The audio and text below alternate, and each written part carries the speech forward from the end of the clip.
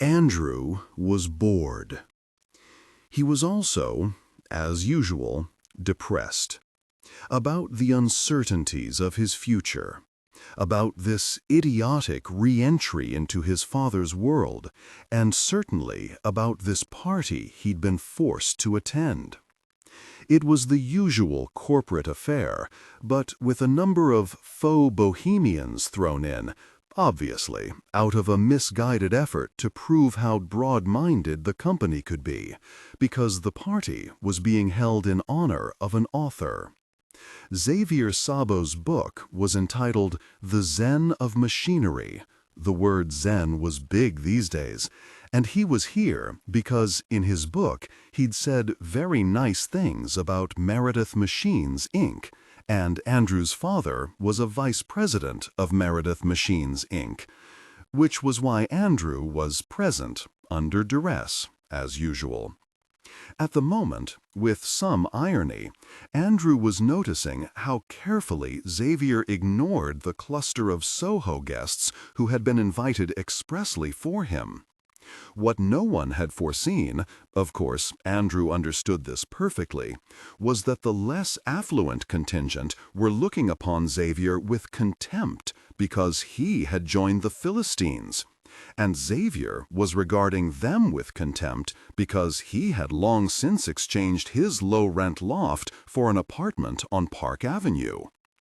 These musings on the creative life, of which Andrew had once been a member, were diverted when he saw that Jennifer Talent had arrived, looking positively seductive in a black silk sheath. In his several years of college, they had seen rather a lot of each other, until he realized that Jennifer assumed his ambition was to become a corporate VP like his father. He was glad now to see that she was escorted to the party by Charlie Drum, who would very definitely become a VP, if not president of his own company, given time. And Andrew was thinking kind and charitable thoughts about her when his father suddenly appeared, tall, fit, silver-haired, and important. Authoritative, too. "Andrew," he said sternly, "you're not mingling." "You mean merging, don't you?" quipped Andrew, since Meredith Machines was in the process of an important merger with PGH Plastics, Inc. His father was not amused. "Mingle," he said, and turned away to continue his own mingling. He and his father had already quarreled earlier in the day. Summoning Andrew from his cubicle in the nether regions of the company, where he wrote copy for the Meredith newsletter, also under duress, his father had announced that today was Friday.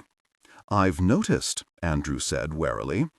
"I've an assignment for you, Andrew," he told him. "Family business." Family?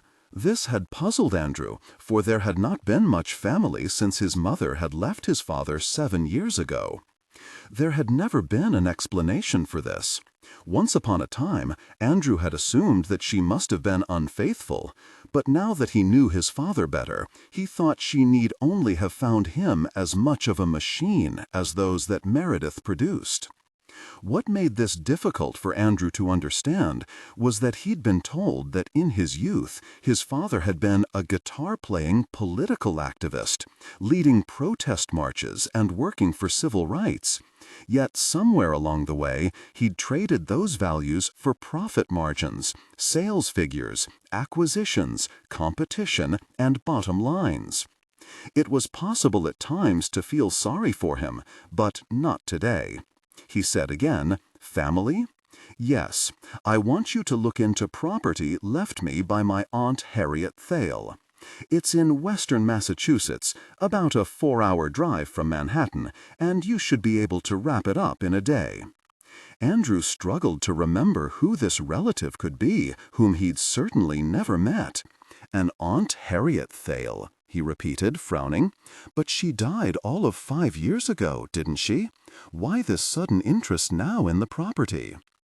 "Because," his father said patiently, "I've been paying taxes on one very empty old house surrounded by 25 acres, and I've been too busy with the merger to look into it. It's time a decision is made." "You can't expect me to make a decision?" His tone implied that he found his son incapable of any business decision at all. "Of course not. From you, I ask for an assessment of what's there, a description. The property's in a God-forsaken area, distant from any tourist attractions, but it's time to establish its value so I can decide whether to sell, hold, or whether those 25 acres could be developed. Take a camera. It's miles from nowhere, but it's time to learn precisely what the situation is." "Miles from nowhere," Andrew repeated, and suddenly grinned. "I remember now. It was called Thale's Folly. She was the recluse of the family, wasn't she? The family eccentric?" "She was an embarrassment to us all," snapped his father. "I suppose you think that's amusing." "I think it's very amusing," Andrew said. "I wish I'd met her. The house is empty?" "Of course it's empty," growled his father. "You can borrow a company car and leave early tomorrow morning." "Tomorrow? You mean Saturday?" His father knew very well how precious his 2 days of freedom were to him. "And on your way out, my secretary will give you a survey map of Tottsville, the deed describing its boundaries, and directions to Thale's Folly." Andrew could not help but feel this ridiculous assignment was being presented to him as a subtle form of punishment. His father had patiently seen him through those first days following what he referred to as Andrew's unfortunate incident, which did not quite do justice to Andrew's waking up nights in a cold sweat, or the absence of concentration that kept him from what he loved best and had assumed would be his life's work. But he failed to understand why Andrew couldn't simply get on with things now. In a word, he was taking too long to recover. Which, of course, was a perfectly rational viewpoint. As he returned to his dull work of writing copy for the company newsletter, Andrew found himself devoutly wishing for what? For a less rational world, he thought. He was to get one. Andrew awoke the next morning with the bitter residue of sleeping pills lingering on his palate. Opening his eyes, he immediately realized that after 5 days of mindless work, he was being deprived of his free Saturday, and he was convinced that he faced an ill-starred weekend. The horoscope in his morning newspaper agreed with him. "This is a day to remain at home," it read, "avoiding the small disappointments and aggravations the stars suggest. Beware of negative attitudes that will inevitably attract negative events with the force of a magnet." Since Andrew could find no way to curb his negative attitude, he left defiantly late in the company Mercedes for Massachusetts. He was not surprised, stopping for coffee in Connecticut, when the waitress inadvertently spilled coffee over his jeans. "Perfectly understandable," he assured her. "My horoscope told me to stay home today." As he passed the sign welcoming him to the state of Massachusetts, it began to rain, and he discovered the windshield wipers of the car didn't work. While he waited in a garage for them to be repaired and operative again, he pondered his attitude, his father, astrology, and life in general, and noticed that once he was ready to set out again, the rain had perversely stopped, and the sun was shining. After lunching in a restaurant just off the thruway, he discovered that he'd left his raincoat behind, and it was necessary to retrace his route 5 miles to regain it. Once there, leaving the engine of his car running, he dashed into the restaurant, snatched his raincoat from the clothes hook in the hall, and was on his way again. Except that as he drove away, he saw in his rearview mirror that his action had been misunderstood. A man had rushed out of the restaurant to wave at him hysterically, and then to scribble something, no doubt his license number, on a piece of paper. "Very cheeky of him," he thought. "They know very well that I paid my bill." It was with relief that he finally reached the village of Tottsville, which struck him as too small and unpopulated to inflict any new aggravations. Scarcely a blip on the map, it was extremely rural and looked as if it had long since gone to seed. He passed a few summer cottages along the road with the names of Sunset Roost, Bide-A-Wee, and Rest-A-While. Then he passed a ramshackle motel open, a garage and gas station closed, and a post office closed, but with a sign reporting that it was open from 7 a.m. to 12 noon, after which mail deliveries were made. The map he'd been given was on the seat beside him. According to the small penciled X on the survey map, the road to Thale's Folly lay 1 mile beyond the post office and on the left side. Precisely 1 mile from the post office, he spotted a narrow break among the trees and peered into what appeared to be a road, unpaved and uninviting, devoid of any signs of house or human being, and deprived of sun by the trees. An act of faith, he supposed, and with a sigh, turned off the highway and entered. He had not driven far when he saw that his progress was going to be a matter of zigs and zags. 4 winters of snow and of spring rains had pockmarked and eroded the surface of the road until, like a blasted minefield, he muttered as he navigated around one serious-looking pothole, only to swerve sharply to avoid another.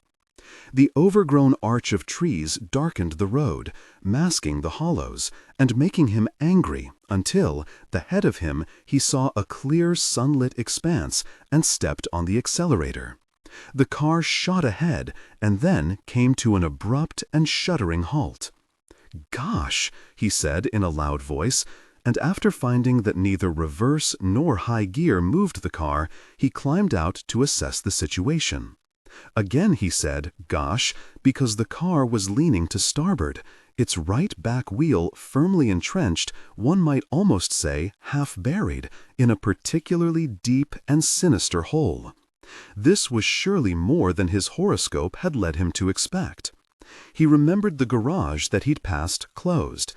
He remembered the ramshackle motel, where no doubt there would be a telephone, and somewhere ahead on this road lay the old house and the acreage he was here to inspect.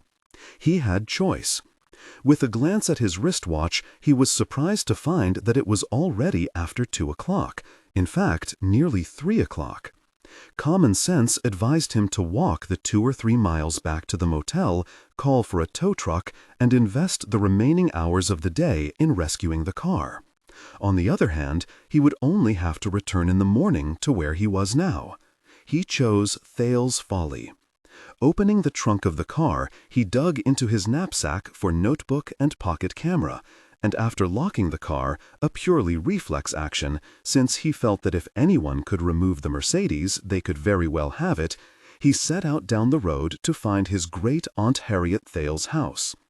Once divorced from the car, he was surprised to find the air so fresh and filled with all the interesting fragrances of a July day. Heat rose from the sun-warmed earth under his feet, and there was a distinct scent of pine. From the jungle of wild sumac lining the road, there came the keening cry of a locust. A bird fluttered away, stirring the leaves of an oak tree, and this was followed by a profound silence, interrupted only by the patter of the stones dislodged by his shoes. He'd forgotten what silence was like, and he was amused at the thought of its having a sound. He had nearly passed the house before he noticed the mailbox next to the road, almost suffocated by tall grass, and bearing the name of Thale in faded letters. He stopped to look at it, and then he saw the house, set back at a distance from the road among tall trees, its clapboards bleached by the sun into a scabrous silver gray, its windows nearly blinded by wisteria. Beyond the mailbox lay a driveway, no more than a cart track now, and as he walked up the drive, a sudden freshness assailed his nostrils. Water, he realized. His father hadn't mentioned a river, pond, or brook, but it would certainly add value to the property. On such a hot afternoon, he would appreciate the sound of running water. He might even take off his shoes and wade in it, adding an agreeable dimension to the green woods, blue sky, derelict house, and the astonishing silence, still so utter that he started when he saw a woman seated on the long side porch of the house overlooking the empty field. It had not occurred to him that anyone would be occupying Thale's Folly, and his father had very definitely said it was empty since his aunt's death. But the woman sat as if she belonged here, propped up in the sun like an attenuated beanpole on which someone had placed a basket of flowers belonging to a hat, composed of yards of tulle, at least a dozen chiffon roses, and a cloud of veiling. A voice from beneath the inverted basket said to him pleasantly, "Good afternoon." "Good afternoon," he said politely, and waited. Without moving, the woman shouted, "Gussie! Gussie!" From the bowels of the house came a muffled reply. The woman leaned forward to say confidingly, "She'll come now. I am Miss Lomdillot." Puzzled, he said, "How do you do? My name is—" He hesitated. His name was Andrew Oliver Thale, but this was obviously a situation that required delicate handling. "My name is Andrew Oliver," he said. A pair of beady eyes studied him with interest. "You've come about the advertisement?" The screen door burst open, and a woman's voice cried, "What is it now, Miss Lomdillot? Leo and I were down in the cellar." Her voice broke off as she saw Andrew standing in the dust, and her eyes narrowed. She said fiercely, "You're all wrong. We advertised for a younger man. I'm not saying your character's bad, but you're too old by at least 5 years." A Gussie, a Miss Lomdillot, and an advertisement. "Too old for what?" he asked with interest. Miss Lomdillot chuckled. "I don't think he knows what you're talking about, Gussie." I really don't," Andrew admitted, smiling up at Gussie. She looked fierce, capable, and shrewd, and she wore an apron. Definitely his great-aunt's house was inhabited. "My car," he said. "It broke down back on the road." "Car?" Gussie looked astonished. "Nobody drives this road except the mailman." "It looked interesting," he said, and with an irony he wished he could share, he added, "I hope I'm not trespassing." "Invite him to dinner," said Miss Lomdillot, tugging at Gussie's skirt. "We've got potatoes, haven't we? We'll have fish when Tarragon gets back." The flowered hat quivered as she bent toward the road. "Here she comes now. Ask her." Andrew turned.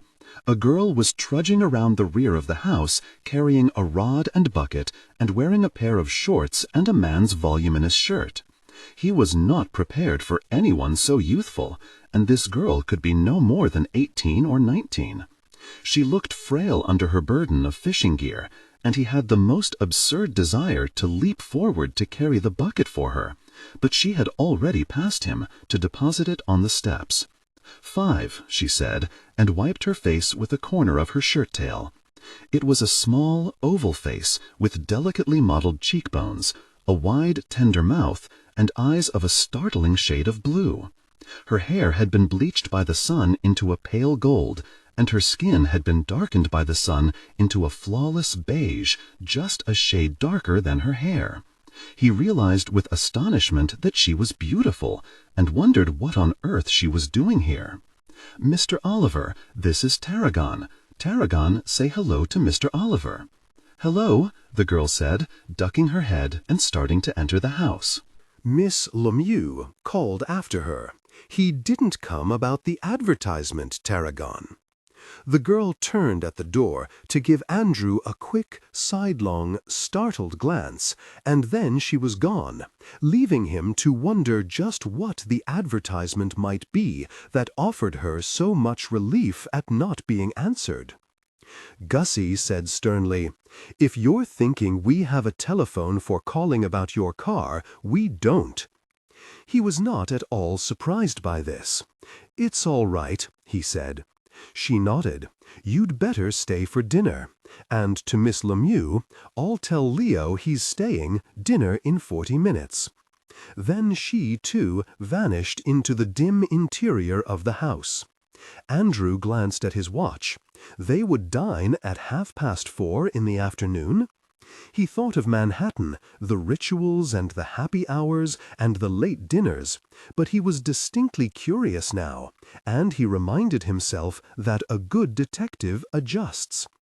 Turning to Miss Lemieux, he said pleasantly, You advertised for someone?" She nodded, beaming. "For a young man, a very nice young man, to do light farm work." "I see." He felt it extremely thoughtful of them to want to improve his father's property, but he wondered if it might not be more thoughtful to let his father know they were here. "You're, planning to develop the farm?" Miss Lemieux looked shocked.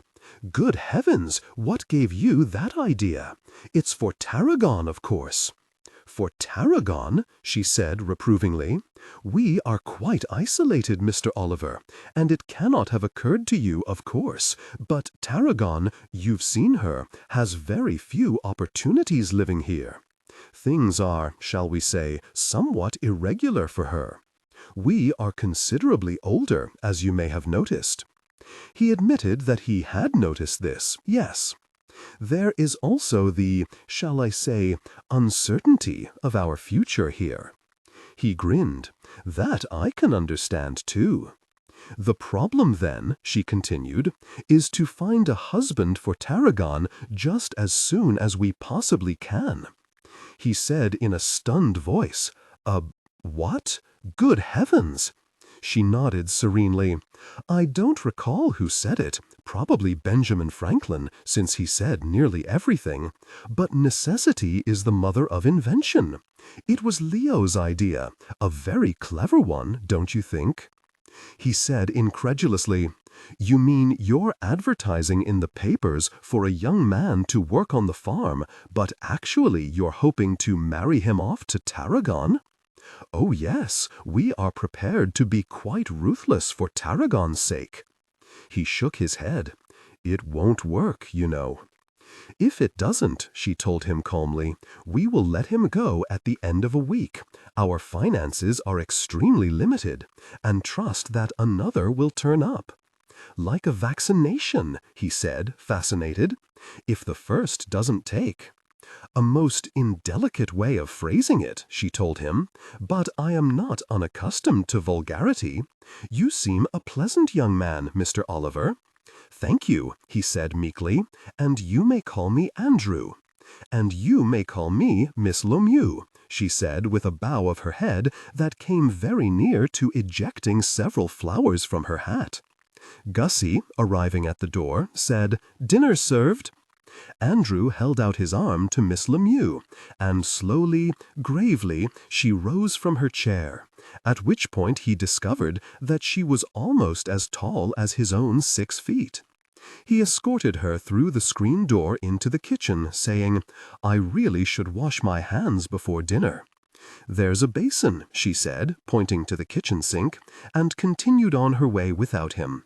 He approached the sink, which had a strange mechanism at its edge that looked surprisingly like a pump of some sort. There was an enamelware basin in the sink. He tipped the water out of it and turned on the faucet. Nothing happened. No water flowed. He realized too late the purpose of the basin he'd emptied, and wiped his hands instead on his jeans. A very odd kitchen, he thought, looking around him and identifying a large wood stove, a small 3-burner kerosene camp stove, a huge, well-scrubbed wooden table, and a row of oil lamps on a shelf. Quaint, he decided, and with a shrug he abandoned washing and walked down a hall that smelled of mildew and into the room on his left. It was the dining room, and it was dim. Light from its 2 windows had been all but obliterated by the wisteria outside, and then further diminished by tattered lace curtains that hung like spiderwebs across the glass. In the twilight, it was difficult to distinguish the shapes on the table until Gussie brought in a candle and lighted it. Its glow illuminated a white china tureen with steam rising from it in clouds that sent long shadows leaping across the walls. Gussie said graciously, "I don't believe you've met Leo yet." Leo, seated at the table, raised his head just long enough to observe Andrew. "Democrat, Republican, or Libertarian?" he snapped. "Independent," said Andrew. Leo lost interest and ducked his head again so that only his baldness and the bridge of his nose could be seen. He looked peevish, inquisitive, and very shy. "You do have electricity," Andrew suggested, his glance returning to the candle as he seated himself. "Oh, my goodness, yes," Miss Lemieux said warmly. "It's just that it's been turned off," put in Gussie. "Ever since Miss Thale—" It was Leo's voice, and they all turned to stare at him sharply. "Left us," he added lamely. "Miss Thale," Andrew was suddenly alert. "We are her guests," explained Miss Lemieux. "You haven't met her yet. She is away just now." "Away?" Andrew echoed. Miss Lemieux picked up her spoon. "Since you have not met her, naturally she is away. Shall we eat now?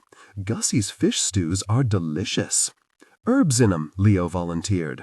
"Gussie raises 'em, eh, Gussie? Basil in this one, right?" Tarragon said eagerly, "They have beautiful names. Say them for him, won't you, Gussie?" In the candlelight, her face had the translucence of a Renoir portrait. Gussie nodded. "I'll tell a few, I don't mind. There's rosemary and summer savory, damask rose, lemon balm, sage, angelica, and tarragon." "Tarragon!" exclaimed Andrew. They all beamed at him, Tarragon looking the most pleased of all. "It was up to us to name her," explained Gussie, adding dryly, "Herbs grow very well in poor soil. Tarragon, there is nothing good or evil save in the will." "Epictetus," said Tarragon. "Leo?" Leo gave Tarragon a stern glance and cleared his throat. "Oppressors revolt, in order that they may be equal, and equals that they may be superior, and such is the state of mind which creates revolution." He did not wait for an answer, but ducked his head again and applied himself to his soup. "Aristotle," said Tarragon. "She may not have had advantages, Mr. Oliver, but we've seen to it she's well read. Try her on something. Go ahead." Amused, Andrew said, "A man who knows he is a fool is not a great fool." "Chuang-tzu," replied Tarragon, smiling. Leo lifted his head, spoon in hand, to say, "What kind of work you do out there? You have a job?" Startled, Andrew said, "Me? I work for Meredith Machines, writing copy for the company newsletter." Courtesy of my father, he thought bitterly. "Like it?" "No." A rich chuckle emanated from the man. "Writing happy news to cheer up the poor souls?" "Now, Leo," Gussie said soothingly, and to Andrew, "He's a Marxist, you see." "Workers of the world unite and all that?" quipped Andrew. "And all that, yes," said Leo, glaring at him. "Going global, aren't they, out there?" Andrew, glancing around him, thought that "out there" sounded just about right. "But how on earth do you know about global expansion when it's out there and you're here? And no electricity," he added. "Radio," said Leo. "When we've batteries." "No batteries?" Leo shrugged. "At the moment, no. Anything new?" Andrew considered this. More wars, more revolutions, more mergers, even Meredith Machines. "Ah, downsizing," murmured Leo. "Going to lose your job?" "Probably not." "Very confident," responded Leo. "Know the boss?" Andrew said weakly, "Well, yes." My father happens to be a vice president of the company. "Ha!" snorted Leo. "Nepotism." Out of some irrational loyalty to his father, Andrew said angrily, "It's not my idea to work at Meredith Machines.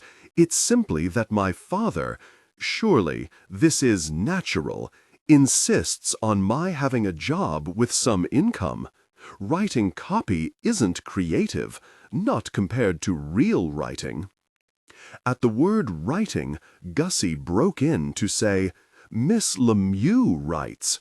Show him, Miss Lemieux. Read us what you wrote today, please."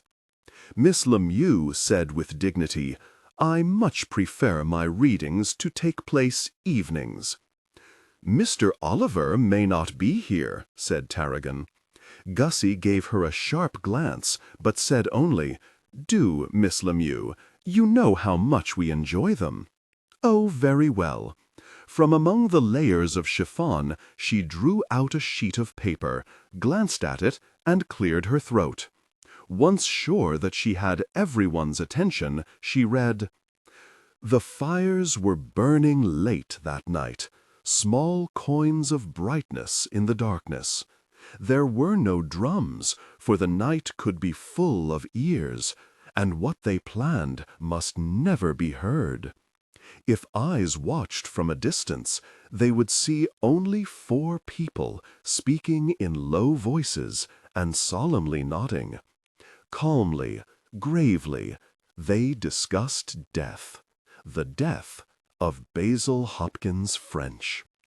She stopped, folded up the sheet of paper, and restored it to an inner pocket. Andrew, startled, said, "But that's good. What happens next?" "I write only beginnings," said Miss Lemieux. "Sometimes endings," pointed out Tarragon. "Yes, but not often. I find middles extremely dull." "Yesterday's was ever so exciting," put in Tarragon. "About a woman named Maria Tempest who'd begun having very strange dreams." Gussie said, "I preferred the one about the heartbroken young girl living near the ocean, where she found a message in a bottle, washed in on a wave." "And when she cleaned the bottle, a genie came out," Tarragon told him with triumph. Disconcerted, Andrew said, "Yes, but surely you want to know more? Want to know what happens next?" "Why?" asked Miss Lemieux. Andrew realized that his mouth had dropped open in astonishment as he groped for an answer. He said, "Because," and then he said, "because," and then he sensibly closed his mouth. Gussie smiled forgivingly. "Now, if everyone has finished their dinner, it's nearing time to watch the sunset. You'll stay the night with us, Mr. Oliver. It's far too late to find a garage or a telephone." He felt absurdly grateful for this offer. He had expected to sleep in his car. thank you very much," he told her. "Then we'll retire to the porch now to see the sunset." Impulsively he said, "What do you do when it rains?" It was Leo who answered, "We watch the rain." This left Andrew wondering why everything said here seemed to have a curious logic that struck him as indisputable, and yet was scarcely logical at all. By now rather amused, Andrew followed them out to the porch, where he had first encountered Miss Lemieux, and they all sat down to contemplate the sky. He had to admit that it was a very theatrical sunset, a combination of vivid pink, scarlet, and salmon, with a stripe of dull blue to introduce the coming night. He glanced at the faces beside him and found them intensely serious. Miss Lemieux, in particular, looked ecstatic, almost embarrassingly so. On the other hand, he realized that he'd not noticed the setting of the sun in months and possibly years. In Manhattan, the sun rose, the sun vanished, and was noted only when missing. "There," said Gussie abruptly, as the brilliance vanished behind the trees. "Tarragon, we've very little to entertain Mr. Oliver. It would be hospitable of you to show him the view from Bald Hill." He said quickly, "Thank you, but I really must visit my car. I brought an overnight bag in the trunk, thinking I might be late returning to New York." "Holding what?" demanded Leo. Andrew said crisply, "Pajamas, toothbrush, swimsuit and towel, change of shirt." This appeared to appease Leo. "Later," Gussie said with authority. "Tarragon, Bald Hill." Bald Hill it would be, but since he was to be accompanied by Tarragon, he made no further resistance. A farm worker she must not marry, he thought firmly, and perhaps he could explain to her the idiocy and the risks of an advertisement in the newspapers for a man. He followed her across the empty field and into the woods until the trees thinned, and a very steep and cone-shaped hill presented itself, and bald it was, with not a tree on it. With a sigh, he climbed the hill behind her, the only sound his quiet panting and the crunch of pebbles underfoot. He would have liked to stop and rest halfway up the hill, since it was steeper than he'd realized, and he was out of condition. but Tarragon shamed him by going out of her way to climb joyfully over the occasional boulder rooted in the earth, and then to proceed tirelessly toward the darkening sky at the summit. He was relieved when they reached the crest, and after catching his breath, sat down on a rock to look. The hill had brought them high above the mist that was stealing over Thale's Folly, and was already settling in the valley below. From where they sat, a group of smaller hills around them rose like islands out of a moving sea of cloud. And when the mist thinned, he could see dozens of twinkling lights, like stars, shining in a town somewhere below. New York seemed 1,000 miles away. He said, "It's beautiful. It's like looking at the world upside down." Tarragon turned and smiled at him. "I thought you'd like it." He nodded. "I do, very much." But he was looking at her now, seated on the ground not far away, and hugging her knees as she looked down into the valley. In the sky that had been filled with sunset, the moon was emerging now from behind clouds to shed a ghostly light. And in this play of light and shadow, Tarragon's face was dark, but the moonlight had turned her hair as pale as spun silver. "Tell me," he said, "tell me how you ever came to live at Thale's Folly.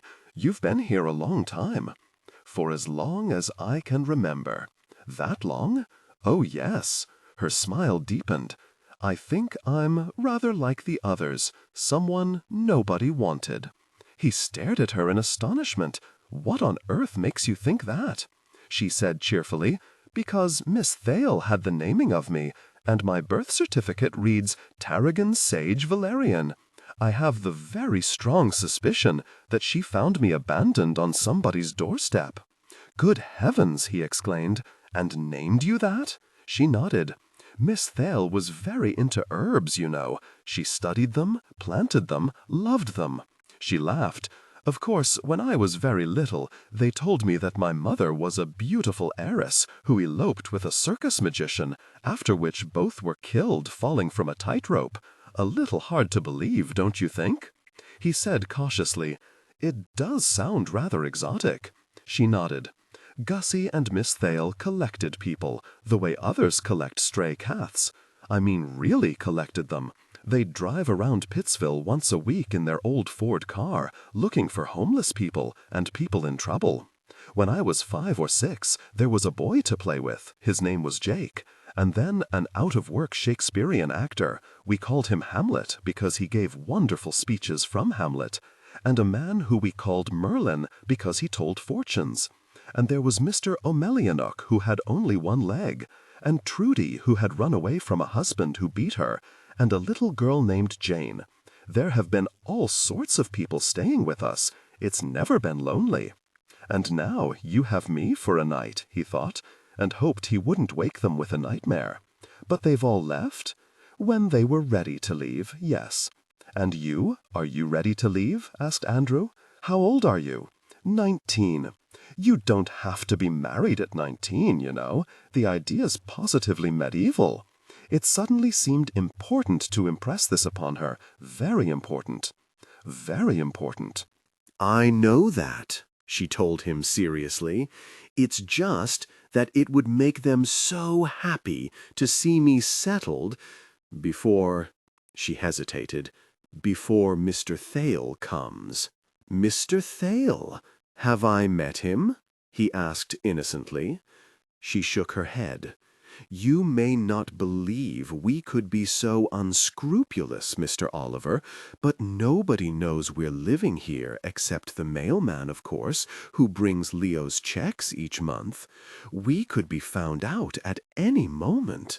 We'd like to believe Miss Thale is away visiting friends, but really, she died 5 years ago, and the farm belongs to her relatives now. They'd be ever so shocked to find us here." "They would, yes," Andrew said truthfully. "It's why they've advertised for a young man to fall in love with me.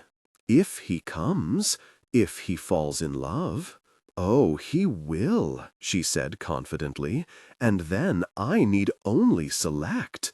That's very important, you know, to choose what's yours and reject what isn't. They've taught me that." Amused, he said. Such confidence. Well, you see, she confided, Gussie is very gifted. She knows how to cast magic spells. She added scornfully, it's very rude when people call her a witch, but she does do wonders with our potatoes. We have to plant them at the dark of the moon and sprinkle ashes over them and— Tarragon. Hmm? For heaven's sake, there are no such things as magic spells and witches. She laughed delightedly. Then you'd be very unhappy if you stayed long, Mr. Oliver. You should see our sunflowers. They're almost as high as the beanstalk in the fairy tale. The one that Jack climbed? Yes. He wanted to explain to her there was no such thing as magic, and that he was certainly proof of that. He wanted to tell her of the weeks, months now, that he'd moved through each day smiling and nodding, saying all the correct words, thinking too much, and feeling nothing at all. But the moon had brightened the mist and was casting its own spell of enchantment over the hill, and the stars were coming out of hiding, and it was wonderfully restful, at least for the moment. He had never expected his mind and his nerves to be tranquilized and soothed by a moon, a star, a girl, and a treeless hill. Tarragon said, "Shall we go back now?" When he didn't stir, she said, "You wanted to go to your car, didn't you, for pajamas?" He sighed. He had no desire to move. He had even less desire to leave Bald Hill now that he'd arrived here. "Yes, we'd better go," he agreed, and relinquishing the rock on which he'd sat, or been glued, he thought wryly, he followed her out of the moonlight into the mist below, his sense of calm leaving him with every step. It would, as usual, be a sleeping-pill night. The mist had cleared when he set out on his mile-long return to the car. It was a lonely walk, and when the moon disappeared behind a cloud, it was a dark one, enlivened only by the cheerful sound of crickets. When he reached the Mercedes, he was pleasantly surprised to find a flashlight in its compartment, and regarded it with a new interest. Imagine, he thought, one need only press a button and there was light. No matches needed at all. A very remarkable invention, he thought, except for its need of batteries. He remembered that Leo's radio needed batteries. Before he left Thale's Folly tomorrow, he would make a point of buying a package of them for him, a fair exchange for those moments of peace on Bald Hill. He shouldered his knapsack and headed back. Walking at a brisk pace, the flashlight helped. The trees lining the road seemed almost to be marching along with him, tall sentinels guarding the silent forest behind them that might, surely, be inhabited in this dark night by ghosts, a headless horseman, or, he thought with a smile, a witch who cast spells. Or possibly, as in Miss Lomadieu's story, he might find 4 people huddled around a campfire, planning the death of, what was his name? Basil Hopkins French? An owl suddenly broke the silence with a mournful hoot. The moon emerged again in the west from a bed of pale stars, and Andrew suddenly laughed aloud, and couldn't think why.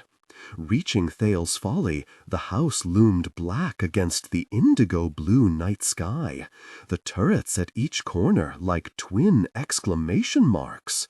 A solitary light shone in the kitchen window, no doubt a kerosene lamp, but more likely a candle, he thought, and prayed the mattress they'd promised him for sleeping had not been chewed by squirrels or mice, because in the morning he had a long walk ahead of him to find a telephone and a tow truck. Opening the door to the kitchen, he found Gussie waiting for him, and he was touched to see that she'd brewed a cup of tea for him. "Valerian, good for sleeping," she told him. "Bring it with you. I'll show you to your room." She led him up narrow carpeted stairs to the second floor, and down the hall past closed doors. "Here," she said, "Miss Thale's room." She handed him a candle, lighted it for her, and was quite suddenly gone. His candle sent shadows up and down across the ceiling. He set it down on the old-fashioned oak stand, and then sat on the bed to drink his tea.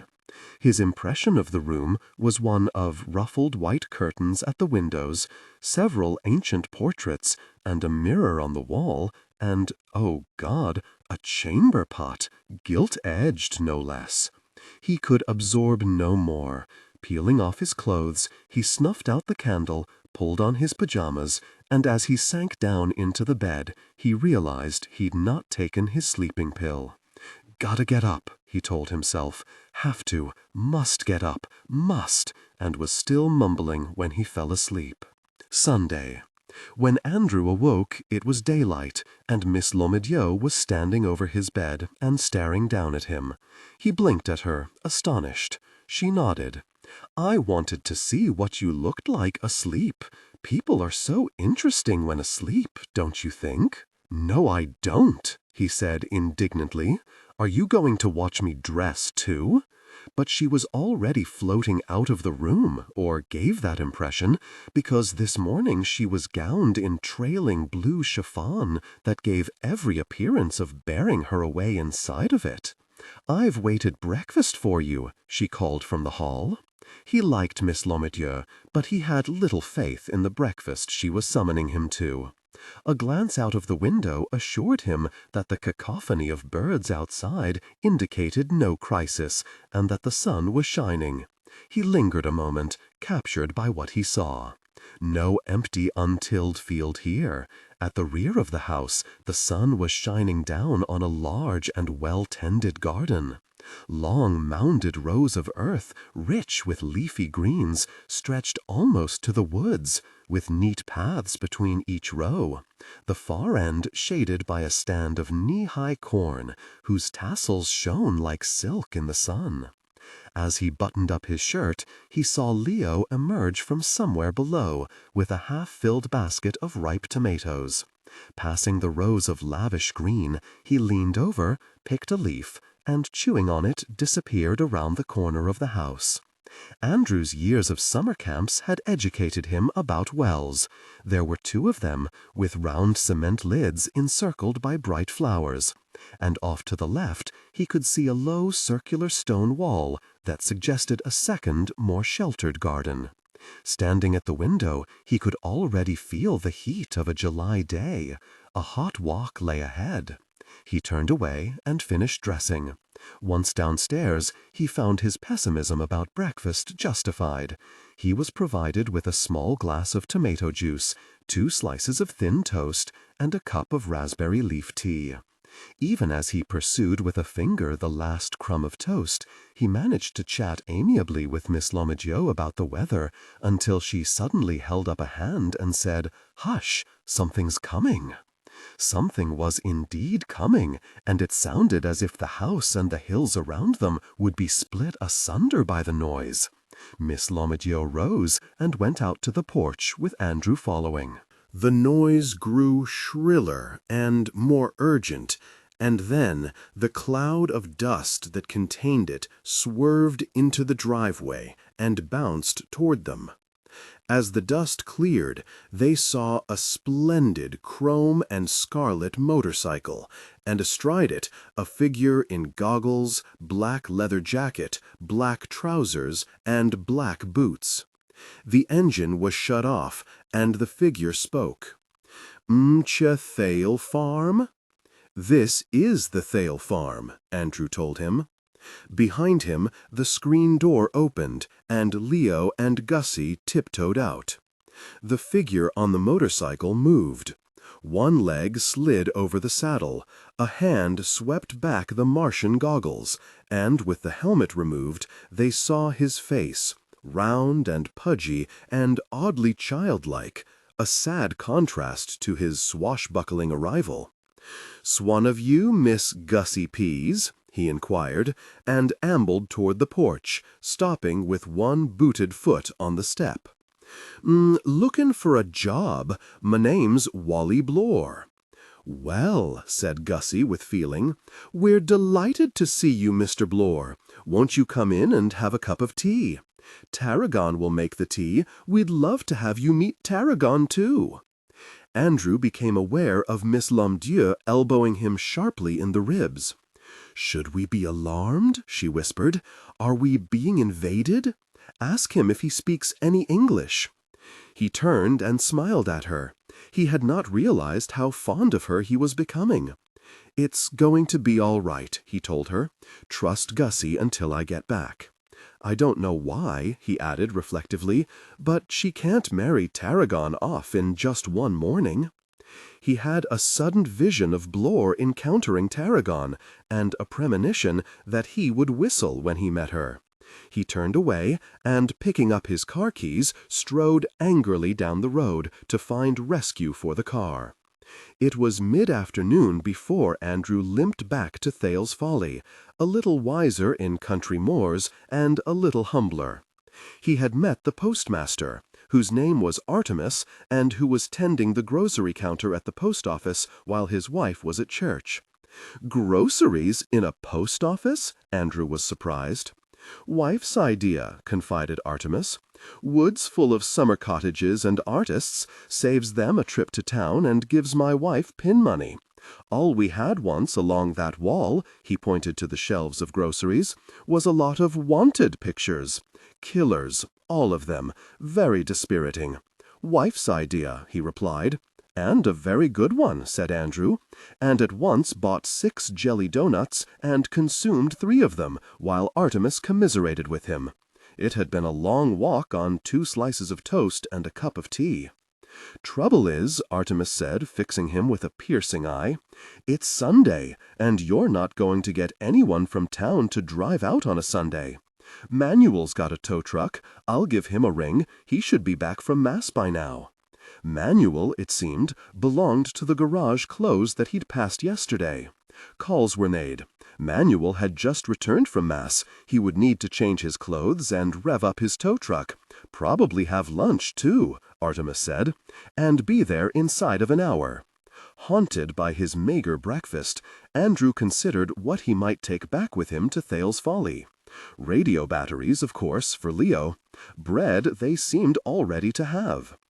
"I'll take a dozen eggs," he told Artemis, and then realized that no electricity meant no refrigerator. "Make it 6 eggs," he said, and then, no, vary it, make it a dozen. He tried to think of what they didn't grow in the garden. No use flaunting his money, and a long way to carry whatever he bought. "And 10 of those chocolate bars," he added, and thought, "Gosh, I've been spoiled." Manuel, when he arrived, shook his head over Andrew's situation. "That's a killer of a road," he said. "Has potholes there big enough to bury a cow. Hop in." Andrew said goodbye to Artemis and obligingly climbed up into the tow truck. "You at the motel?" asked Manuel. Andrew hesitated before saying, No, I kept walking, hoping for a house with a phone, and there was a house." Manuel nodded. "A house?" "Yes, they put me up for the night. You know them?" Manuel only shrugged. "Heard tell." "Interesting group of people." This met with no response. "Here we are," Manuel said, and braked at the sight of Andrew's disaster. The car was inspected, the pothole assessed, and the news was not good. "What you got," said Manuel, hands on hips and scowling, "is a hole in the muffler. You've also lost your tailpipe, and this tire's been torn up pretty bad." Andrew nodded. "Tailpipe and muffler I got," Manuel continued, "but this here tire," he shook his head. "Have to order one from town. Take a day, maybe 2.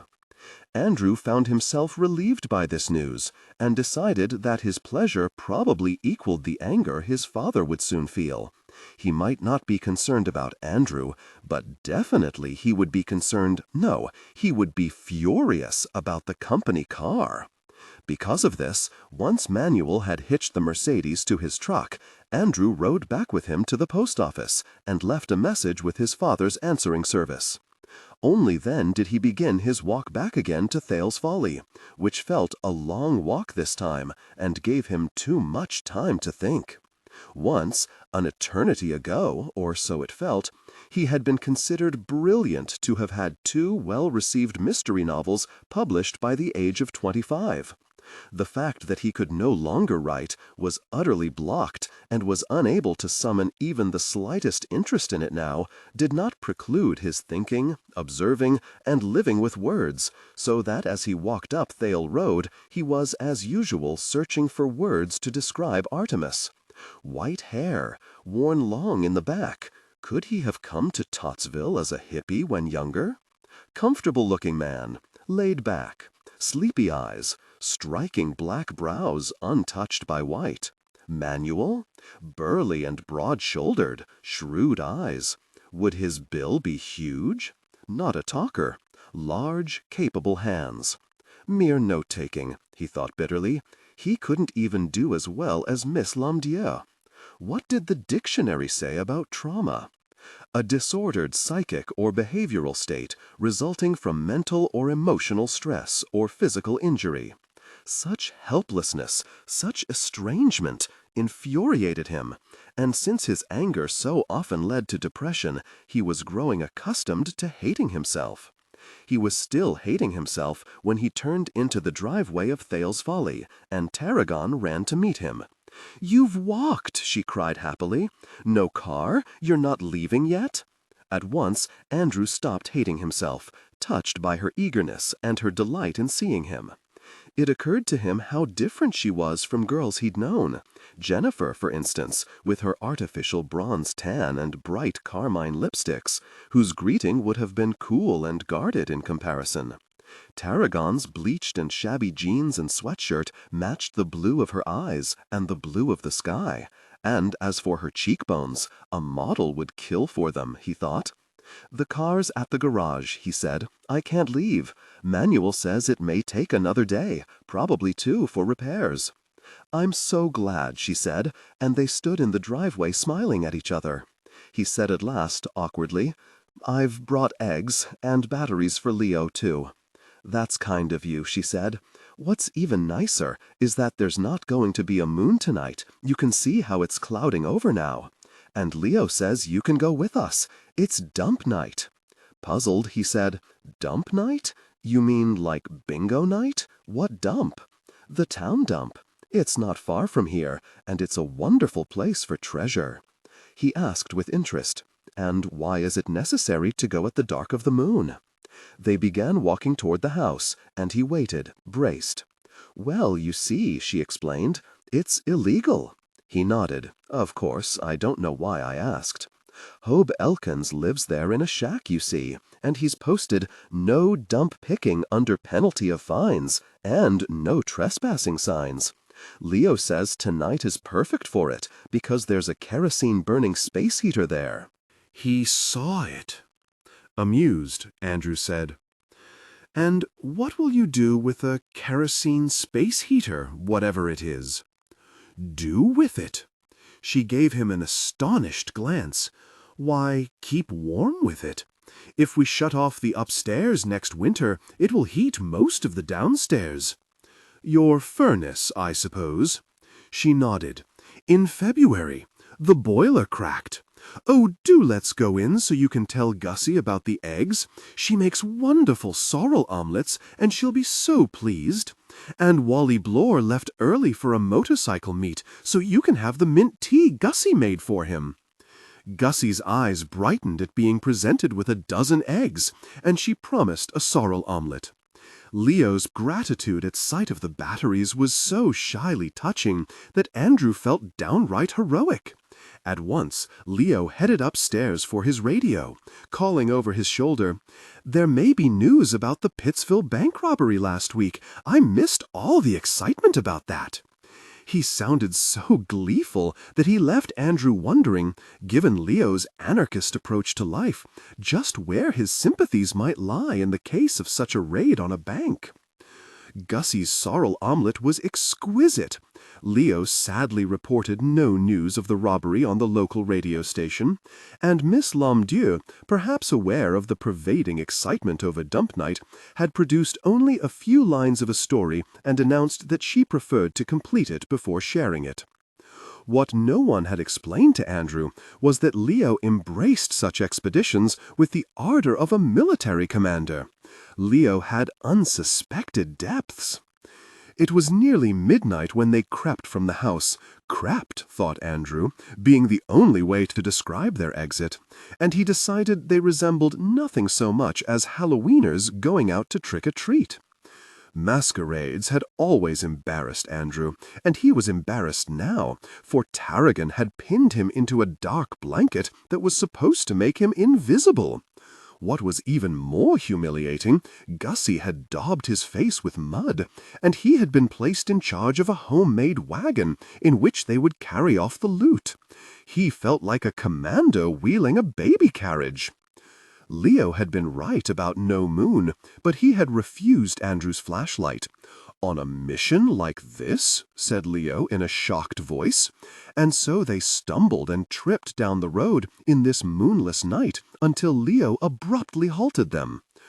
"Dump's 1/4 of a mile in," he whispered, pointing, and they left the road behind them to follow a narrow path through the woods. Halting them again, he said, "Tarragon, your reconnaissance. We get closer. You check Hobe's position and movements. Andrew, you're to review the terrain for holes, booby traps, and mines." "Mines?" said Andrew incredulously. "Enemy may have been alerted." Leo's voice was contemptuous. They moved forward again over what was extremely rough ground, until the balmy night turned smoky and disagreeable, and Andrew saw a flickering half-light through the trees up ahead. Their stealthy pace continued until the trees were behind them, and they stood at the edge of the dump. Dante's hell, thought Andrew, for there were no visible flames, but from the far corner of the clearing there emanated a weird red glow, as if a subterranean furnace had been banked for the night. "Tarragon?" whispered Leo. "Right," responded Tarragon, and left them to reconnoiter. A few minutes later she was back. All quiet. He must be sound asleep. "My turn now?" asked Andrew dryly. "Roger, stove over there," said Leo, pointing to a mountain of tins. "Hobe's shack is back of it. Signal with flares when safe for advance." He handed Andrew 2 kitchen matches. Andrew said indignantly, "I don't suppose we could just walk over and load the blasted thing on this baby carriage." "Oh, never mind," he added, and to appease Leo, he had never felt more ridiculous, he began an impressively cautious approach, zigging and zagging, stopping to listen, and then zigzagging again. He nearly fell over the heater. He swore, regained his balance, and brought one of the kitchen matches from his pocket and lighted it by ripping it across the shutter of the stove. To his surprise, the striking of the match across the stove precipitated a snake-like hissing noise, and something zoomed past Andrew's ear to shoot skyward and light up the dump as if day had arrived. Stepping back in astonishment, he tripped and fell, and a tin can hit him squarely on the head. As he staggered to his feet, a rocket discharged into the sky, a nearly perfect red, white, and blue American flag that hung over him for a moment, blindingly brilliant, until its stars melted into the night. "All right, Buster," snarled the man, standing over Andrew. "Into my shack. Move." "What the devil?" gasped Andrew. "Look here." "Faster," growled the man, and he was actually waving a gun. A shocked Andrew moved with consummate speed, pushed and driven to the door of the shack. The door was slammed behind them, and Andrew shoved roughly against a wall in the corner. At once he slid to the floor to become as inconspicuous as possible, because Hobe Elkins appeared to be a man demented. In the darkness, it was difficult to guess what was happening, but he could hear Elkins stamping around the room, kicking walls and shouting, "Take that, you bastard, and that! Teach you to come here to my dump! Teach you to stop trespassing. Hit you again, I will." More walls were kicked and thumped, and then abruptly the shouting stopped, and there was silence. "I think they've got it," Elkins whispered. "Got what?" asked Andrew weakly. "It's all right, they've got it," he said again. He struck a match, ran up the wick of a kerosene lamp and lighted it, and the sudden brightness showed a calm and smiling man. "It's all right, they're gone," he said, beaming at Andrew. Bewildered, Andrew nodded toward the door. "You mean you let them take that blasted heater?" Elkins chuckled. "You can't say I didn't give 'em a run for their money. You tripped a wire back there soon as you touched the heater. Took me darn near a day getting that rigged up." He gleefully slapped his thigh. Andrew sat up, staring. "You mean you don't mind their taking the heater?" "Mind? I've had it parked out there for a week where Leo could see it. Their furnace broke down last winter, you know. Can't let 'em freeze to death." He glanced at Andrew and shook his head. "Beats me the way they just ran off and left you like this." "I'm expendable," Andrew said gloomily. "I'm over 20. Not to worry, they'll be back. It'll come to them. I've beaten you up. Give 'em something to talk about for weeks. It'll be an adventure for Leo, rescuing you. You imbibe, mister?" "Imbibe?" Andrew said cautiously. "I think I could use a little something. I don't want to complain, but this evening has been a trifle hard on the nerves." "Got just the thing. Elkins brought a jug from under his bed. Don't often have someone to drink with. Blackberry brandy," he explained happily. 100 proof. Ought to know. Made it myself." Time passed until dimly, through a haze of imbibed brandy, Andrew became aware that he was lying on a rough and splintery floor, and there were voices. He heard Tarragon cry, "Mr. Elkins, you've nearly killed him. He's unconscious." Leo shouted, "You brute, you ought to be shot for this." And Andrew smiled contentedly. He was lifted from the floor, wheels began turning under him, and somewhere up ahead a lamp shone in the darkness. After a great many jarrings and bumps, Leo spoke again. "Treat him gently, Gussie. He was a real hero." With effort, someone propelled him upstairs to a bed, and Andrew gratefully fell across it. A voice said, "And did you have a pleasant chat with Hobe Elkins?" Andrew opened one eye and saw that Gussie was tucking him into bed. There was no one else in the room. "Chat?" he echoed. "Chat? He did terrible things to me. If you'd been there, he's a wild man." "Torture, Mr. "Oliver? Of the worst kind," she said dryly. "Strange. It smelled to me exactly like blackberry brandy." He opened both eyes now and found her over by the doorway, holding up a candle and smiling at him. She said gently, "You needn't pretend with me, Mr. Oliver. Hobe is a truly charitable man. He never embarrasses us by giving gifts. He allows us to steal them from him, which makes his charity bearable. Good night, Mr. Oliver." Startled, Andrew said, "Good night." She lingered a moment, regarding him with compassion. "You will, of course, feel miserable in the morning, Mr. Oliver, but if you can manage to reach the kitchen, I have something that will mend the damage. Sleep well." But Andrew was already asleep. "Monday hound's tongue will tie the tongues of hounds so that they shall not bark at you, if it be laid under the bottom of your feet." John Gerard, The Herbal, 1597. When Andrew awoke was to an achingly bright and sunny room, with a concert of birds chattering in the tree beyond the window. Dump night, he remembered. Hobe Elkins, and he groaned, felt his head it had not floated away, after all, and, edging himself into a sitting position, he waited for the thunder to subside, while the birds continued to annoyingly, cheerfully, and reproachfully upbraid him. Hazily, he remembered Gussie promising something to make him fit again. Relieved to find that he was still in his clothes, he placed one foot gingerly on the floor, then the other, and slowly stood up. Feeling 100 years old, he made his way cautiously down the hall and step by step down the stairs, clinging to the railing. At the kitchen table, Tarragon was shelling peas and looked up to give him a mischievous grin. Gussie brought him a glass of juice. Freshly squeezed tomato with a mix of herbs and a smidgen of, I'd better not say. Drink it down, she said sternly. Fast, no nonsense, drink. Andrew drank, sputtering, choking, his throat burning, and gasped, "Good God, liquid fire! What's in it? Horseradish? Cayenne pepper?" Gussie only smiled. Whatever its contents, it proved a powerful enough antidote to remind him of his purpose in coming to Thale's Folly. Already it was Monday, and past mid-morning, and he'd not inspected these 25 acres for his father, or taken pictures of them. Admittedly, the ambiance of Thale's Folly was not conducive to the minutiae of data collecting, but it had to be done, hangover or not. Accepting a slice of toast, he announced that he would take a walk, to further clear his head. And fetching his knapsack, he didn't want them to see maps, deed, and camera. He walked out into a sweetly fragrant morning.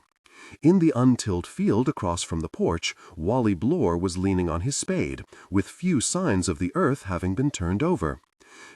He won't last long, thought Andrew, cheered by the thought. He walked past the garden in the rear and found the path that he assumed must lead to the pond or brook where Tarragon had caught her fish. It was a narrow path, well worn by use, and he'd left the house behind him when he was startled to hear the thud of feet ahead of him, and of someone breathing heavily he'd not expected, foot traffic. And suddenly Manuel appeared around the curve in the path, bare-chested and wearing neon bright red shorts. Breathlessly he fluttered a hand at Andrew and stopped. "Lunch hour jogging," he panted. "Came by the shortcut. Something thought you should know." Andrew winced. "Cars in worse shape than you thought?" Manuel shook his head. "Not that. Somebody stopped at the garage this morning. Not wanted by the police, are you?" Indignantly, Andrew said, "Of course not." Manuel nodded, and Andrew was relieved to see that his breathing was returning to normal. "Seemed mighty interested in your car. Looked it over, asked questions about you, like where and who you are." "That's rather strange," Andrew said. "Who would know I'm here? What did you tell him, or her?" "Him," said Manuel. "Told him none of his business. Repairing cars is my business." He grinned. "Except I wasn't that polite." "What did he look like?" "City fellow.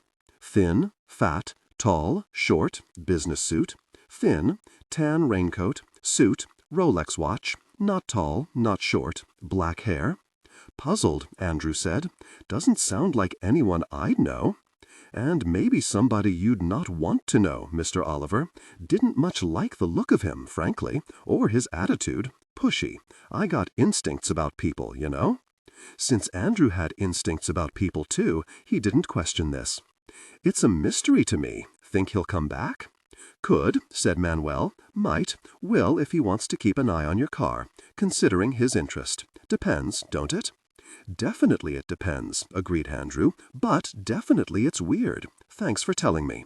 Manuel nodded, and having delivered his message, he turned, surveyed the path by which he'd arrived, sighed, took a long, deep breath, and set out again, his bare legs flashing white against the shadows ahead. Andrew, following slowly, listened to the sound of his receding footsteps, and to the return of that country stillness that was still somewhat unnerving to him. He was touched by Manuel's neighborliness, realized too late that he should have asked him about that shortcut, and wondered who on earth could be so interested in Meredith Machine's company car. A mistake, he decided. Big mistake. It had to be. In the meantime, there was the pond or brook to find, and at least 20 more acres to explore. He glanced to his right and thought, "My God, the trees are thick in these woods. It's like twilight in there." And he was aware of a sudden and inexplicable impulse to learn what lay beyond the path in that twilight world. He peered curiously into and through the screen of sumac. A small breeze had found its way to the path, and the leaves of the trees lining it danced fitfully, twisting and turning, quite unlike their neighboring conifers, whose plump, well-furnished bodies only swayed with matronly dignity. But inside the forest, deep in the woods, there was only stillness, no movement, and without wind, the leaves hung limp. Deeper yet, a fallen tree lay across the forest floor, bleached a silvery white. And beyond this, in the distance, he saw that sunlight had found its way through the tapestry of leaves to plant its brilliance on green moss and etch the leaves bright green. He realized that he was not only curious, but interested, and he'd felt neither for a long time.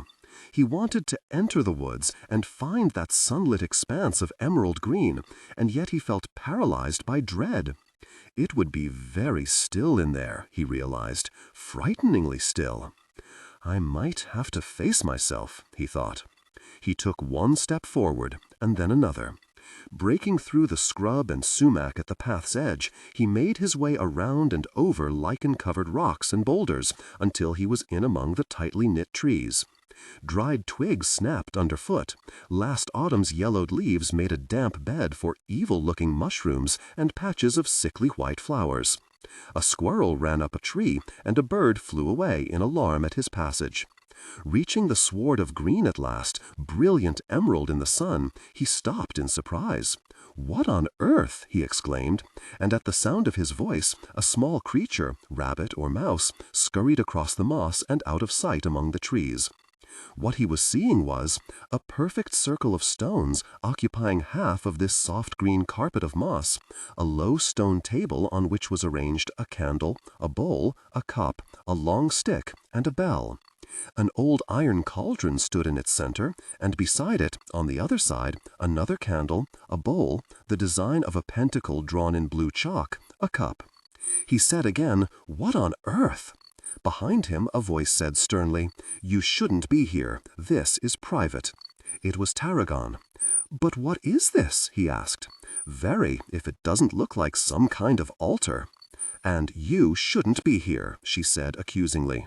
"Well, I am here, and it does look to me like an altar," she said impatiently. "Of course it is. I told you, on Bald Hill, about Gussie. I kept no secrets." "You didn't tell me she was a real witch, a practicing witch." "And you," she flung at him, "didn't tell me your name is Thale." This silenced him, and he stood very still. "There's a man back at the house," she told him coldly. "A Mr. Selkirk. He's looking for an Andrew Thale. He drove up from New York this morning looking for him. That's you, isn't it? You're not Andrew Oliver at all." Very his father, he thought. He said stiffly, "The answer to that is yes and no. That is, my name is Andrew Oliver Thale, and my father sent me, except he told me the house was empty and had been empty for years, and when it wasn't—" "How cowardly," she said bitingly, "telling lies like that." "Cowardly? Cowardly?" he repeated. "When I found you and Gussie and Miss Elhomew and Leo living here, and happily? And are we to be turned out of the house now?" "There's no buyer," he told her. "Really, there isn't. He just wanted to know," she nodded, "its value."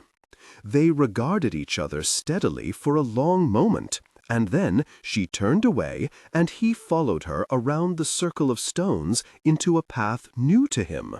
They walked in silence until they emerged at the edge of the empty field near the porch, where Wally Blore was again leaning on his spade, but quickly began to dig at sight of them. "I think Wally has got to go," said Tarragon.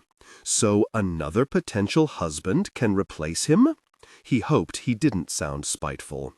With a wicked smile, she said, "If I could only persuade Gussie to do some incantations at the next full moon and cast her magic spells again, I'm sure that someone much nicer will show up."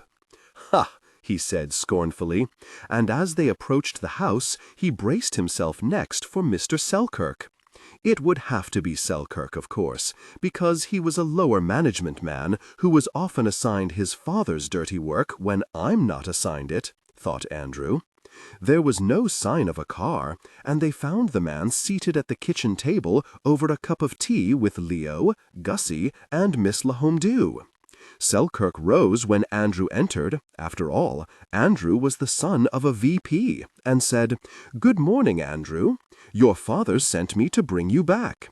The company car can be returned later." Andrew said crossly, "I didn't see your car outside, resting in a pothole." "Oh, I could see that would never do," Selkirk said smugly. "I walked in from the highway, and now that you're here, Andrew, we'd better get started back to New York." "So you're a Thale," Gussie said pleasantly. "I thought there was something familiar about you." Andrew reminded himself to ask if there was a picture of Great-Aunt Harriet in the house, but at the moment he had other business at hand. "I'm not going back," he told Selkirk. "My father asked for a report, and there's no report yet." "But this is Monday," protested Selkirk, "a working day." "And I am working," pointed out Andrew. Leo interrupted to point an accusing finger at Selkirk. "Can't believe what I've been hearing. Really corporate business, Andrew. This man tells me 6,000 people getting fired at your really Meredith place. Excess, he calls it. Redundancy." Andrew was startled. "I heard 4,000. 4,000 at Meredith Machines," said Selkirk. 2,000 at PGH Plastics. "Mergers," sniffed Leo. "Cutting costs and getting rid of excess," he says. "Why can't he say the word people? It sticks in your throat, doesn't it, Selkirk? Tossed out like garbage." "In my day," Miss Lahomdew gently interrupted him. "Leo, I was about to read my new story. Yesterday's story." "Oh," said Leo penitently. "Sorry, Miss Lahomdew." It occurred to Andrew that no one ever called Miss Lahomdew by her first name. Miss Lahomdew cleared her throat, held up her page of written words to the light, and began. "The girl, Suzanne," she read, "was browsing in the St. John's thrift shop with an eye for something Victorian that could be worn in Lady Windermere's fan, a play in which she had a minor part. Seeing a velvet jacket, she carried it to a mirror and then removed her own jacket to try it on. It did not fit sleekly, due to a slight bulge in one side, and she saw that something had long ago been taped between two seams. Making sure that no one saw her, she carefully applied herself to tearing away the worn tape and found a slip of yellowed paper, which she unfolded. It was a map, clumsily drawn and very old, with an X in faded red and the words, 'Buried gold here, 1896, 20 miles S.W. Kafoo.' She stopped, and Mr. Selkirk said, 'Go on, what next? Don't stop.' Andrew smiled at him benevolently. 'She doesn't write middles. Hadn't you better be starting back to New York?' Selkirk wrenched his gaze from Miss Lahomdew and turned to Andrew. 'And just what do I tell your father?' 'That I've not been able to complete a report yet, and I'm not coming back with you.' 'Good for you,' cheered Leo. 'You're a very promising young man,' said Miss Lahomdew graciously. 'And obviously forgiven for being a Thale,' pointed out Tarragon, looking amused. Mr. Selkirk rose from the table reluctantly. 'Your father's not going to like this, Andrew.' 'It can scarcely upset him when it's he who sent me here.' 'He won't like it,' he repeated. 'You know your father.' 'Only too well,' said Andrew. 'Which means a long walk back to my car for me, and a long drive back to Manhattan.' He sighed heavily. 'Waste, waste.' And with the melancholy of a martyr, he thanked them for the tea and left. His departure was followed by a long silence. Andrew dared not speak, and no one looked at him. Tarragon said, 'He just wanted a report. There's no buyer, Gussie.' 'Yet,' growled Leo. 'I hope I'm not impertinent,' said Andrew, 'but why did Miss Thale leave this property to my father, she couldn't have given a very about him, excusing my language, and not to you?' "She never made a will," Gussie said in a gruff voice. "Fit as a fiddle she was, and then keeled over in the garden picking chives," added Leo. "So, as next of kin, the property automatically went to my father. I'm sorry, really sorry." Leo nodded. "And the property goes to a vice president already rich as Croesus."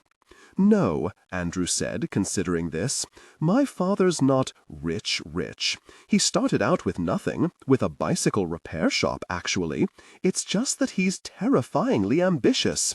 It's true that he makes an incredible amount of money now, enough to have sent me to private schools and summer camps, but I worked my way through college, well, 2 years of it anyway, before I quit to," with a glance at Miss Lahomdew, he hesitated, and out of courtesy said instead, "to do what I wanted to do, which has given me a small income of my own, not much now, but enough, at least it was enough, until—" He stopped, his voice unsteady. Tarragon said quickly, "If you're here to make a report for your father, you'd better start, hadn't you?" To Gussie, she said, "I'll make sandwiches and show him the pond." Stationing herself at the counter, she sliced bread and then reached for 2 apples and sliced them as well. "Apple sandwiches?" said Andrew, startled. "Yes, from the root cellar," Tarragon explained. Once again, Andrew reproached himself for expecting the predictable. "Of course," he said, and arming himself with his camera and carrying the jug of water and food, the 2 of them walked out into the heat of the afternoon. They passed the garden and entered the narrow, twisting path he'd taken earlier, where the drowsy July heat mingled the scents of warm earth, pine needles, and wildflowers. From the grass on either side sprang daisies, black-eyed Susans, and buttercups, and Tarragon stopped to lean over and pick a white flower that rose high above the daisies. "Yarrow," she said, "Achillea millifolium." "You're showing off," he told her. Yes, but aren't you impressed? Off on their right, the thick woods had retreated to form a more distant dark wall, separated from them now by a belt of sunny scrub and a few stands of birches. From behind one of those birches, Andrew saw a plume of smoke rising and stopped in alarm. "Fire!" he gasped. "Tarragon, smell the smoke? Dangerous!" Abandoning her, he rushed through the grass to save them all from disaster. Reaching the tree that concealed the flames, he peered around it and shouted indignantly, "Hey!" A man squatted behind the tree, paying no heed at all to Andrew's shout. Andrew couldn't see his face, only an unkempt head of stringy white hair and a shabby old coat, much mended and full of pockets. The man had built a small fire efficiently surrounded by stones, and from a tripod made out of a wire clothes hanger there hung a small pan of water that was beginning to steam. As Andrew watched, the man drew from a pocket 2 white eggs and lovingly, gently lowered them into the boiling water. From another pocket he extracted a chocolate bar, broke it into quarters, returned 3 to another pocket, and began to eat it solemnly. Andrew couldn't identify the egg, but very definitely the chocolate bar matched those he'd brought to Thale's Folly from the post office. "It's all right," Tarragon said, joining him. "That's Mr. Branofsky. He doesn't hear you because he's deaf." Andrew said grimly, "I thought the omelet last night was a bit skimpy. You know him then?" "Oh yes, Mr. Branofsky, he's very shy. Passes through every July. It was a long time before we knew he was here. One year he had pneumonia, and Miss Thale and Gussie nursed him back to health, and we've been friends ever since, but Gussie didn't tell me he's back." Removing a burr from his jeans, he followed her back to the path. "And you feed him?" She turned to look at him wide-eyed. "But of course we feed him." Very seriously, she added, "Leo once read us the loveliest words that Rousseau wrote, I don't know where. He wrote, 'What wisdom can you find that is greater than kindness?' Isn't that lovely?" Very, he acknowledged, but a scarce commodity these days. And there's the pond, she told him, as if presenting him with a gift. It was a surprisingly large pond, rimmed with forest except for the shore opposite where they stood, and he realized the several cottages occupying that shore must be those he'd glimpsed from the highway. Bide a wee, rest a while, and sunset roost, each with lawns running down to the water that glittered in the afternoon sun. No boats, he said. She laughed. Where would they go? There's a brook feeding the pond off there, she pointed, and an outlet over there. For fishing, Leo's patched an old rubber raft we hide behind the bushes. And there's good swimming, and Miss Thale stocked it with trout, and there's a net at the outlet to keep them from swimming away from us, so they multiply and have families. Are those cottages part of the property? He asked. No, only this side. She jumped down to a shallow beach of pebbles, and he joined her. The property line runs through the middle of the pond, technically, because there was no pond here at all until Miss Thale dammed up the brook. And this is my rock, she told him, inviting him to sit with her at the very edge of the water. Miss Thale was very firm about leaving a few big rocks to sit on. But he remained standing with the water lapping at his feet. The pond was dazzling in the sunshine, and a warm breeze ruffled the surface of the water, sending minuscule waves to lap at the rock on which Tarragon sat. A school of minnows darted away below him, and blades of drowned grass swayed languidly with the movement of each wave. It was another moment of peace, and he was grateful. He was not to enjoy it. Tarragon said in a matter-of-fact voice, not looking at him, "You screamed several times in your sleep last night. You seemed to think you were in an airplane." So he'd screamed. Gosh, he thought, humiliating, downright embarrassing. "I'm sorry," he said. "Sorry you heard it. I'm recovering from what you might call, all right, a nervous breakdown." Pouring water from the jug into 2 cups, she said companionably, "What causes that sort of thing?"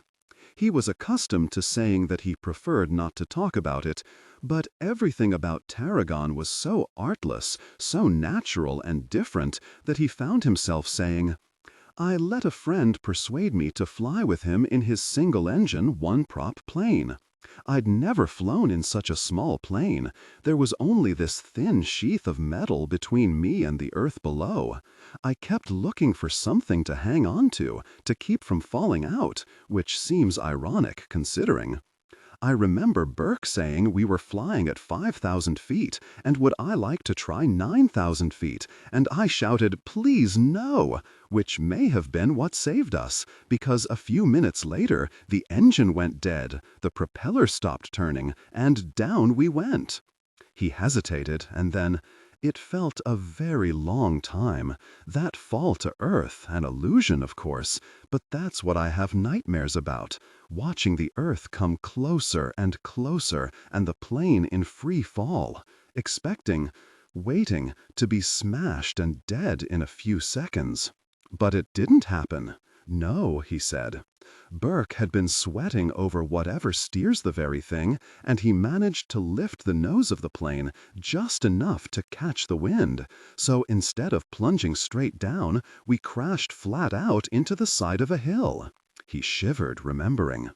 The next suspense was getting out in case the plane should explode, and with both of us badly hurt. We crawled out, and it did explode, he added grimly, which at least brought help fast. The noise and the flames. "It sounds dreadful," she said, "and badly hurt." He shrugged. "Concussion, 2 broken ribs, bruises, shock, a broken leg. But we both survived." He sighed. "They tell me I healed quickly, being young, physically at least. But there's no way to heal shattered nerves from the terror of it. In my sleep, I keep falling out of the sky." "Like Icarus," she said gravely, and considered it thoughtfully. "It's a strange expression, a breakdown of nerves. What do nerves look like, I wonder?" Frowning, she held up the flower that she'd picked on their walk to the pond, and curling her fingers around it, she crushed it. "I have just shattered this yarrow cruelly," she said. "Would it feel like that?" She did understand. "Somewhat, yes. It's certainly tiresome and depressing. I don't sleep well, for one thing. But worst of all, it's left me unable to write." Write? Yes. In that other life before it happened, I'd written 2 published books. He hesitated, and then, with a wry smile, "They both seem pretty frivolous to me right now, but it's all I've ever wanted to do. I was writing stories when I was 9 years old, very bad ones, but I had to write. If I can't do that anymore, it really scares me. Shock, the doctor calls it, but it doesn't go away. Everything seems meaningless and futile. I no longer feel anything." "That must be very troubling," she said, absently handing him a sandwich. "Miss Lamadou writes, you know. She says she makes up stories because she doesn't like reality." "Diverted," he said, "but her stories have neither middles nor endings."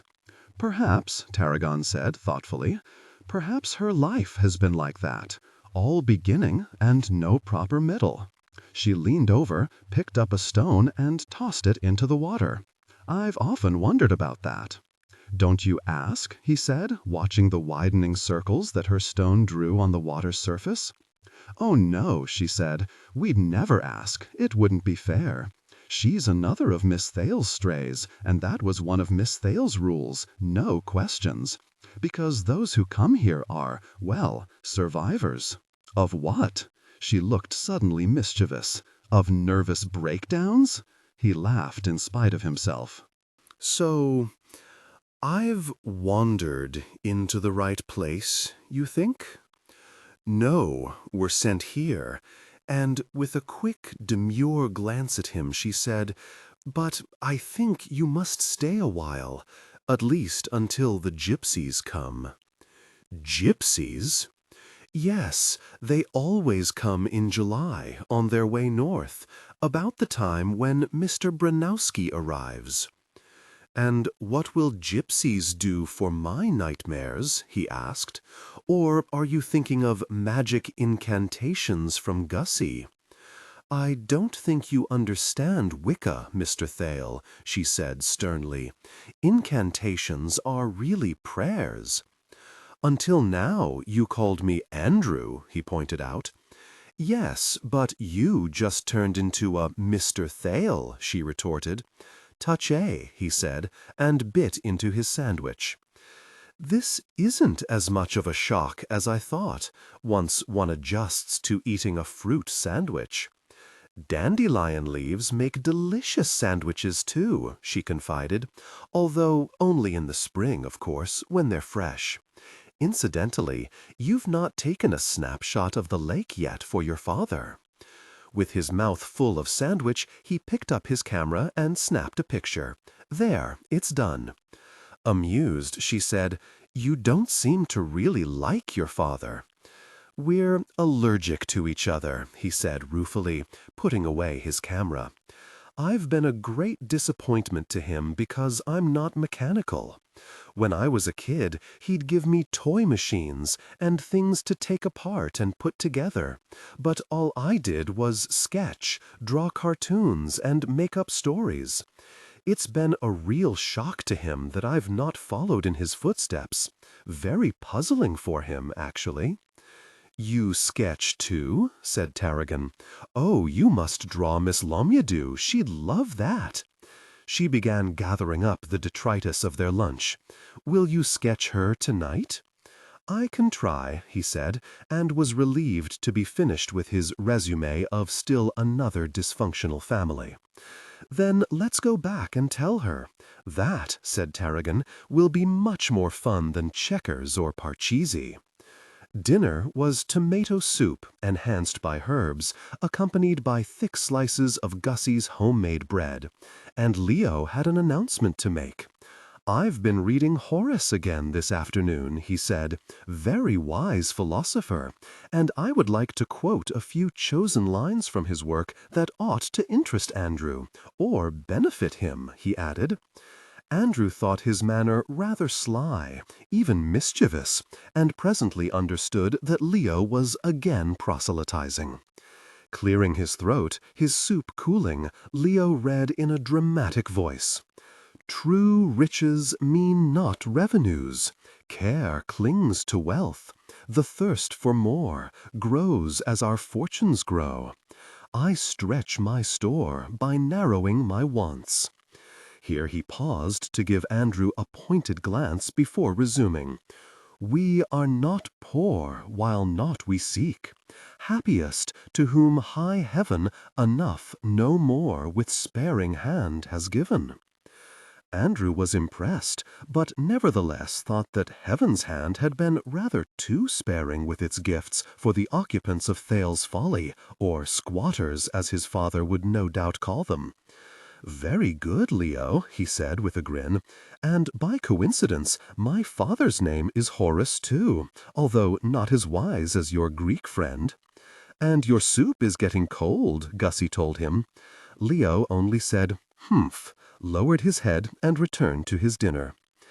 Andrew's pledge to sketch Miss Lomyadou that evening had not only caused much interest, but needed considerable organizing, since he had no materials except a pen and pencil, and, preferring chiaroscuro, he asked if there might be any charcoal in the house. Leo believed there was some in the basement, and following this, there was need of a blank sheet of paper and something to lean it against. In the end, the blank side of a roll of wallpaper was secured to a sheet of cardboard, and the cardboard propped against the back of a chair. "What's chiaroscuro?" asked Tarragon. They had all moved their chairs close to watch, and he felt rather like a harpist about to play after-dinner music for them. "It's this," he said, and with the flat of the charcoal, he grayed the white paper. "It's not line drawing, it's using light and shade to bring a face of a background." It felt a long time since he'd sketched. With an eraser, he picked out the highlights of cheekbones and jaw, and after studying Miss Lomyadou's face for a moment, he began to draw. The almost skeletal figure draped in chiffon scarves, the layers of satin turban on the head shading the face, but not entirely the eyes, which were black as opals, the imperial nose, the thin, stern lips. Tarragon, leaning closer, said excitedly, "She's actually coming out of the paper. It's Miss Lomyadou." "Is it flattering?" inquired Miss Lomyadou. "Of course," Andrew told her. She nodded. "I was known once for my charm. I listened to people, refusing all conversation about myself. I queried, asked, responded, and was praised for my intelligence and my wit." "All by saying nothing?" said Andrew in surprise. "That is the art of charm, isn't it?" she asked with a shrug. "Besides, I had no conversation." "You were mysterious then," said Andrew. She smiled upon him fondly. "You see that, yes." "It sounds rather Victorian," he told her. "People talk now, but nobody listens." "We believe," said Gussie, "that Miss Lomyadou in a past life was Isadora Duncan." "Who was strangled by her scarf," Andrew pointed out. Gussie regarded him reproachfully.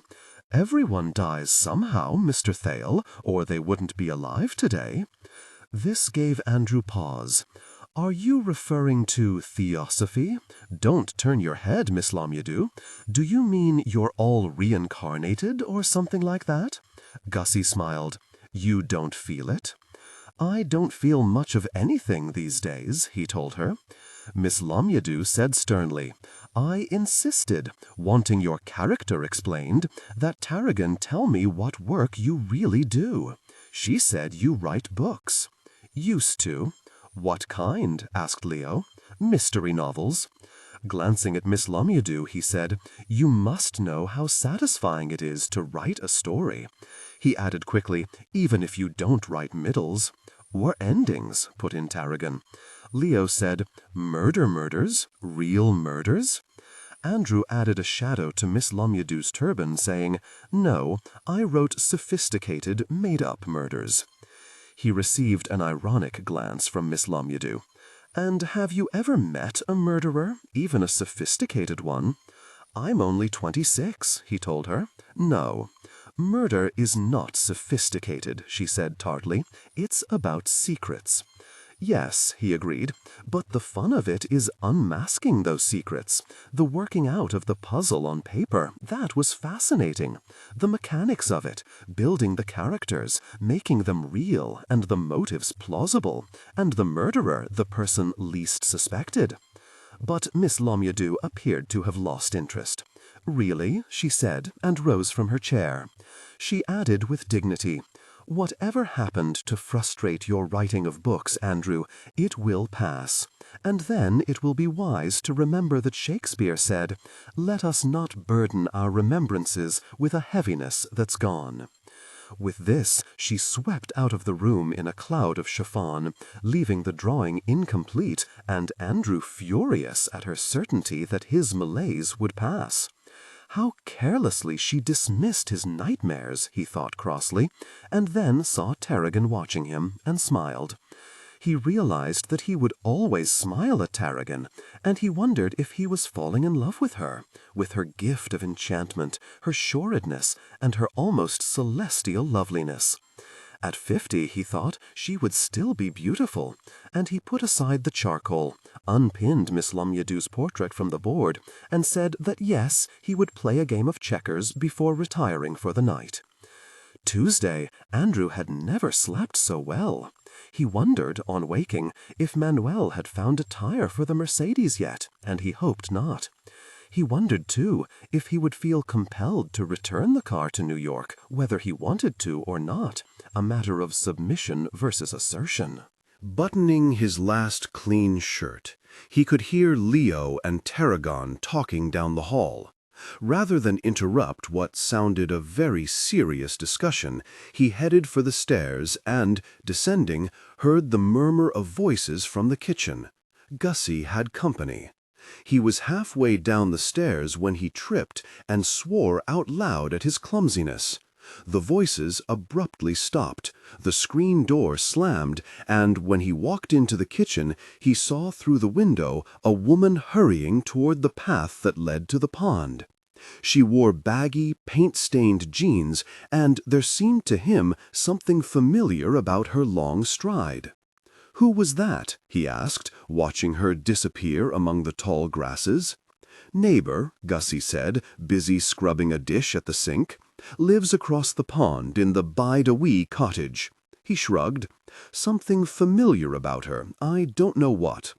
Or why, said Gussie tartly, since you saw her only from the rear. She brought us a jar of homemade orange marmalade you can spread on your toast. Fussing over a tent-like wire contraption on the kerosene stove, she produced a slice of toast, leaned over the second burner, removed a pot of boiling water, poured it into a teapot, and brought him his breakfast tea. What sort of tea this morning? He asked with interest. Chamomile tonic for nerves and appetite, very calming. He nodded. Thank you. And with a sigh, I suppose I'd better go and see Manuel this morning about the car. Gussie gave him an amused glance, but said only, Today's the day Leo's pension check should be coming, if the government's behaving itself. If you wait for Artemis's mail delivery, he'll give you a ride to the highway. But Andrew's thoughts had strayed elsewhere, and he asked curiously, How much would it cost to have your electricity connected again? I mean, so you could have tub baths and flush the toilet and board up the outhouse. Ha, she sniffed, I can tell you that in round numbers. We owe $121.63 in arrears, and heaven only knows a small fortune to connect us again. She gave him a sharp glance. We manage very well, thank you, if that's what you're thinking. Of course, for Miss Lomyadou, well, it's hardest for her, I admit. Are you, or were you, by any chance, a nurse? He asked. She vigorously shook her head. Miss Thale's companion and housekeeper I was. She smiled, her plain face suddenly radiant. And a rare woman she was, Miss Thale. Spunky, a rebel, you might say, and kinder than anyone I ever knew. Andrew grinned. Yes, I've met Mr. Branowski. I hear the gypsies arrive next. Oh, she was always glad to see them, said Gussie, positively glowing now. Spoke their language, you know. They called her Drabernini, the herb woman. She always had herbs waiting to give them. You can't mean she spoke their actual language, he said. Gussie smiled. Truth is, you might as well know, being her great-nephew, she ran away with the gypsies when she was 15, lived with them a year in spite of her parents sending the police after her. She laughed. And from what I hear, she gave those police a run for their money, and some very fresh talk when they found her. Called them sleevers, that was the word she used, good-for-nothings. He said in astonishment, "You're speaking of my great-aunt Harriet Thale?" She gave him a knowing look. Be a good thing for you if you had a few of her genes. She used to quote some Greek man who said everybody needed a dose of wildness to set them free. Set them free? He didn't feel free. He thought gloomily, and all I've accomplished at 26 is a nervous breakdown. He wasn't aware that he'd spoken his thought aloud until Gussie turned and said to him in a matter-of-fact voice, "Oh, she had one of those, too. They shut her up when they got her back, her parents. Not that she was mad, but in those days a girl like Harriet Thale was bred to be a debutante and marry well, and of course she was a terrible embarrassment." Just what his father had said of her, he remembered, and suddenly laughed. Well, well, he said, and wondered if his father had ever experienced a single moment of wildness. And if I ever could, he thought somberly.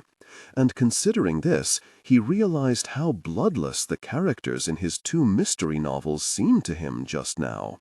Seeing the look on his face, Gussie said sternly, "You can never tell about people. They wear masks, you know. They're like icebergs showing only what they please, and they die full of secrets.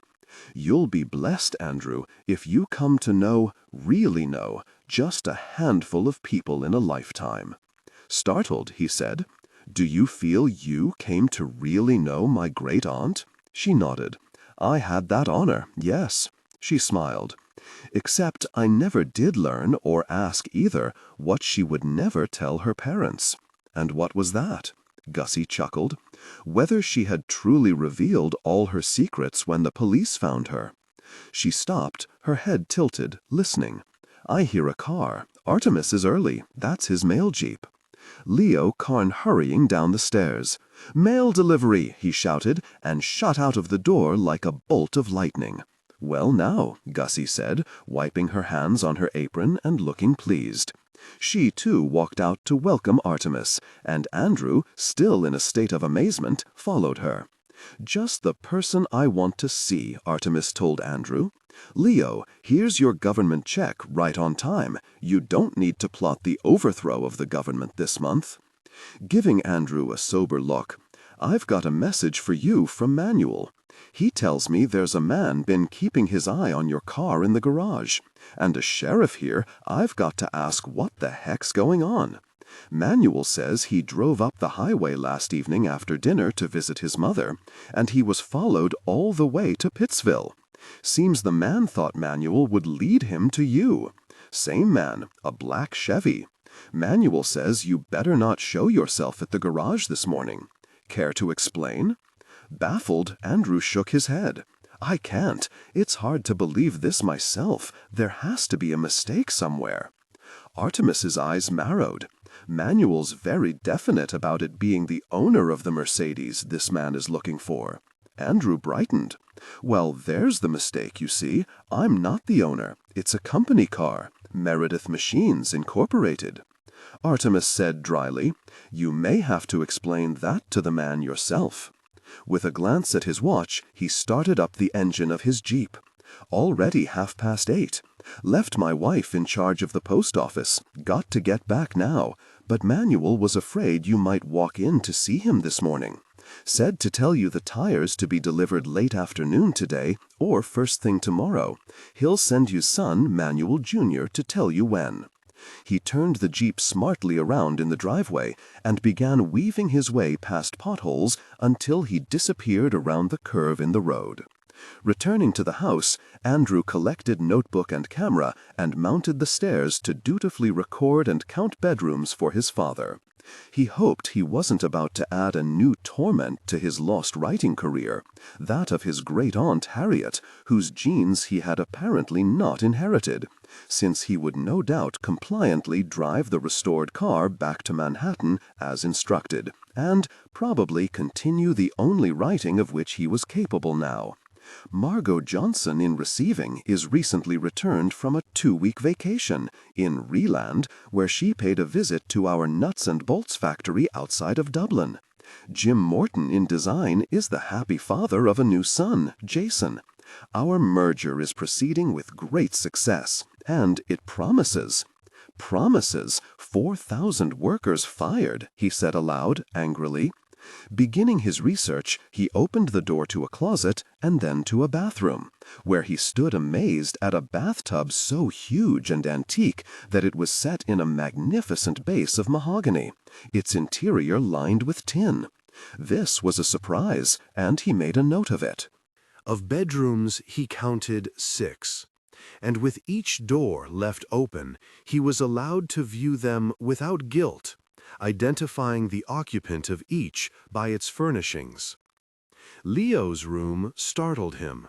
It was so filled with books it was difficult to locate his bed. Books on long shelves reaching to the ceiling, in piles on the floor, and stacked high on the table next to his narrow bed. Tarragon's room he found intriguing and rather touching. On her walls she had taped exotic pictures cut from national geographies.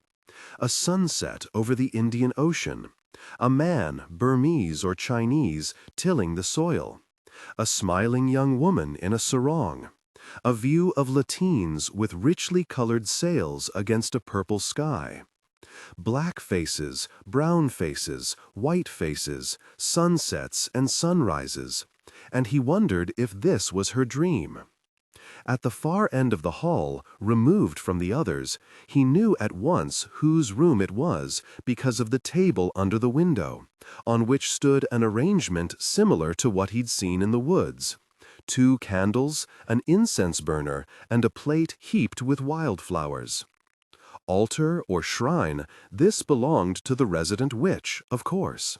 Remembering that Tarragon had described incantations as prayers, he wondered, if this was true, what prayers had been said, and to whom, in this austere and sunny room. Not many could have been answered, he thought, considering their situation here. And if she had prayed they might remain in this house, his arrival had put an end to that. Staring at the simple offerings on the table, he realized all the consequences of his visit. And yet, if he'd not come? He could protest, argue, and plead, but his father had never been accessible to please. His father moved in a straight and undeviating line. Turning away, he walked back down the hall to the 5th bedroom, which was the room he occupied, made a note of it, and turned to the open door across the hall. Stepping inside, he found Miss Lomdieu seated by the window, her back to him. Apparently she had not heard him, and he glanced around him with curiosity. The room was quite bare, except for a large mirror over a bureau on which stood a glass jar holding an eruption of peacock feathers, a small trunk under the window, a neatly made bed with a trail of chiffon tossed across it, and Miss Lomdieu. She turned her head. "Good morning, Andrew," she said courteously. "You are counting the rooms, I see. How did you know? I am not deaf. I was just listening to a wood thrush in the tree outside. It sings a beautiful song." She looked him over with her penetrating, ironic gaze and said, "Well, Andrew?" Startled, he said, "Well, what?" "Gussie's magic brought you here. What do you plan to do about it?" He looked at her with exasperation. "What do you mean, Gussie's magic brought me here? We needed help." "I can't help anybody, not even myself," he told her. "As for magic, forget it. My father sent me here, and I can assure you that nobody waved a wand over him." "You're a very narrow-minded young man. Promising, yes, but narrow. Magic," she said simply, "is actually God's grace." "Well, he didn't send me either. Isn't anyone acquainted with reality here?" "We're speaking of reality, are we?" she inquired with the lift of an eyebrow. "Yes, reality is 25 acres and a house that was never deeded to." She held up a hand.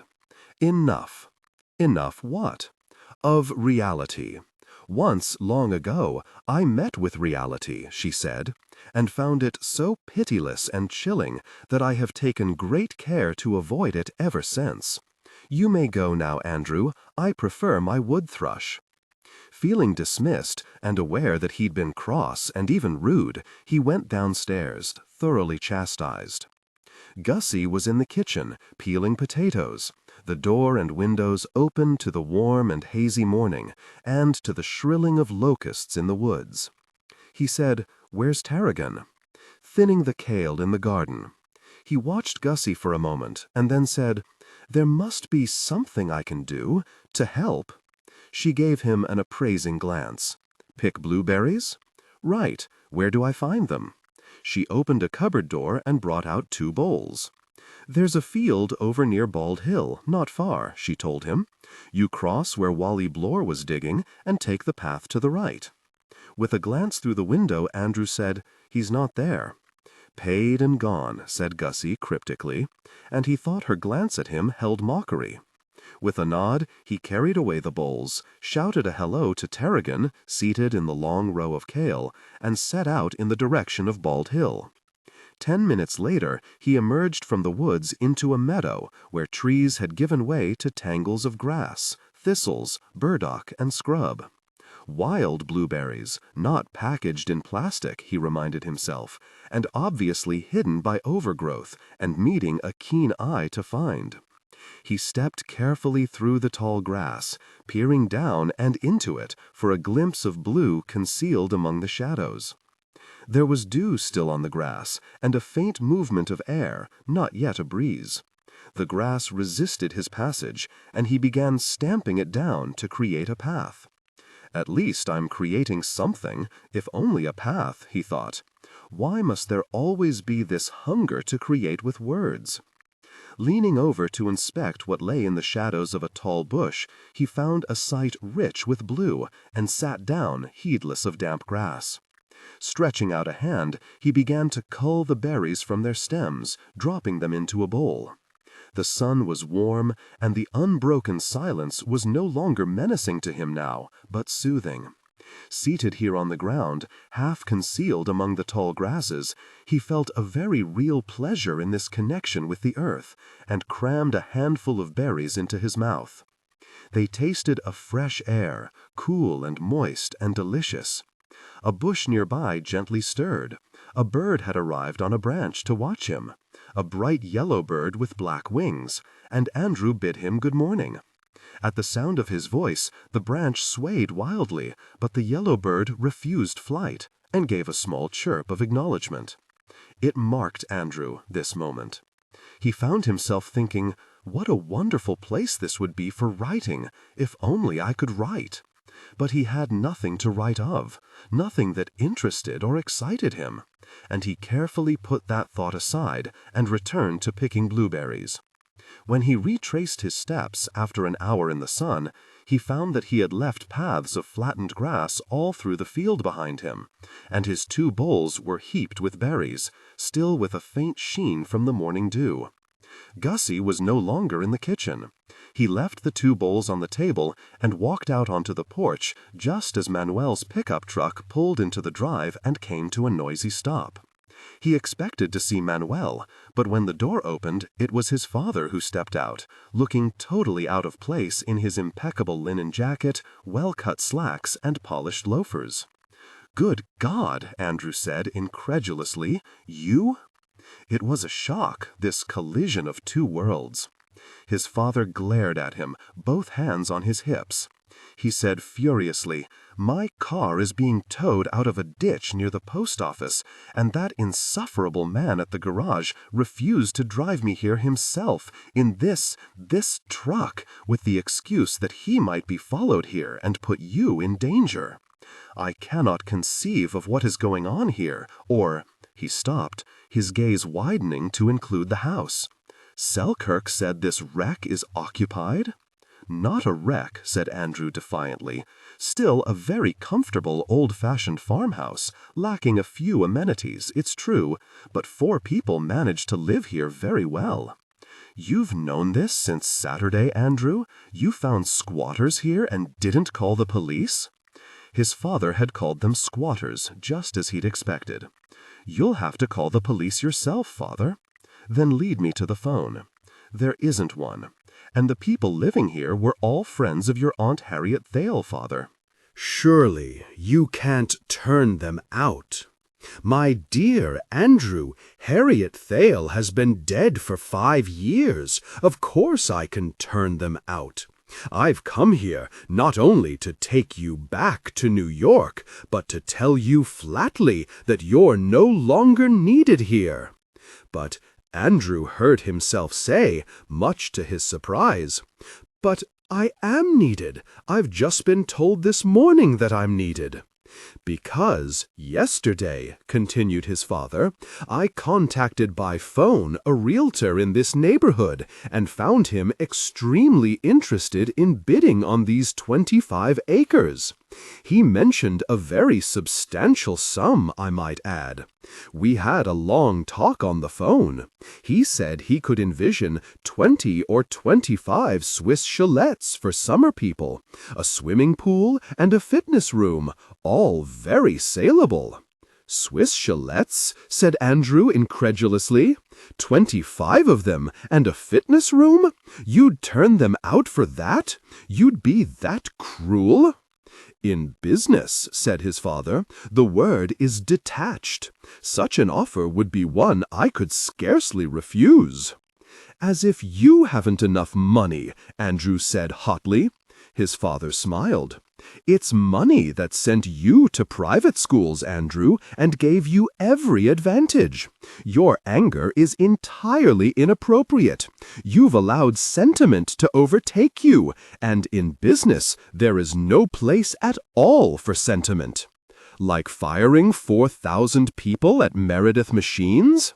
His father sighed. "You can scarcely equate removing 4 squatters, illegally occupying my property, with the streamlining of a corporation." "It shows the same indifference or detachment," he flung at him.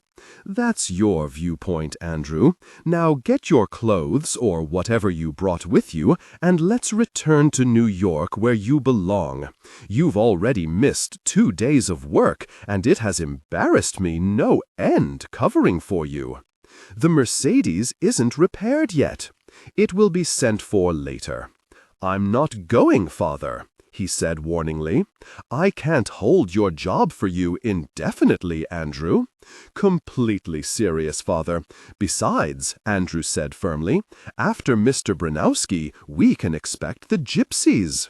His father stared at him blankly. "I have no idea what you're talking about, Andrew." "I know that. Have a good trip back, Father." He turned on his heel and was horrified to see that Gussie had been standing on the porch, where she must have overheard every word of their angry exchange. She looked stricken and disappeared quickly into the house, while his father, furious, climbed back into the pickup truck, fumbled with the gears, and reversed the truck at an insane speed, then turned and drove down the road and out of sight. "And may you end up in a pothole for shouting about Swiss chalets," Andrew said bitterly, but nevertheless felt a little sick from the confrontation. He also felt depressed, an effect his father had on him these days whenever they met. Footsteps on the gravel overtook him, and a hand was slipped into his. It was Tarragon. "Has Gussie told them?" he asked. "Only me. Will Gussie cry?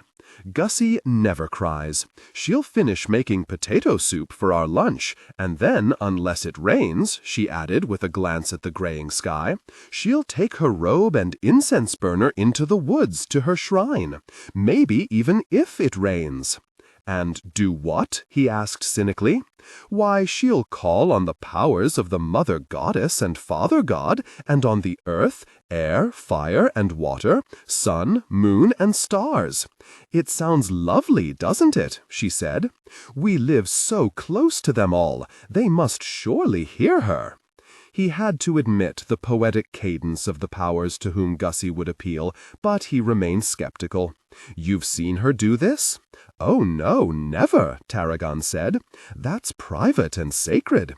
But when Mr. Branowski was so very sick, she did light blue candles in the room, blue for healing, and I'd hear her speaking words over him, and she went often into the woods. And he recovered, she added gravely. Gussie said you were very brave with your father. I saw him from the window. He looked, she hesitated. Looked what? He asked. Like a man who grinds his teeth all the time. Andrew smiled. I'm sure of that. His smile quickly faded as he thought of the disaster his father's teeth grinding could wreak upon Gussie, Miss Lamedieu, and Leo. He said soberly, we should find something to cheer her up, or at least distract her, until the shock passes. Leo got his pension check this morning. Where does he cash it?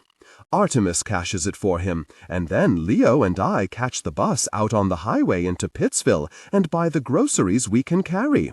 The kerosene and powdered milk, heavy things we buy from Artemis. And sometimes when there's leftover money, we go to the thrift shop. He frowned.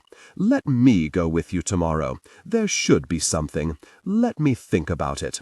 But he didn't know what could possibly distract them from the prospect of losing their home. He did not have long to think. They had just finished lunch when the sound of a car was heard in the driveway. Never had so much traffic before, grumbled Leo. Beats all. Third car today. He rose to peer out the window. Andrew was even more curious as to who had managed to escape the potholes. He rose too. One glance and he said, Good God!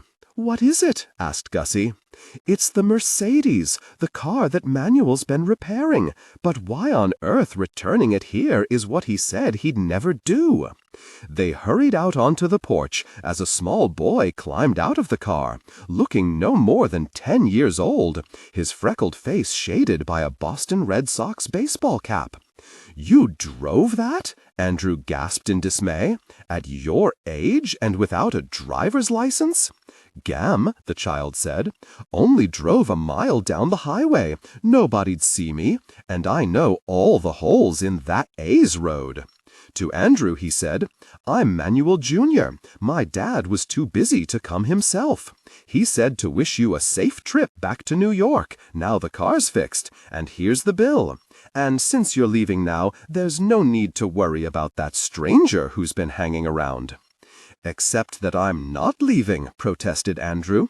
Manuel Jr. looked at him blankly. But your car's fixed now. Yes, but didn't Mr. Thale, my father, tell Manuel I'm not returning to New York yet? That I'm... He stopped, because of course his father would have left in a fury, too angry to do more than pay his bill and drive away. Did anyone follow you? Asked Tarragon. Ho, said young Manuel, on that road? Ho yourself, said Andrew, and shrugged. After all, the horse was out of the barn, so to speak. He brought out his checkbook and paid the boy. Manuel Jr. left to walk home by the shortcut. Tarragon, Miss Lamedieu, and Gussie returned to the house. But Andrew stood looking at the car, so unexpectedly delivered, sleek and shining, a car that purred. His father had recklessly said that it would be sent for, and it could jolly well be sent for, decided Andrew. In the meantime, there it stood.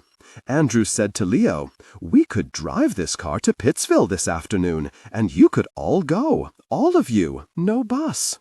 In a Mercedes, said Leo, eyeing it suspiciously, and me a union man, belong to you? No, it's a company car. Strictly for the bigwigs, eh? Yes, we'd borrow it. Leo glanced at him with interest. Borrow it? I suspect, said Andrew with dignity, that by now I too have been downsized. It wants revenge. Leo nodded approvingly. Brings out the larceny in a man, don't it? By George, you'll be a revolutionary yet, Andrew. On the second floor of the house, there was suddenly a flurry of activity. Leo could be heard swearing at the disappearance of a bow tie. Miss Lamedieu had already been escorted downstairs in rusty black, enlivened by a long pink chiffon scarf that fluttered behind her. Andrew, reviewing his several travel checks, shoved them into the pocket of his tweed jacket along with his wallet and extracted his raincoat from the closet. Surely you can't turn them out. My dear Andrew, Harriet Thale has been dead for 5 years. Of course I can turn them out. I've come here not only to take you back to New York, but to tell you flatly that you're no longer needed here. But Andrew heard himself say, much to his surprise, "But I am needed. I've just been told this morning that I'm needed." "Because yesterday," continued his father, "I contacted by phone a realtor in this neighborhood and found him extremely interested in bidding on these 25 acres. He mentioned a very substantial sum, I might add. We had a long talk on the phone. He said he could envision 20 or 25 Swiss chalets for summer people, a swimming pool, and a fitness room, all very saleable." "Swiss chalets?" said Andrew incredulously. 25 of them, and a fitness room? You'd turn them out for that? You'd be that cruel? The act of tossing it over his arm slowed down slightly during internal thoughts or emotionally charged scenes, e.g. describing Aaron or the new house, to increase drama. The act of tossing it over his arm produced a jingling sound. One hand delved into the left pocket and brought out a pair of keys on a thin silver ring. Andrew looked at them blankly, but time later, he thought, to puzzle out whether they were spare keys to office or apartment, and why they were there at all. He dropped these into the pocket of his jacket, too, and, carrying his raincoat, emerged from his room just as Gussie came hurrying down the hall. "Oh, but you won't need your raincoat," she told him. "Just look outside. Sky's clearing." "Good," said Andrew, relieved, and went back and tossed the raincoat across his bed and followed her down the stairs. What a motley group, he thought, seeing them waiting beside the car. Gussie, plain and practical in a flowered house dress, Miss Lamedieu, towering above her, thin, shabby, but somehow elegant, Leo, short, stocky, and bow-tied, and Tarragon in a short white skirt and T-shirt, her eyes shining. "Well, Andrew," said Miss Lamedieu, allowing him to bestow her in a rear seat, "you must be very rich, a car like this." "Not mine," said Andrew cheerfully, "and somehow we've got to avoid the potholes. We can't risk another 3 days in a garage. Tarragon?" "I know them," she said, and took command of the passenger seat, leaning forward in anticipation, ready to point and to direct. Slowly, carefully, the car made its way successfully to the highway, turned left, away from Manuel's garage and the post office, and headed for Pittsville. The grocery store was obviously a treat. Andrew led Miss Lamedieu up and down the aisles, while Gussie, Leo, and Tarragon fanned out to look for yeast and flour, honey, eggs, and boxes of dried milk. But the thrift shop proved to be the high point of the trip. Andrew had expected the worst, a covey of unwashed Mr. Branowskis, perhaps, a certain disreputable ambience. He was to be surprised. It occupied a well-lit room, quite large, with long racks of clothes, and an alcove of old books toward which Leo went at once. There was a chair on which Miss Lamedieu could sit, and in the rear a number of baby carriages, lamps, and radios. A prominently displayed sign read, "If you steal from us, you are stealing from homeless women and children." Very good, thought Andrew, and after glancing at a shabby but still fine tweed jacket with a price tag of $13, he experienced the inevitable excitement of capturing a bargain, accompanied by an expanding sense of greed.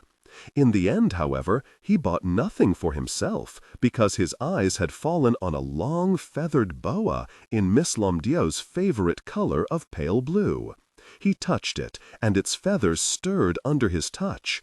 He looked at the price tag, $10, and he envisioned her sweeping it dramatically across one shoulder.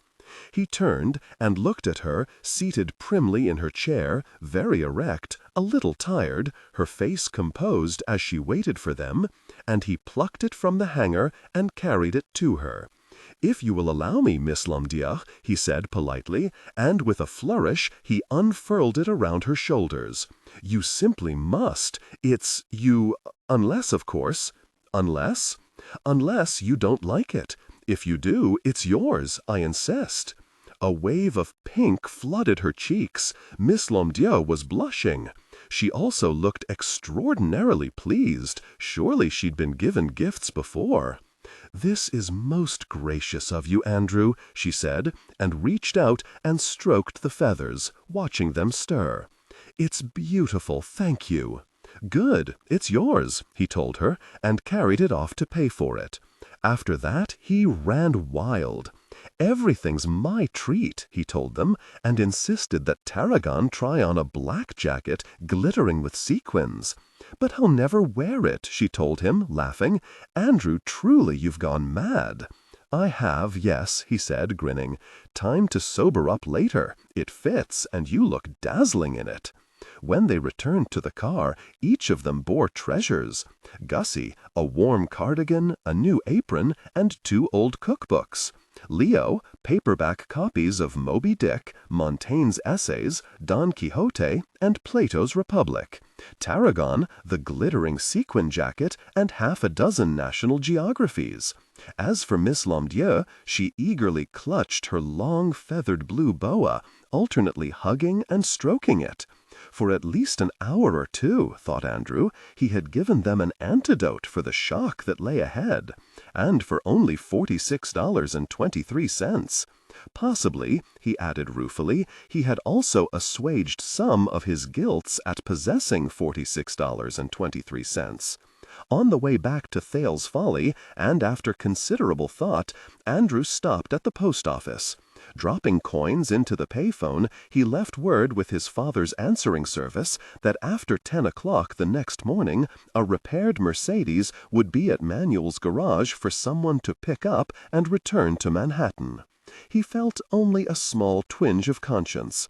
It was true that it was he who had driven the car to Thale's Folly, but the expedition and the Mercedes had been entirely his father's idea, and Andrew was still unforgiving. After this, with Tarragon's help, he again began the slow and precarious drive up Thale Road to the house. It was Miss Lomdieu who first noticed that something was wrong. From the rear seat, leaning forward, she said indignantly, "My chair's been moved." This was true. Her chair had sat like a throne in a commanding position on the porch, but it had now been thrust to one side. Andrew brought the car to a stop, and Tarragon, climbing out, shaded her eyes against the late afternoon sun and said, "The back door's open, Gussie." "Nonsense, I locked it," Gussie told her. "It's open, Gussie, just look, wide open." Andrew looked at Leo, and Leo looked at him. "Help Miss Lomdieu out," he told Tarragon. "We're going in." "I insist," said Miss Lomdieu firmly, "that you wait for me." They waited, and all 5 entered the house together. Nothing had been touched in the kitchen, no one had been interested in the glass jars of herbs or the preserves lined up in the pantry, nor had anything been moved or removed in the living room, dining room, or parlor. They together mounted the stairs, slowing only to help Miss Lomdieu. It was Andrew's room that appeared to have been swept by a tornado. They stood in the doorway, staring aghast at the chaos. The mirror that had once hung over the bureau had been hurled to the floor, its brown paper backing slashed and torn away, leaving paper strewn everywhere. Fragments of glass lay scattered across the floor, and Andrew's bed had been stripped, its mattress slit open, rolled up, and reduced to a mass of coils and stuffing. His raincoat lay in shreds on the floor. "I don't understand this," faltered Gussie. "Rage, active, a madman," said Leo. "But why?" demanded Andrew. "We need a broom," announced Miss Lomdieu. Andrew stepped carefully over the glass to the mirror and picked it up, fragments of glass dropping from it like slivers of silver rain. "Tarragon, watch out for this glass," he said. "Fetch the broom, Leo," Gussie told him. "Miss Lomdieu, don't come inside. Stay in the hall." "I am not breakable," said Miss Lomdieu calmly. "We must remain calm, very calm."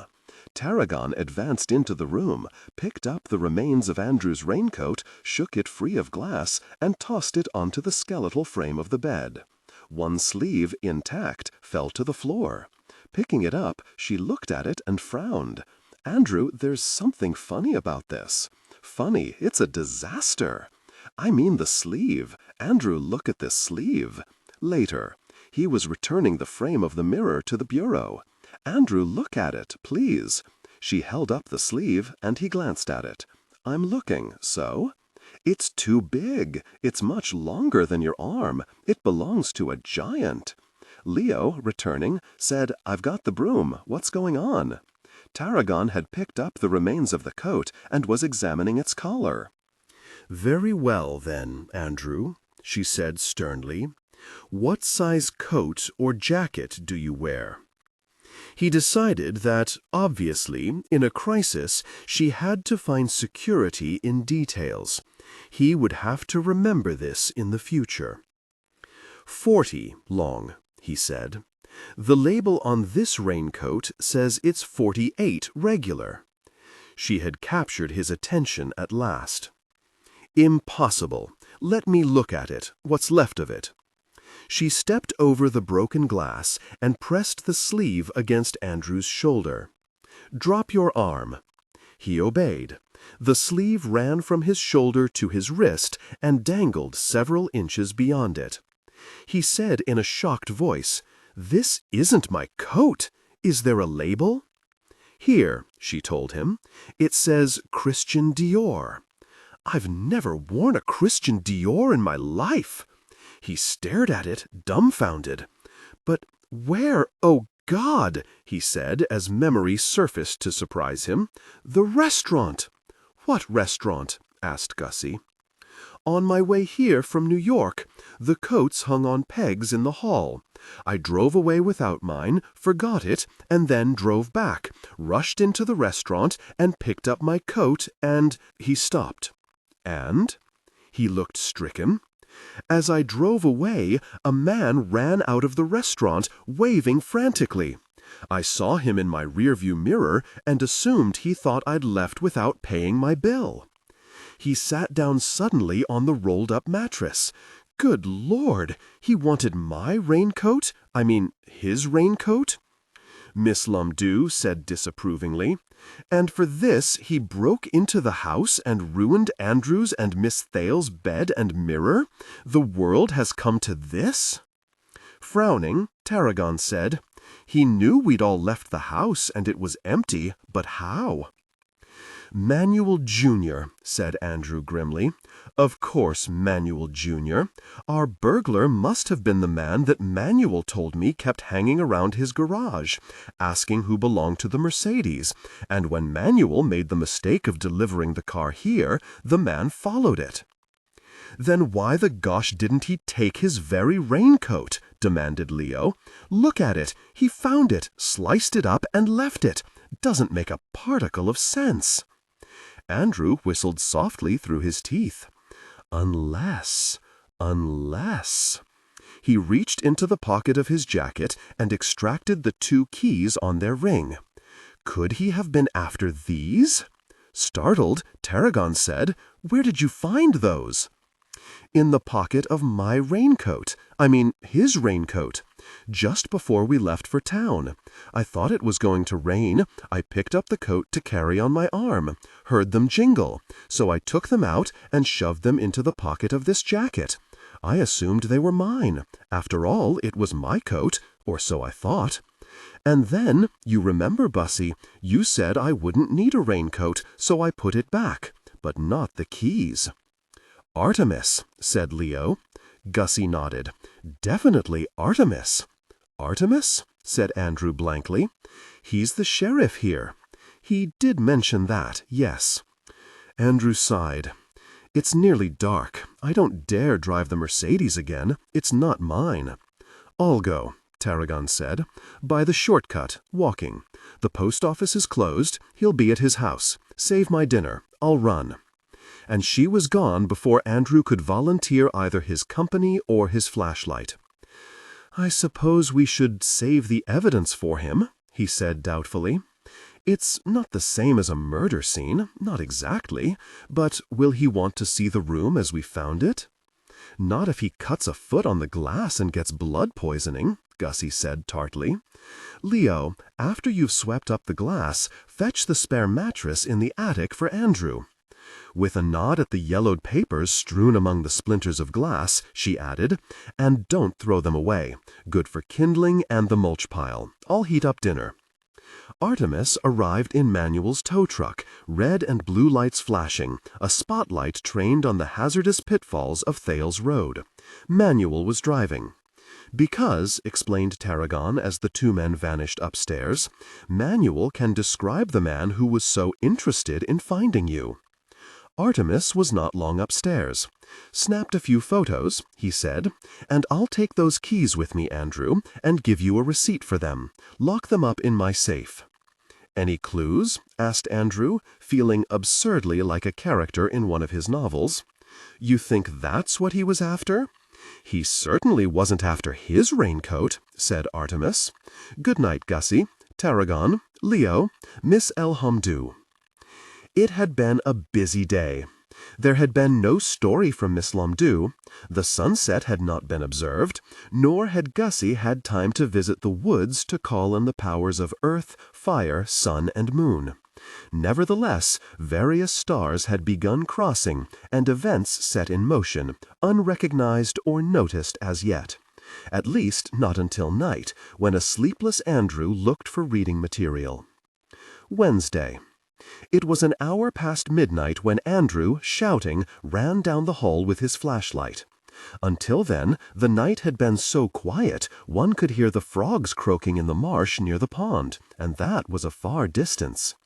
Wake up! Wake up! I've news!" he shouted. When doors were slow to open, he stood in the hall waving 2 sheets of paper and shouted, "I, Harriet Maria Thale, being of sound mind and body, and cognizant of the fact that a handwritten will is acceptable, legal, and binding in this state, do hereby." Doors flew open, and Andrew stopped, triumphant. Leo gasped, "You found a will?" Andrew beamed at him. "I found a will." Tarragon cried, "Miss Thale's will? But where, Andrew? How?" "On the floor, in the pile set aside for mulch. Come see."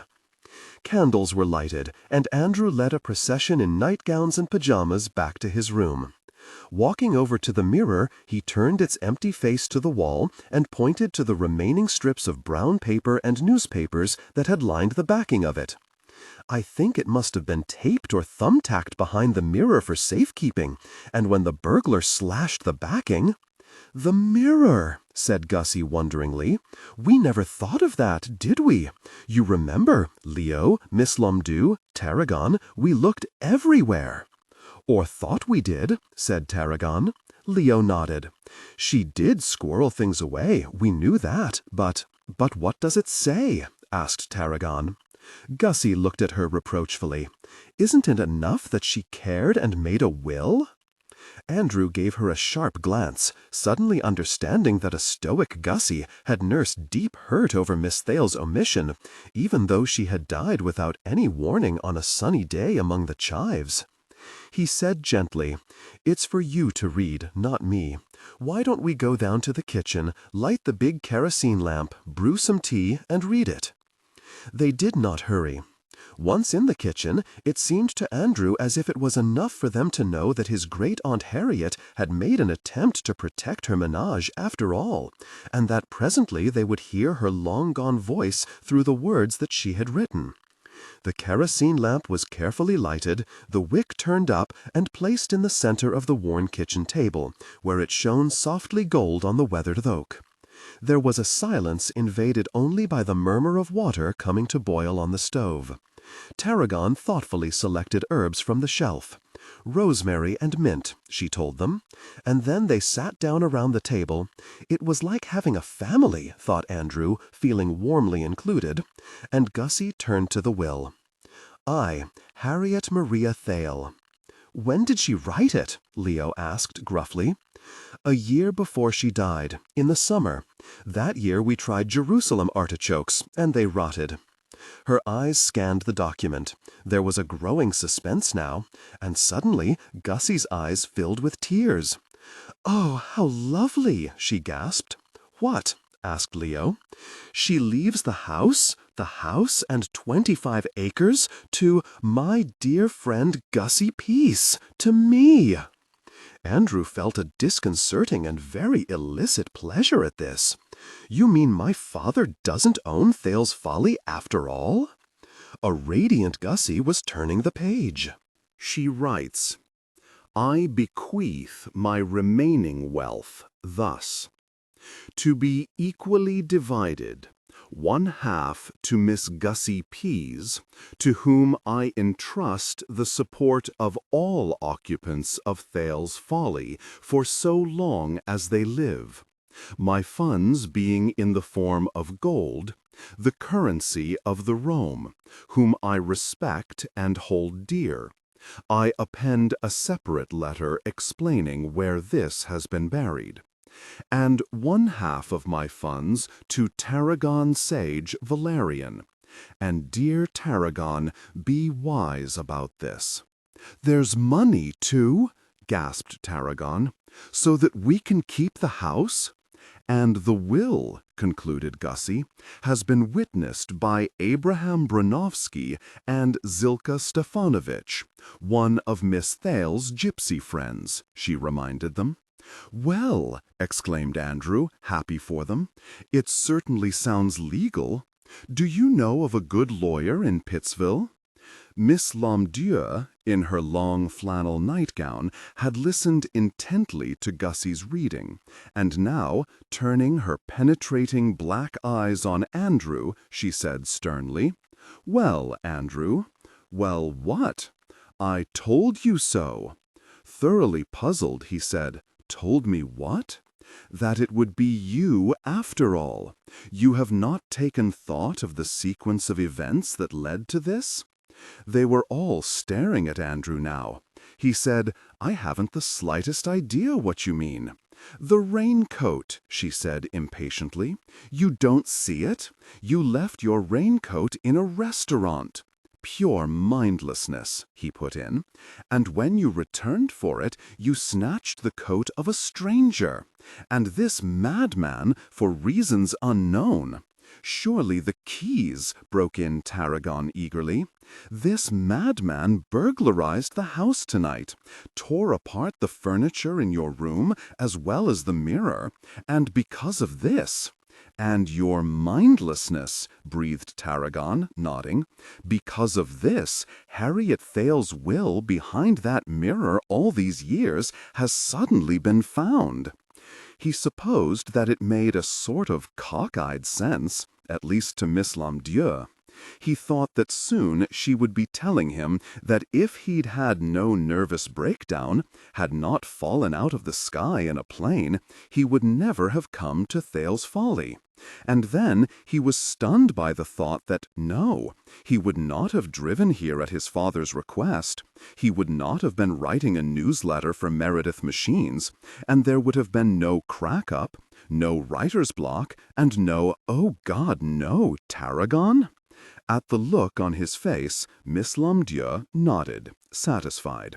"Now, where is the letter she left?" Gussie turned over the 2 pages and frowned. There isn't one. They stared at her blankly. No letter? She said a letter, pointed out Leo. It must be upstairs, the mulch pile, said Andrew, pushing back his chair and rising. But he was remembering that mulch pile. He had searched it for something to read, anything, but he could not remember a letter. I'll go too, said Tarragon. You finish your tea, Gussie. You've done enough rushing about. Upstairs, he and Tarragon approached the small pile of papers, sat down on the floor, and began sorting. A real antique, that mirror, he said. They padded the backs of their mirrors with anything available, and here's a scrap from a newspaper dated 1898. But this wasn't part of the backing, she said, showing him a 10-year-old tax receipt. There were several other receipted bills, and Andrew began to have a good idea of what Gussie, Leo, and Miss Lomdieu had been deprived of since Miss Thale's death. There had once been electricity, hot water, a car that Manuel had serviced, books bought, a furnace that burned oil. But there was no letter. Andrew sat back on his heels and shook his head. No letter, Tarragon. The glow had gone from her eyes. Not here, Andrew, no, but surely somewhere else in the house? He said dryly, behind another mirror? But this was her room. A simple letter, she said stubbornly, or a map showing where it was buried. Without it, we'll lose the house after all, Andrew. We can dig, he pointed out. 25 acres. We can dig, he said firmly. We, Andrew? Yes, we, until the gypsies come, remember? But your job. He ignored this and said instead, we'd better go down and tell them that tomorrow they begin a new search of the house. Andrew awoke at dawn exhausted and in a cold sweat.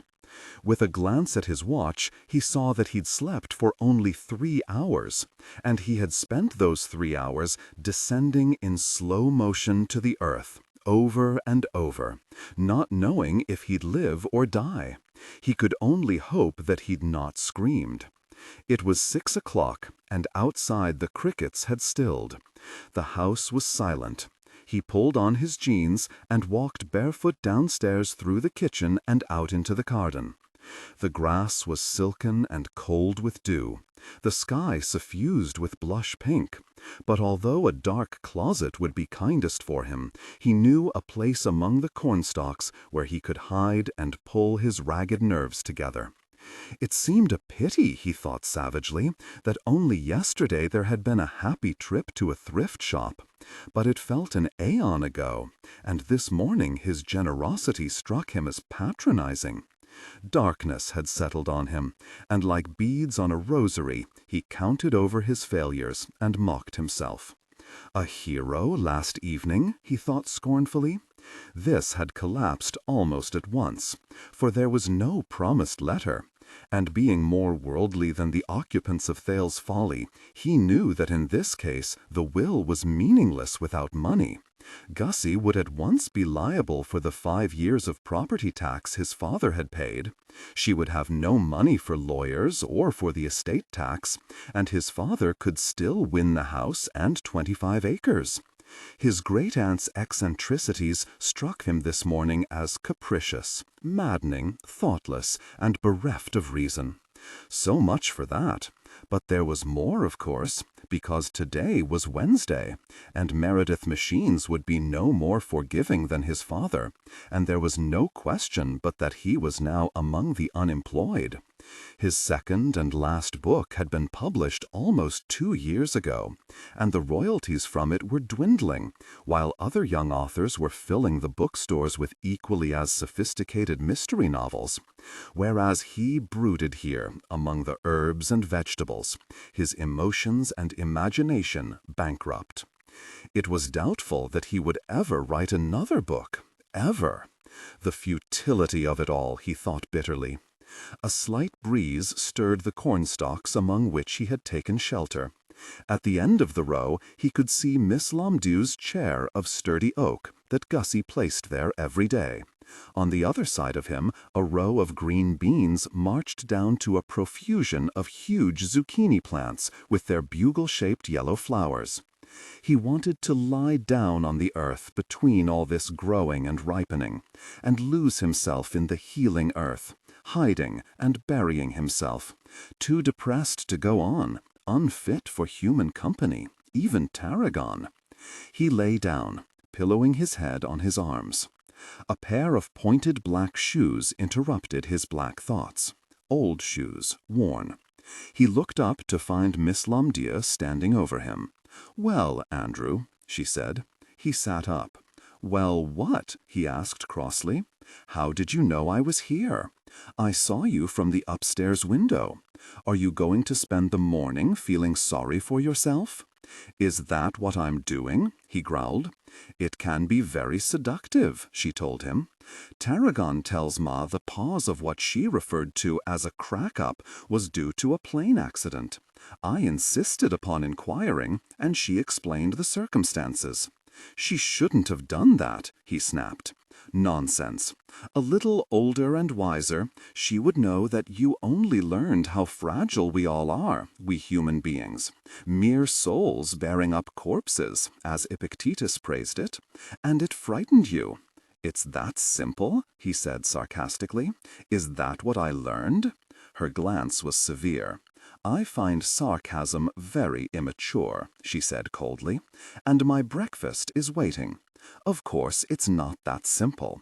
What it brings with it—" She hesitated. What follows such a crisis is a depressing and distressing disillusionment. Startled, he said, "With what?" "God," she said, and with her ironic smile and a flutter of chiffon, she was gone. God, he thought. God? She was, of course, a little mad. She had to be. He lay down again, and the sun, inching its way through the towering stalks of corn, dissipated the shadows and warmed the earth beneath him. Presently he fell asleep, this time without dreams. Whether it was the sense of a presence or the sun that woke him, when he opened his eyes again, it was to see a woman standing down near the zucchini, watching him. Salt and pepper hair pulled sternly into a ponytail, a handsome tanned face, baggy pants, and an old sweatshirt. Andrew sat up in astonishment. "You?" he gasped. She left the zucchini to join him and seated herself companionably on the earth beside him. He couldn't remember her ever doing anything so spontaneous before. She said, "You've entered my territory now, Andrew, so if your father learns we've met, you must remind him the agreement applied only to New York." She smiled at him. "Welcome to Tottsville, Andrew." "Agreement?" he stammered. "Tottsville?" "Well, you see," she said in the tangential way that he remembered, "your father acted so very embarrassed and secretive about a relative named Harriet Thale that early in our marriage I simply had to find out why." Andrew suddenly laughed. "You're serious?" It struck him as a joke of cosmic proportions. "You actually met her then? The shocking Aunt Harriet Thale?" She beamed at him cordially. "Met her and sneaked away from Manhattan as often as I could. And when I left your father, where else would any sensible fugitive come for solace?" "Orange marmalade!" he cried. "It was you! And you live—" She nodded. "Across the pond." This was almost too much to absorb at once. He supposed he was in shock at finding his long-gone mother here, of all places. "Pond," he repeated blankly. "The Bide-A-Week cottage," he said incredulously. "Does my father know? Good heavens, of course not." He stared at her wonderingly. He blurted out, "You look happy. You never looked happy before. I remember when I'd come home from summer camp or boarding school, you were always knitting, like Madame Defarge at the guillotine." She laughed. "And still knit," she told him. I design and knit outrageous sweaters that sell for outrageous prices in several boutiques in Pittsville, and when they're not selling, I paint houses." "You've become an artist," she looked amused. "No, Andrew, I climb up a ladder carrying a bucket of paint and a spray gun and brushes and paint a house. Manuel's wife and I are partners." When he looked stunned by this, she smiled. "I thought it time to see you, Andrew, and Miss Lumadew said I'd find you here. I've been here 4 days." "Yes, but when I learned on Saturday you were here, I didn't expect you to stay." He said ruefully, "I didn't expect to stay either." "Aha," said his mother, "Gussie's worked her magic, has she?" "Not at all," he said stiffly. "I had a fight with Father, and I'm out of a job now." "You can't be. I read your books," she told him, "both of them, eagerly." He felt inordinately pleased at this, and waited to hear her say that she had been very impressed, or had at least enjoyed them. When she only looked thoughtful, he said accusingly, "You didn't like them." "I was tremendously proud of you," she said warmly. "But didn't like them?" "You can be truthful. I can take it," he said. She laughed. "No author means that, Andrew. You're good. You wrote 2 very literary and erudite mystery novels, and you certainly caught the Manhattan life that your father gave you. Heaven only knows I'm an expert on that. And you solved the murders brilliantly." She hesitated. "It was the people, the characters in your books." She frowned. "I can't easily explain it, but—" he said uneasily. "All that, but what?" "The people in your books were sophisticated, but so brittle," she said. "They seemed very much alike, and I didn't like any of them. I worried about you, Andrew, that your life might be full of people like that, clever and witty, but not real. People who cast no shadows." Cast no shadows! He realized that he ought to be indignant hearing this, ought to defend his lost career, and certainly mention the 3 reviewers who had found his book so clever. The word virtuoso had even been mentioned. But he was remembering the one maverick review that described his characters as thin, as having emerged from the author's pen like cardboard figures given tiresomely flippant remarks to speak. He said ruefully, "I've been feeling lately that I cast no shadow myself." She leaned over and kissed him on the cheek. "Nonsense. You were the most affectionate and loving child anyone could have had. Do forgive us both, Andrew, but especially your father, because it's not you he's angry at, you know." "Then who?" "Me," she said simply. "Given the evidence that's in front of me, you. I begin to see that you'll never be another Horace Thale. In fact, I suspect you take after me, which must frustrate him terribly." She shook her head and sighed. "And once we were quite happy, you know." "In those bicycle repair shop days," he said dryly.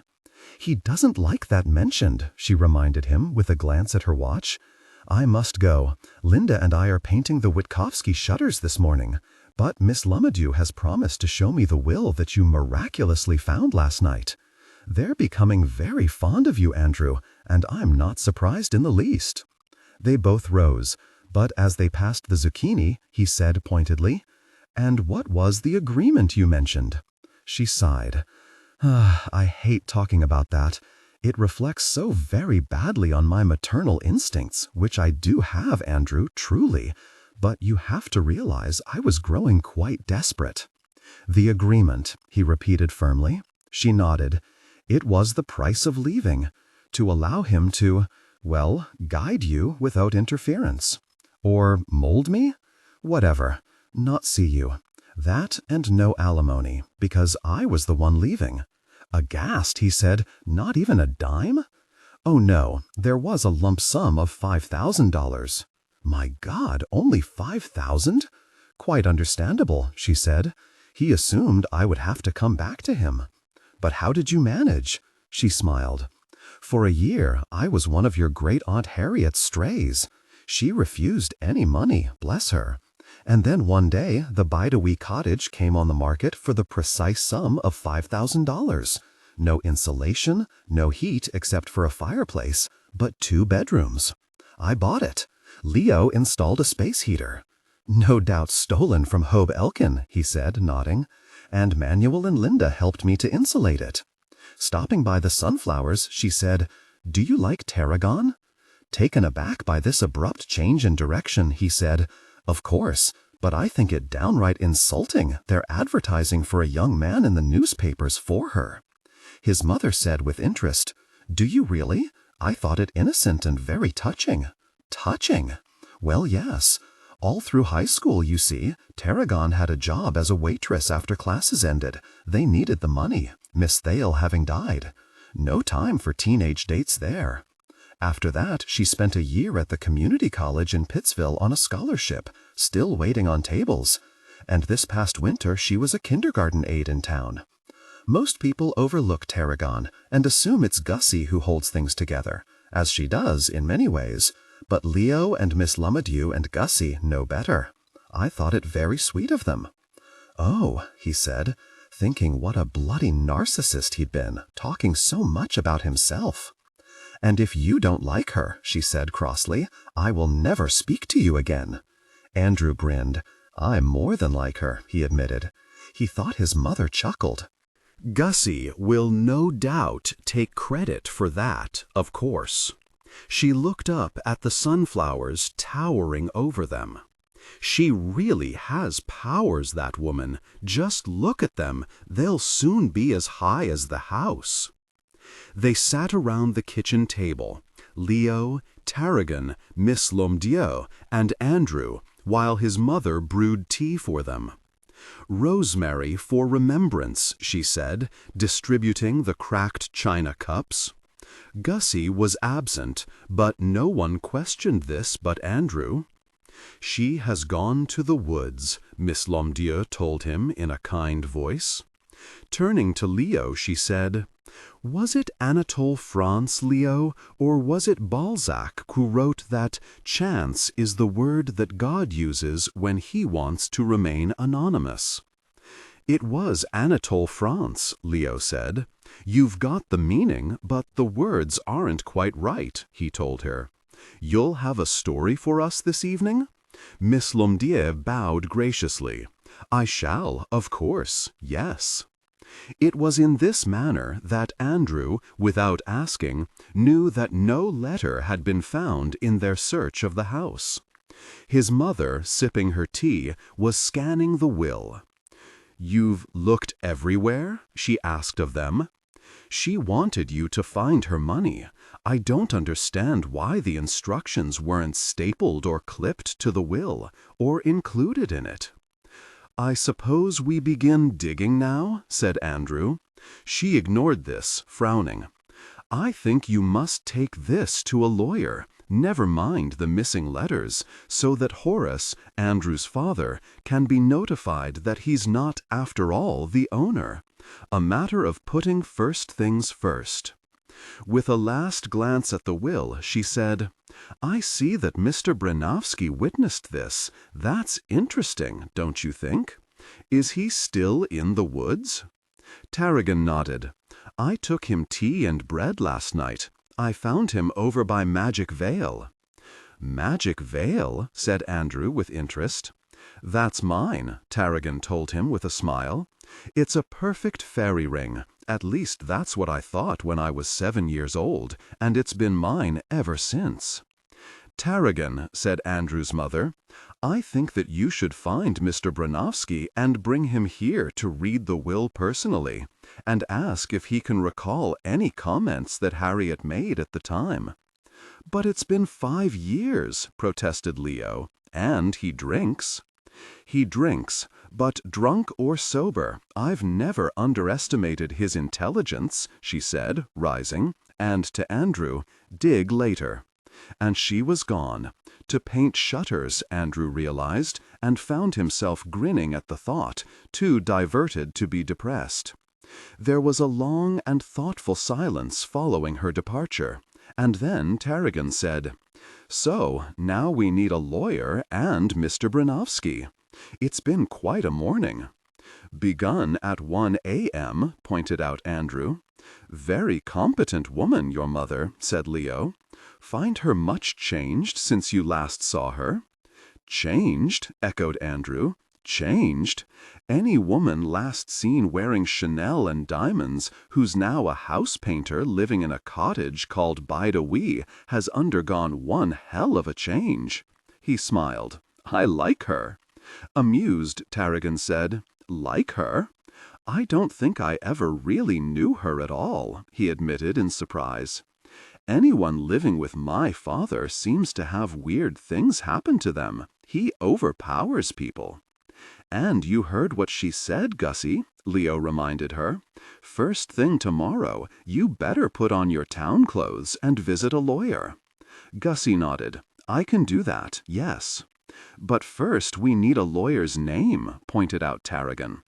"I'll pick the cucumbers for lunch, and then take the shortcut to the post office, and ask Artemis. He'll know who to see."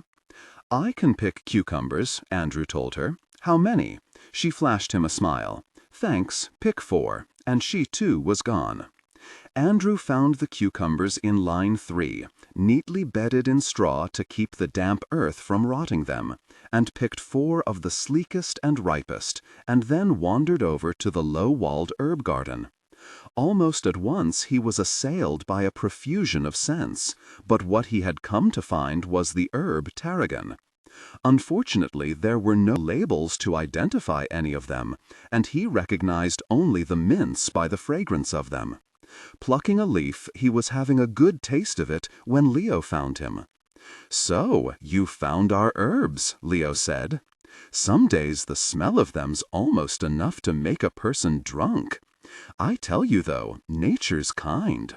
Most of them grow wild out in the woods and the meadows, ready for anybody's taking."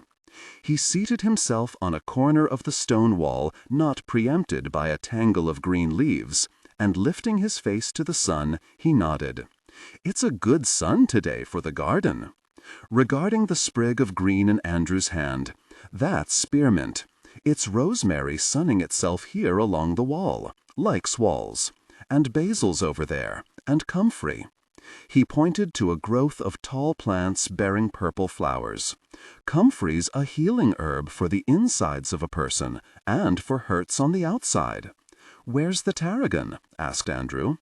"Ah," he said, "you're not talking of our tarragon, you want to see the herb.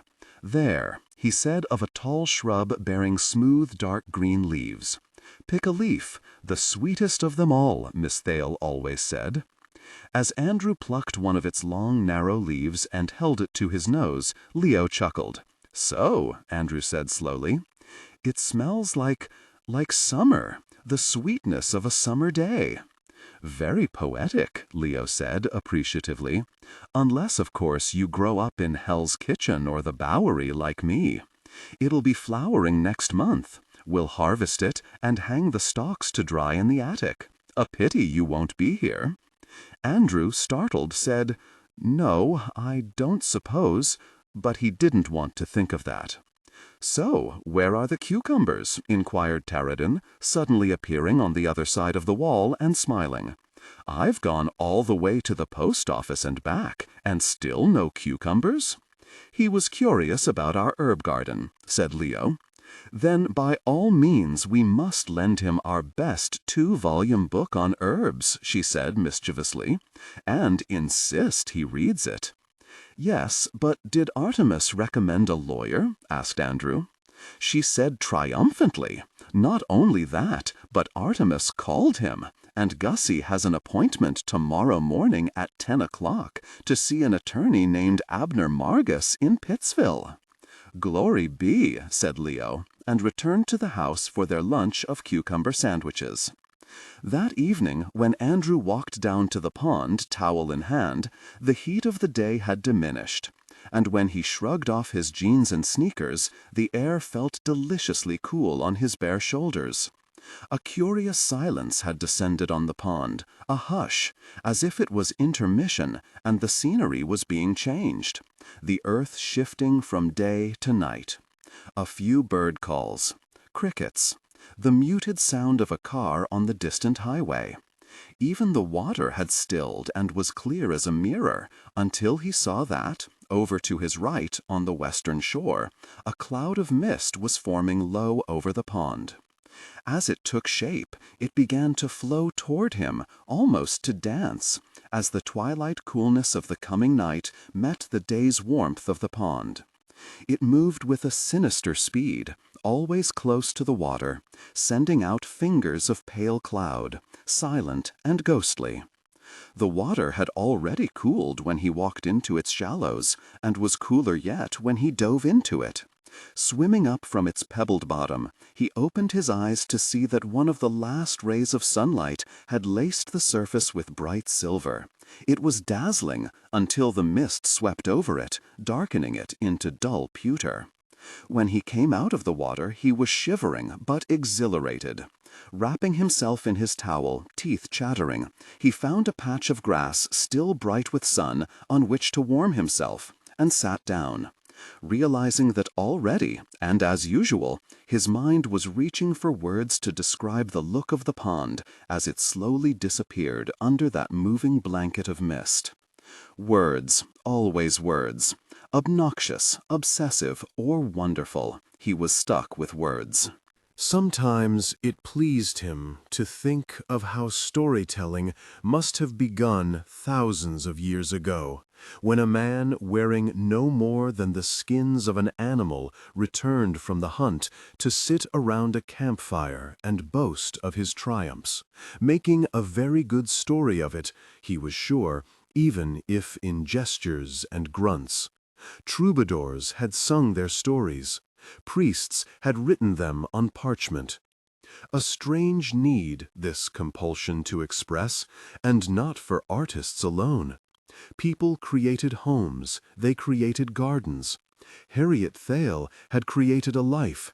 His father seemed intent on creating a fortune, but something deep inside of Andrew compelled him to create stories, and he knew that he would always feel incomplete, restless too, and deprived if he could never again lose himself utterly in the delicious excitement of entering a world carved out of imagination.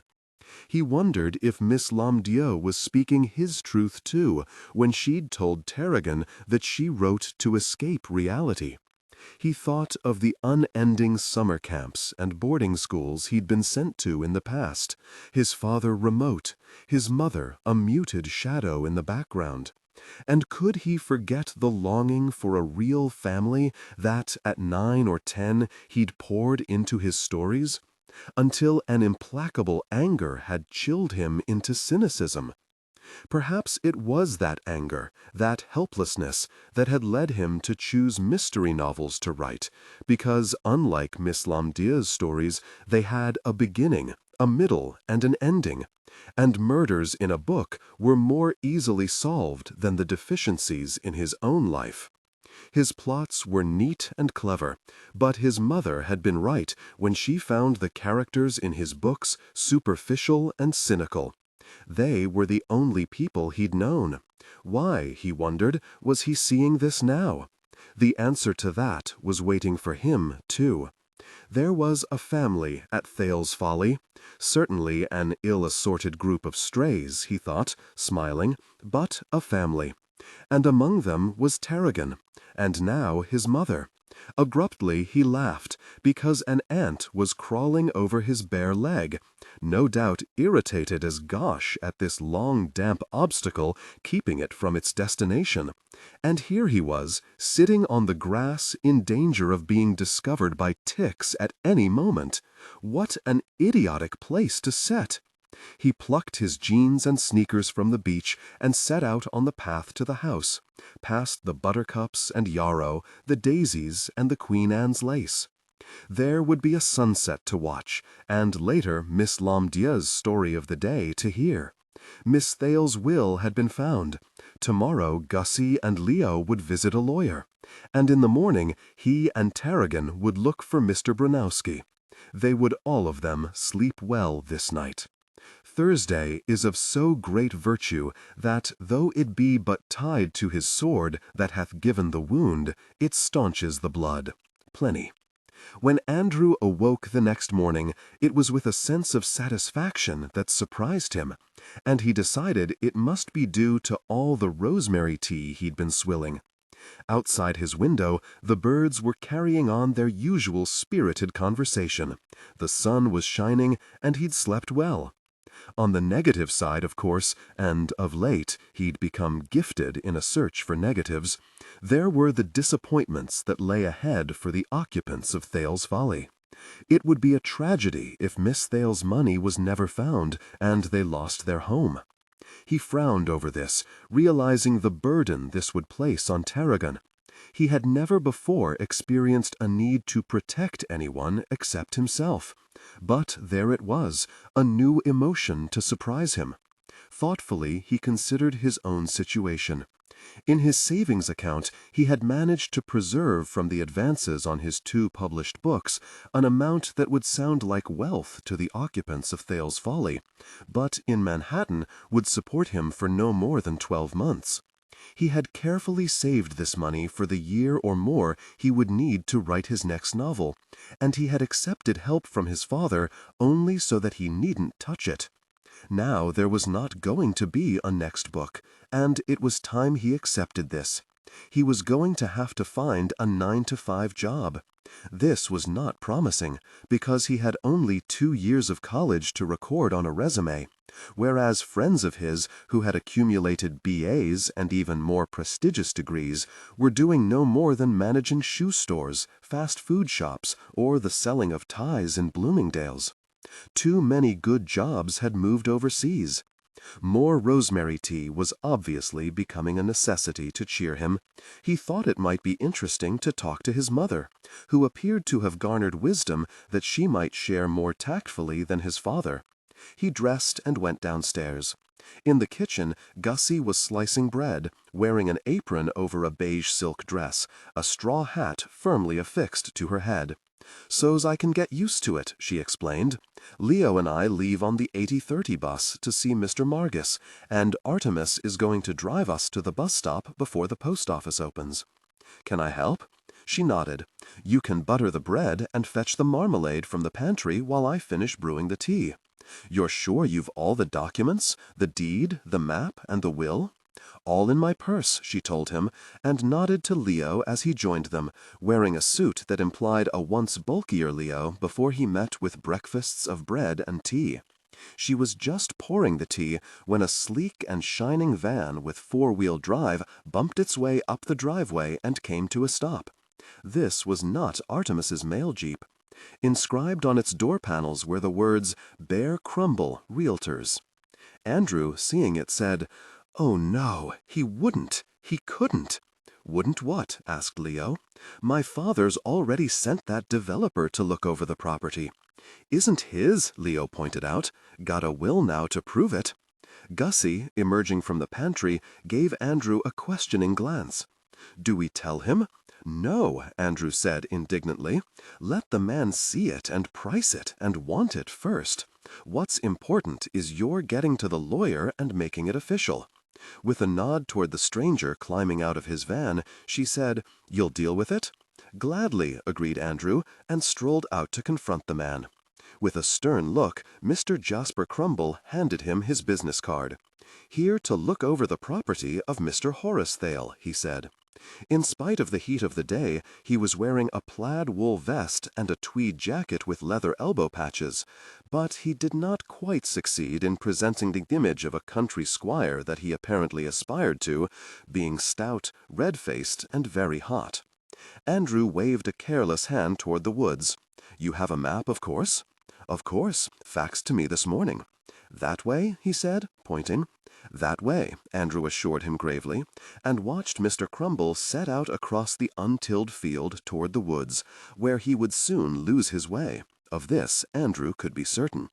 He returned to the kitchen in a cheerful mood, looking forward to the unpleasant surprise that lay in wait for Mr. Crumble of Bear Crumble, Realtors. Artemis arrived promptly in his mail jeep, and Gussie, nervously clutching her bag and adjusting her hat, was helped into the jeep. Once she and Leo had gone, it was necessary to establish Miss Lomdieu in her throne-like chair on the side porch before he and Tarragon could look for Mr. Branowski. And this meant equipping her with notebook and pen, several books, and a cup of hot sage tea. "Bring him back so he can't get away," she counseled them tartly. "It's Gussie who'll want to hear anything he has to say, and Mr. Branowski has a restless spirit." "Let's just hope we find him. I couldn't yesterday," pointed out Tarragon. And to Andrew, "Let's first try where you saw him boiling eggs. That's his favorite tree." "I take it you share my mother's faith in Mr. Branowski's memory," he said as they set out down the path. To be honest, no, after 5 years? But it's clever of your mother to think of it. You mean it inspires hope? I'm going to visit Bidewee tonight or tomorrow, but, Tarragon, can you think of anywhere my great-aunt could have buried her money? Some corner or place she was partial to? Bald Hill, for instance, or near Gussie's shrine? Tarragon shook her head. None of us can.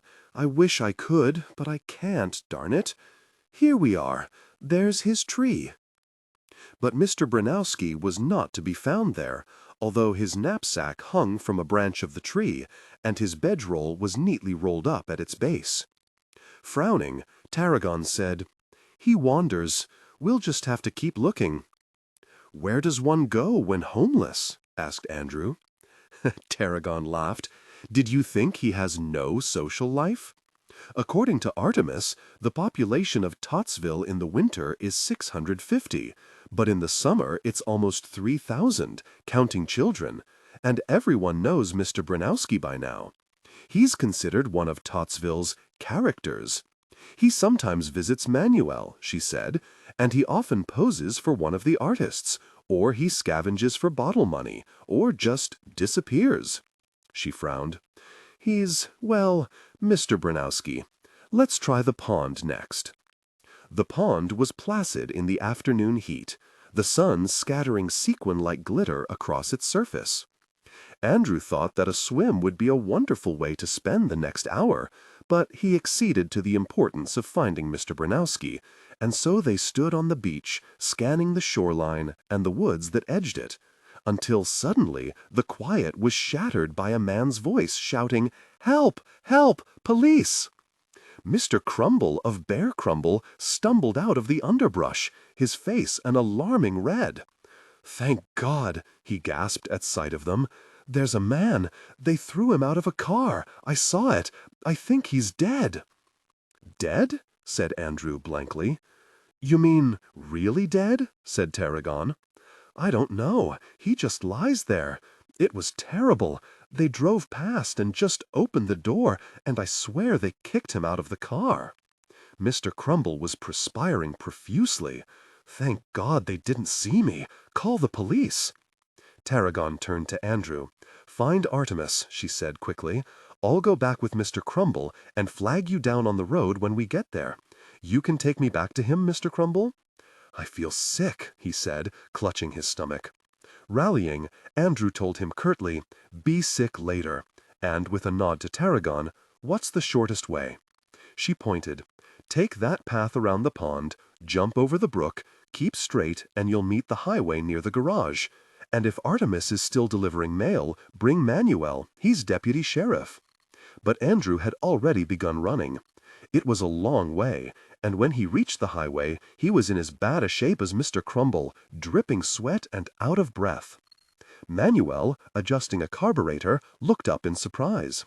"Dead man," panted Andrew. "Woods. Mr. Crumble, the realtor, found him. Says he was thrown out of a car." "Is that so?" Manuel said, and lifting his voice bellowed, "Junior! Junior!" Manuel Jr. emerged from the dark interior of the garage. "Yeah? What's up, Pop?" "Lock up the garage and find Artemis. Dead man in the woods."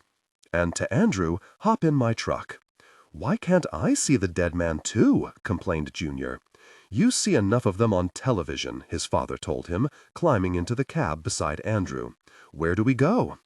"Tarragon said she'd flag us down when she finds the place." Manuel nodded, placed his foot on the accelerator, and they shot off with the speed of a catapult. Tarragon, just seating herself on a rock next to the road, waved at sight of them, and then vanished.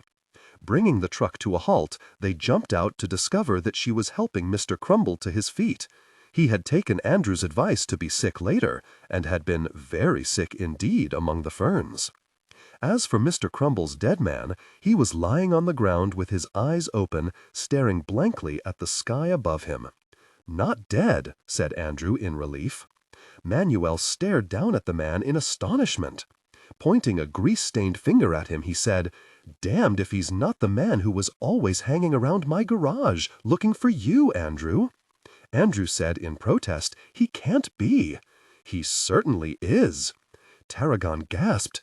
"Then he's the man who broke into—" At a warning glance from Manuel, she said weakly, "who wanted his raincoat."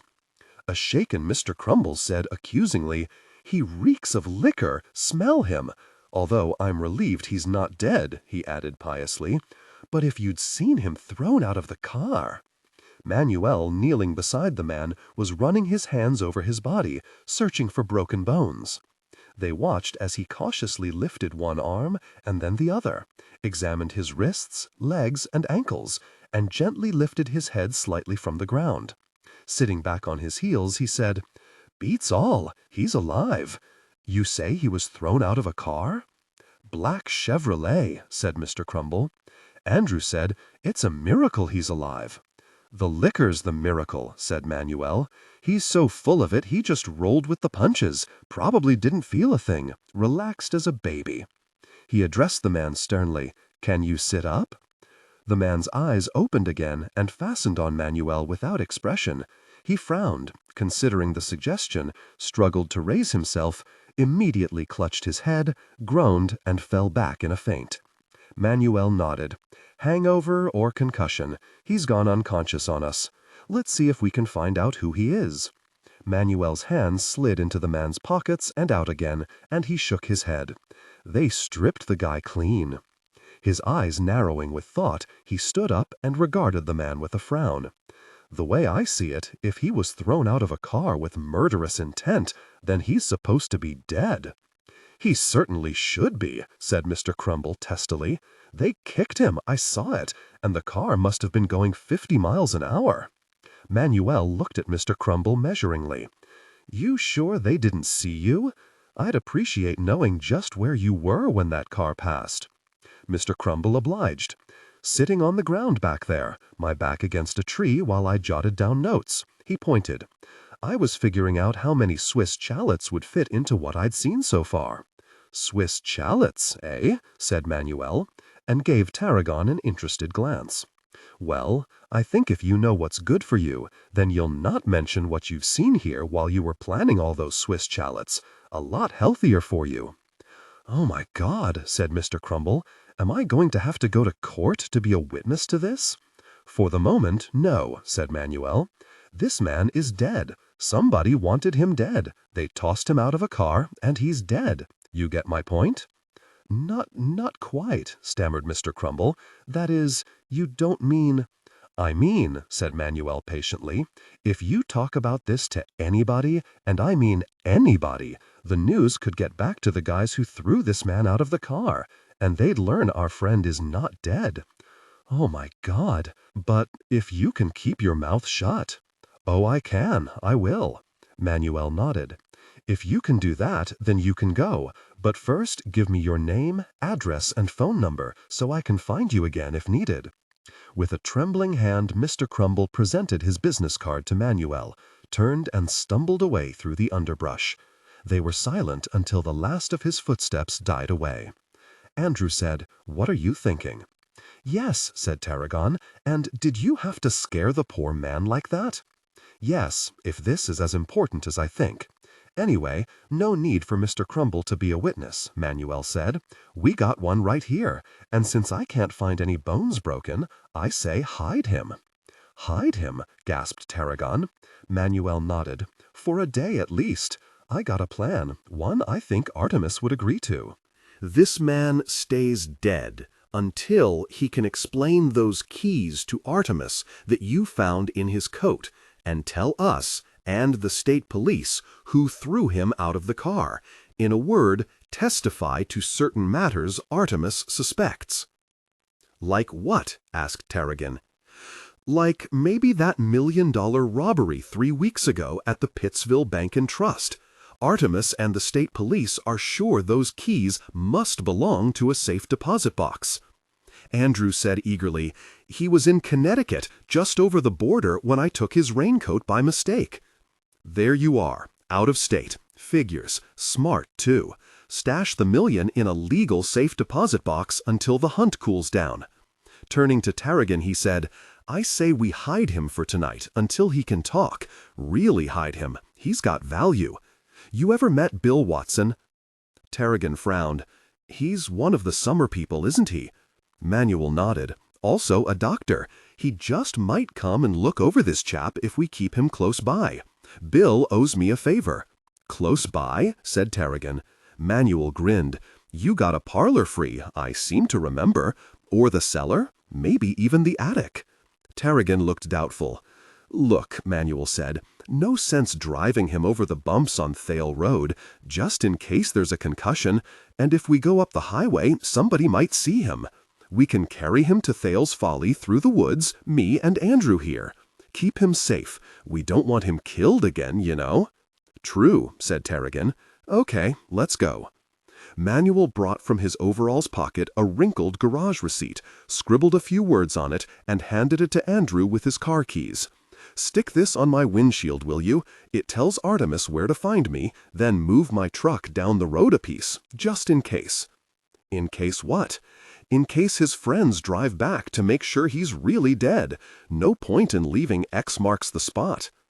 When this had been done, Manuel slung the victim over his broad shoulders, and they made their way slowly back through the woods to the house, Andrew clearing the lower branches of sumac to make way for him. Miss Lemegeu, still seated on the side porch, watched their approach with interest, mildly startled to see Manuel, and even more startled when she noted the burden he carried. Graciously she rose to open the screen door for them. "Drinking again, is he?" she said, and Andrew remembered they'd left her to look for Mr. Bronowski. Manuel headed for the kitchen table and deposited their mystery man among the remains of their breakfast. Miss Lemegeu, following them, said indignantly, "That's not Mr. Bronowski. You've got the wrong man." "This one's your burglar," Manuel said, and sat down to catch his breath. "He was thrown out of a car," Tarragon told her eagerly. "The real estate man, Mr. Crumble, actually saw it happen." Andrew, vigorously nodding his head, added, "And Manuel wants him hidden so they won't know he's still alive." "Doesn't look alive," said Miss Lemegeu, and with a sharp glance at Manuel, "Will someone get Manuel a drink of water before the poor man expires?" While this was being accomplished, she continued her inspection of the man. "Has a weak chin," she announced, "and a broken nose, too. Just the sort of man they'd throw out of a car. Bungled the job, didn't he? Where do you plan to put him?" "Cellar," suggested Manuel. "Nothing in the cellar to lay him on," said Miss Lemegeu. "Try the sofa in the parlor. Nobody goes there. But open the windows. He smells to high heaven of whiskey." The sliding doors to the parlor were opened. The room was stifling and smelled of mothballs. There was a Persian rug on the floor and a mantel displaying a collection of china angels, but no chair looked comfortable, and after one glance at the sofa, with its ornately carved arms and brocade, they placed the man on the floor. Andrew found a cushion to put under his head and struggled to open 2 stubborn windows. They left him, closing the parlor doors carefully behind them until Artemis could join them. He arrived 10 minutes later. "Same man, is he?" was his first question. "Same man." Artemis nodded. "That does it. It has to be a local job, or they'd have been a hell of a lot more imaginative about where to dump him. They needed woods? No woods in Pittsville. Tottsville has woods? They brought him to Tottsville. Who did?" "He'll tell us," Artemis said, nodding at the man on the floor. "I've got my own suspicions, but suspicions don't count in a courtroom. Dear God, but he reeks." "It's my opinion," said Manuel, "they not only filled his insides with whiskey, but poured it over him. It's thanks to what was inside him he landed like a cat." "Which may occur to them, too," mused Artemis, frowning. "I've got a friend on the Pittsville Gazette, Tom Bower. I might just ask him to put a line or two in the newspaper tomorrow, reporting an unidentified dead man found in these woods. That should reassure his killers." This was agreed upon.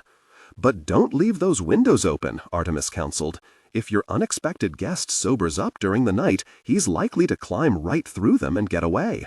I'll be back first thing in the morning to take a statement from him. He should be alert by then." The windows were closed and locked, and their mystery man was left to regain his sobriety among the China angels.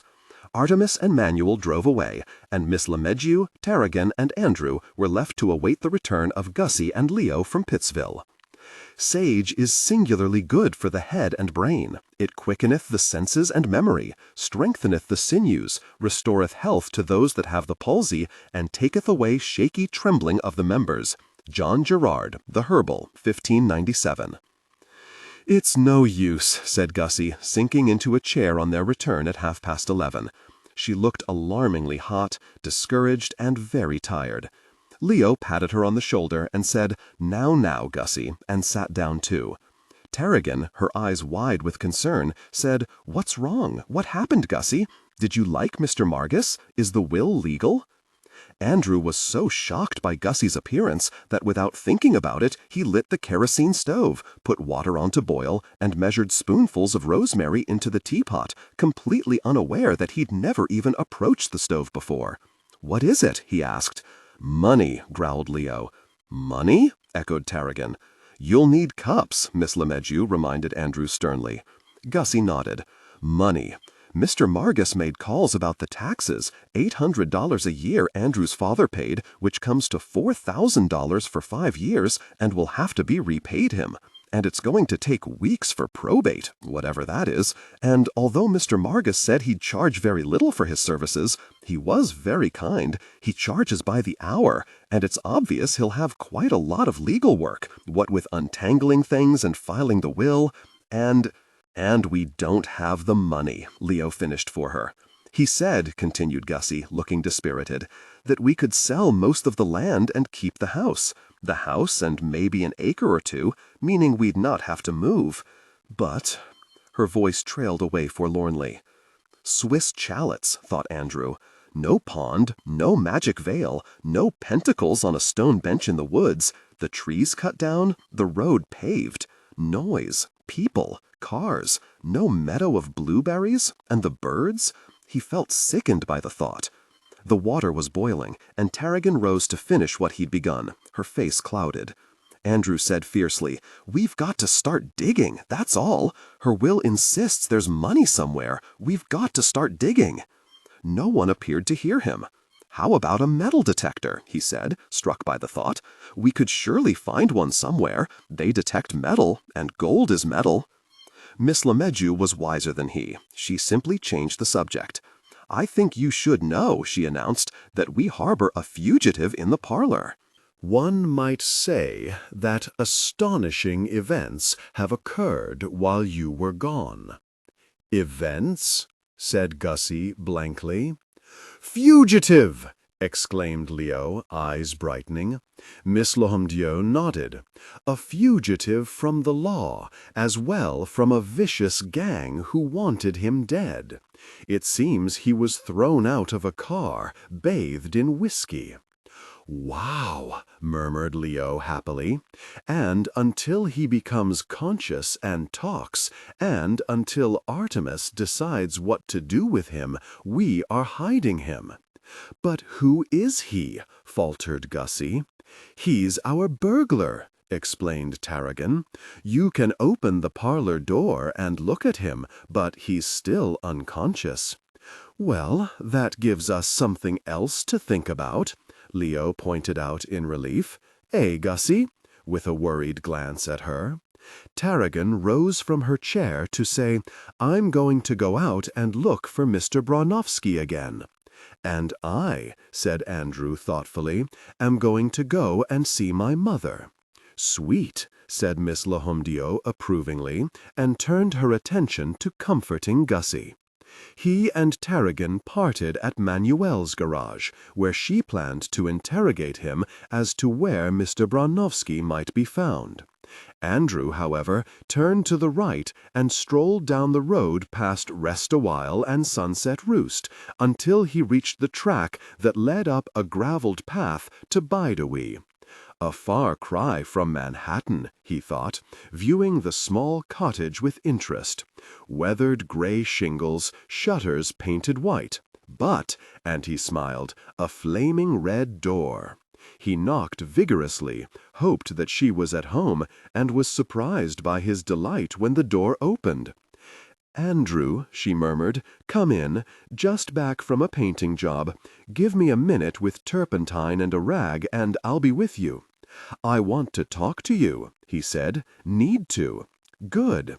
She pointed to a tiny kitchen. "There's iced tea in the refrigerator. You can pour us 2 glasses. But Andrew was staring at the living room, which was outrageously colorful. A purple ceiling with 3 fake white beams, a peacock chair painted orange, a barrel chair painted yellow, a fireplace with a wood stove in front of it, whose pipe went up the chimney, a tubular metal structure in one corner, filled with skeins of bright wool, a sagging couch and a table next to the window overlooking the lake, on which she apparently drew her sweater designs. "Awesome," he said, looking around him. "Really wild." She emerged from the kitchen wiping her hands on a rag, and seeing that he'd not approached the refrigerator, she went back and returned with 2 glasses of iced tea. "No more Bloomingdale's," she said with a smile. "Garage sales, flea markets, and thrift shops. Have a seat, Andrew." He said, "Gussie and Leo saw the lawyer this morning." She nodded. "I saw them waiting for the bus." "And came home terribly discouraged. There are lawyer fees, probate fees, inheritance taxes, my father to repay, and little hope of finding Miss Thale's money. The lawyers suggested a solution. He pointed out they could sell 22 or 23 acres and still keep the house."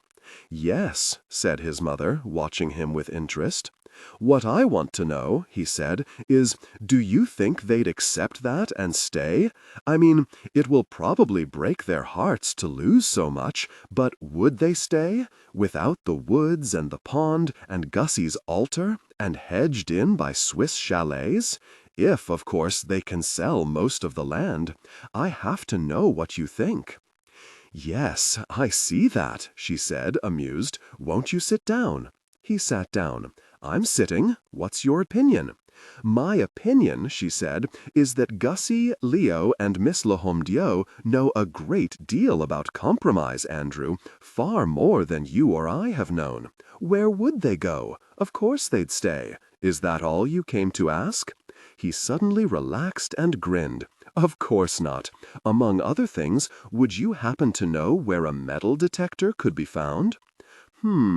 She murmured. "Brown's Rent-A-Tool would probably have one, but there's more on your mind than that, isn't there?" When he nodded sheepishly, she smiled. "I thought so." "You've become psychic," he told her, and proceeded to explain exactly what was on his mind, in detail.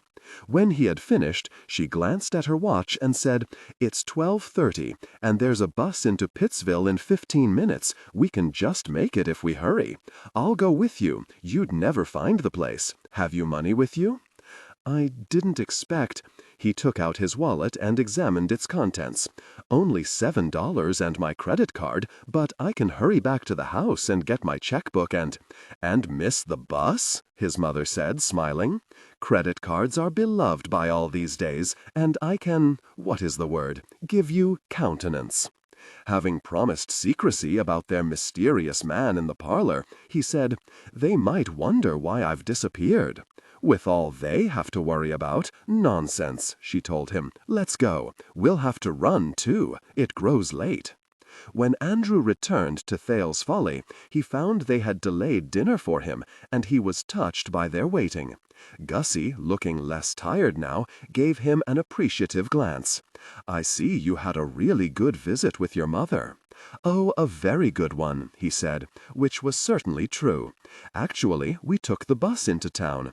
I've rented a metal detector. It's outside on the porch."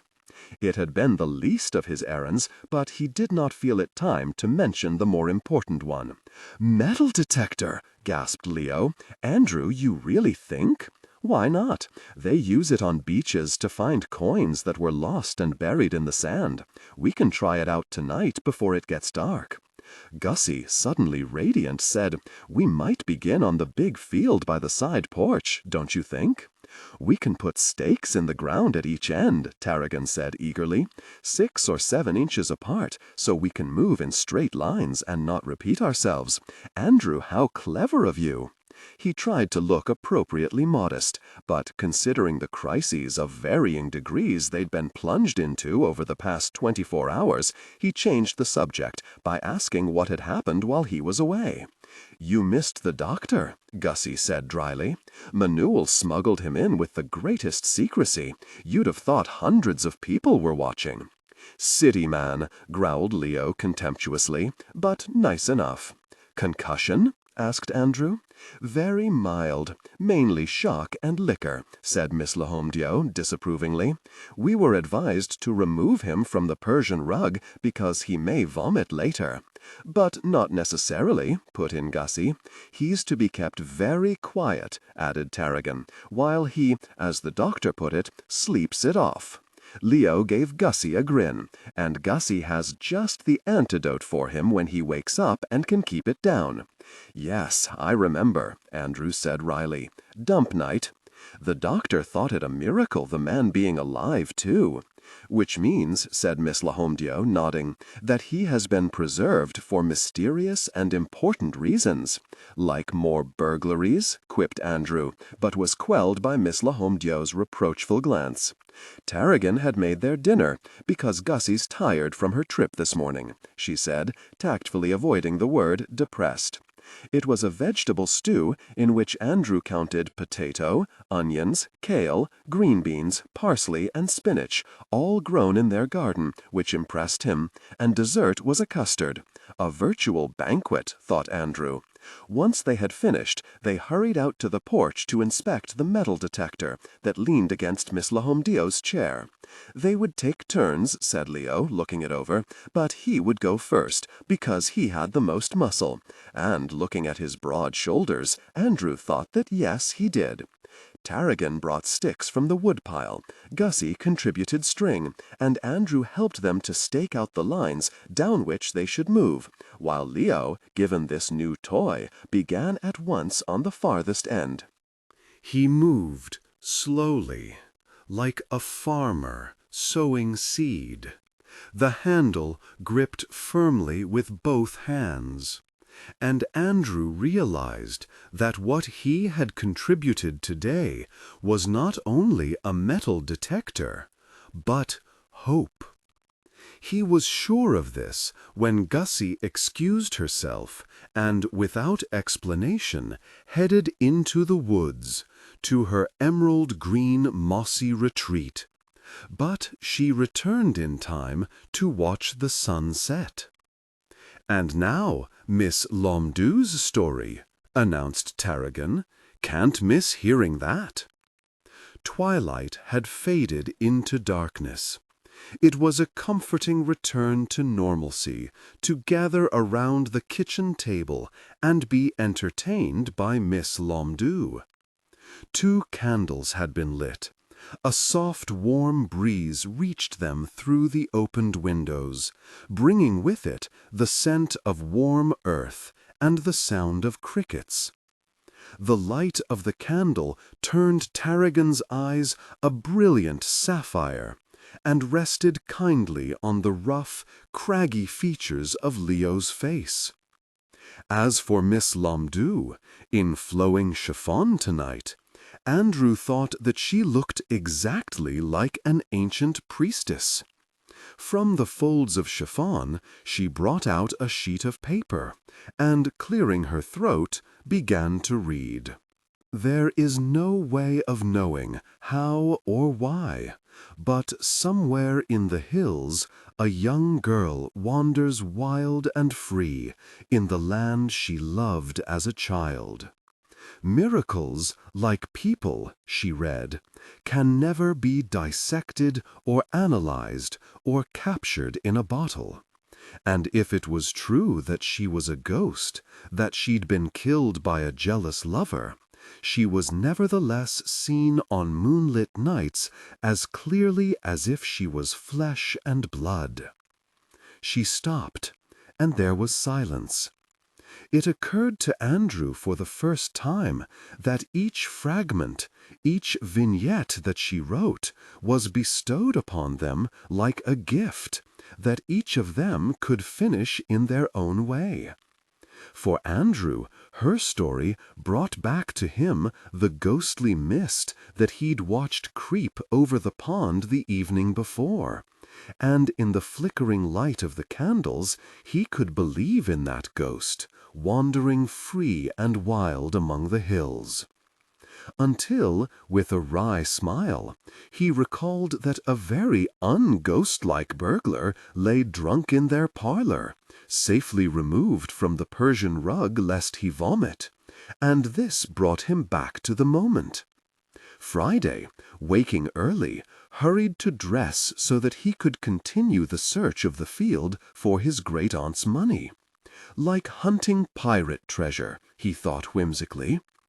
It was just 6 o'clock when he tiptoed up the hall to the rarely used front staircase and descended to quietly open one of the sliding doors to the parlor and see how their burglar had fared during the night. He was surprised to see that Leo was fast asleep on the sofa, while their mystery man, still on the floor, snored loudly. Closing the door, Andrew walked down the hall into the kitchen and found Artemis seated at the table with a thermos in front of him, his mail jeep visible beyond the open door. He nodded companionably at Andrew. "Brought coffee with me, not being herbal. Care for a cup?" "I'd love some," Andrew said fervently, "but you're certainly early." Artemis poured his thick, fragrant, steaming brew into a china cup and handed it to him. "I'll be waking up the chap in the parlor shortly. I'm here to tape record a statement from him before I go to work. If he talks, and says what I hope he'll say, there'll be some arrests by the state police today. After that, your overnight guest will be tucked away in jail as a witness." With a nod toward the open door, he added, "Gussie let me in. She's doing whatever witches do in the woods." "Curious," Andrew said. "You really believe, then, that she's a witch?" Artemis considered this seriously. "One has to admit, she knows things." "Like what?" asked Andrew, sipping coffee he'd not tasted for 5 days. Artemis chuckled. "You've seen her sunflowers, and even in a drought it's spooky how her vegetables thrive. She certainly saved Mr. Branowski when he had pneumonia, and the Pittsville doctor said he was a goner. It's a strange power she seems to have." "You do think she's a witch, then?" "I look at it this way," Artemis said thoughtfully. "I'm not good with words, but she has, well, I'd call it an uncanny connection, a kinship with nature. That's as far as I'd go. But your great-aunt, Miss Thale, said Gussie comes from a long line of such people, probably burned at the stake in the old days. So she's inherited whatever it is." He frowned. "Which is why I hate very much this news about losing the house, woods, and pond to Swiss chalets. I think Miss Gussie Peace would just fade away." "I think so, too," said Andrew. Artemis put down his cup of coffee and brought out a thick notebook, a pen, and his tape recorder. "Time to get to work. Strictly private. Leo have to leave the parlor. He stayed the night there." Artemis disappeared, and Leo appeared, and volunteered to make breakfast while Andrew advanced their work on the field with the metal detector. When he came in again, Gussie had returned from the woods, breakfast was waiting, and Miss Lomdu was making a stately entrance, followed by Tarragon. "Half the field's been gone over now, nothing yet," he said, wiping the sweat from his forehead. "Going to be another hot day." "We could finish the field by noon, couldn't we?" asked Tarragon. "If we still find nothing, we can start on the front, and then around the side porch and—" She made a face at what she was saying and retrenched. "We're sure to find it, and I insist on detecting next before I go look for Mr. Branowski again." "No clues yesterday?" asked Andrew. She shook her head. "Nobody's even seen him." They looked up as Artemis walked into the kitchen carrying his tape recorder and looking pleased. "He's talked," he told them. "Name's Albert Griggs, left New York City 6 weeks ago and ended up jobless in Pittsville."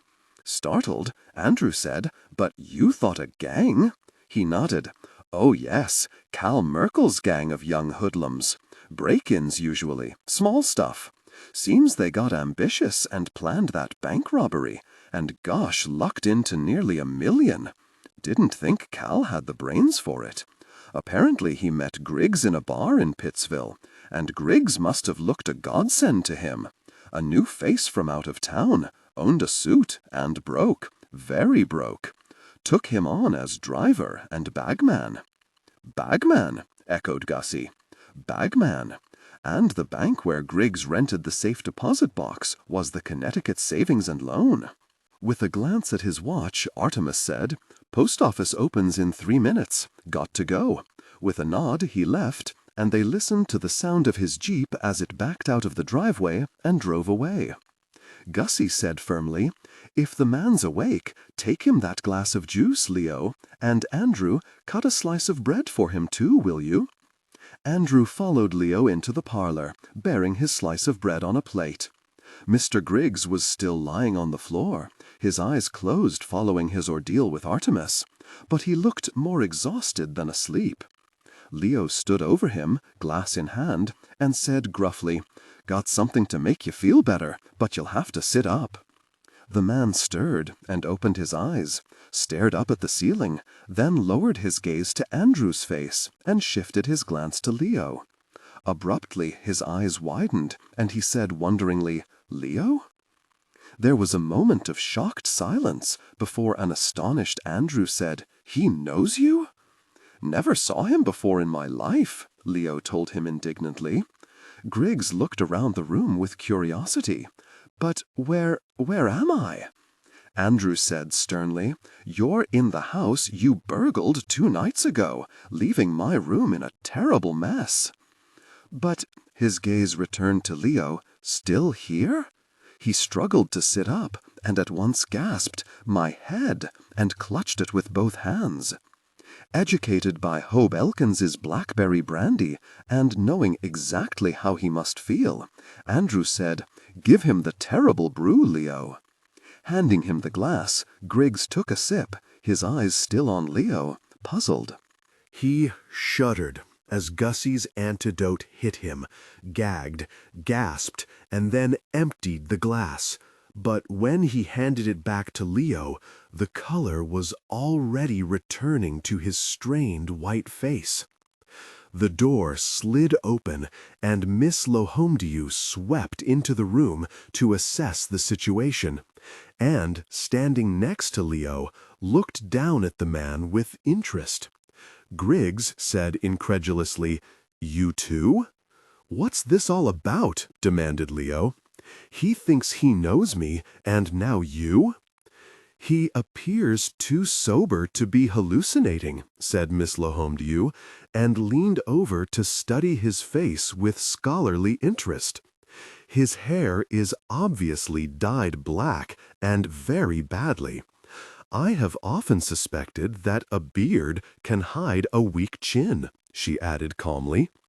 "If you picture him with a beard and a mustache, Leo, a very sweeping mustache, and the nose not broken. Look at his eyes, Leo, and those eyebrows and cheekbones." Leo stared at the man, scowling, and abruptly said, "Goodness, not Hamlet?" Mr. Griggs groaned. "A man whom fortune hath cruelly scratched." "Taming of the Shrew," said Miss Lahomdew, nodding. "Definitely Hamlet," and added gently, "Welcome to Thale's Folly, Hamlet." Andrew decided they had both gone a little mad until he saw the tears running down the man's cheeks. "I left New York, desperate to find you," he gasped.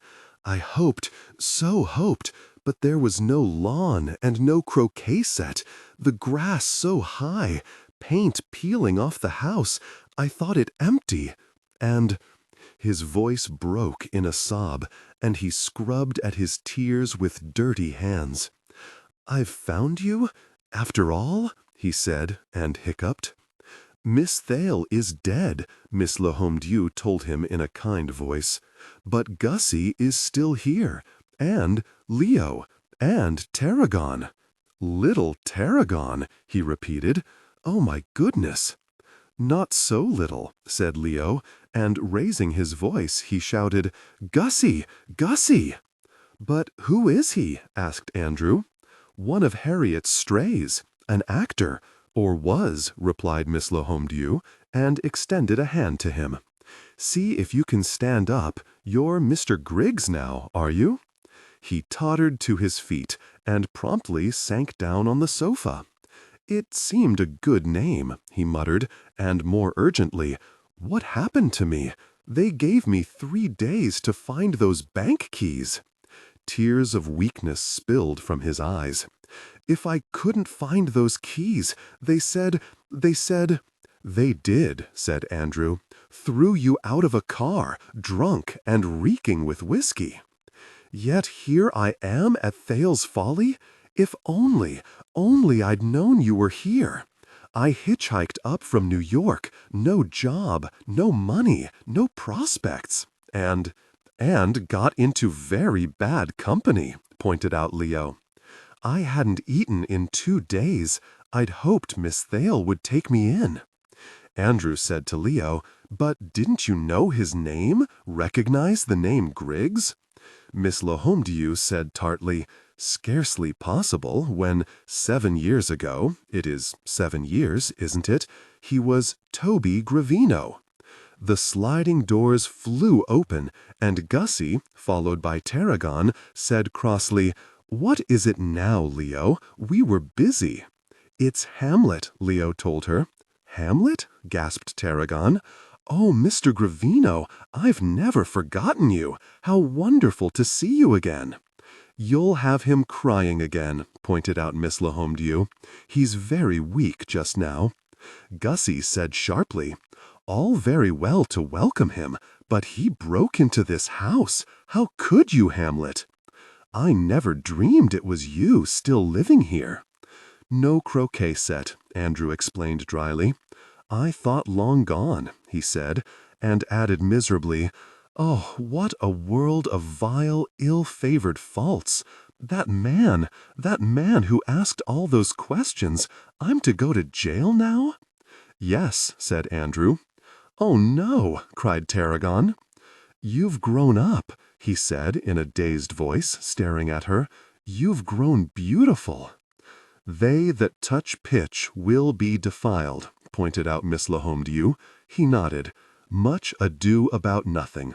Yes, of course, to jail I must go. A new experience for me at least. There's small choice in rotten apples, but, the inaudible and noiseless foot of time." Tarragon grinned at Andrew mischievously. "Mr. Gravino is how I learned Shakespeare. He hasn't changed a bit." "Yes, he fairly drips it," said Andrew. "What do we do now?" "I know what I do," said Gussie. "It's my turn to run the machine over the field. 2 more rows to do, and if that thing," with a glance at Hamlet, "doesn't find you-know-what, we'll know nothing is buried there, unfortunately." "Lawn mowing, is it?" said Hamlet. "Give me an hour or 2, and I'll help. Penance," he added. a trifle frail just now, but if I'm to sit in a jail cell for weeks, to be imprisoned in the viewless winds and blown with restless violence round about the pendant world. Gussie patted him on the shoulder. Just rest, Mr. Gravino, and enjoy being alive. What you need is some red clover tea to clear your system of poisons. The side field was finished by 1 o'clock in the afternoon and yielded nothing. The metal detector gave no tug or pull to signal a companion metal in the earth. Leo and Gussie took turns consoling their prisoner in the parlor. Following lunch, Andrew took a stroll down Thale Road and was gratified by what he found, but said nothing of what he'd seen. That had to come later, but he felt almost shy about it. At 3 o'clock, a state police car drew up to the house, and 2 officers brought out Mr. Gravino Griggs in handcuffs, but this Andrew didn't see, for he had been running the metal detector down the path to the pond, where he stole a brief swim to cool off. Tarragon reported to him later that both Gussie and Leo had followed the police to the car, explaining to them, or trying to, that Mr. Griggs was a very fine actor and well known to them, but had been too poor to resist bad company. "Ask Artemis," were Leo's final words to them. "Tell them he's Hamlet, very. He'll remember." But Artemis, of course, was delivering the mail on his afternoon rounds. The rows between the vegetables were walked through with the detector, and the ground between the house and the road were swept. Hot, tired, and exhausted, they at last gave up their search, and at 6 o'clock returned to the kitchen, where Tarragon made cucumber and tomato sandwiches for them. But no one touched their supper. "We've covered every inch," Gussie said in a discouraged voice. "Except for the woods, but I cannot imagine." "We can't try the woods," Leo said firmly. "Absolutely not. She'd never have buried anything in the woods." "She could have if she'd left a map," pointed out Gussie. And with a sigh, "We have to give up. Have to."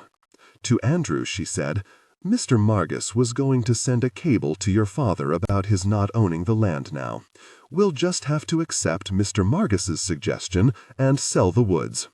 You think your father would be interested in buying 22 or 23 acres?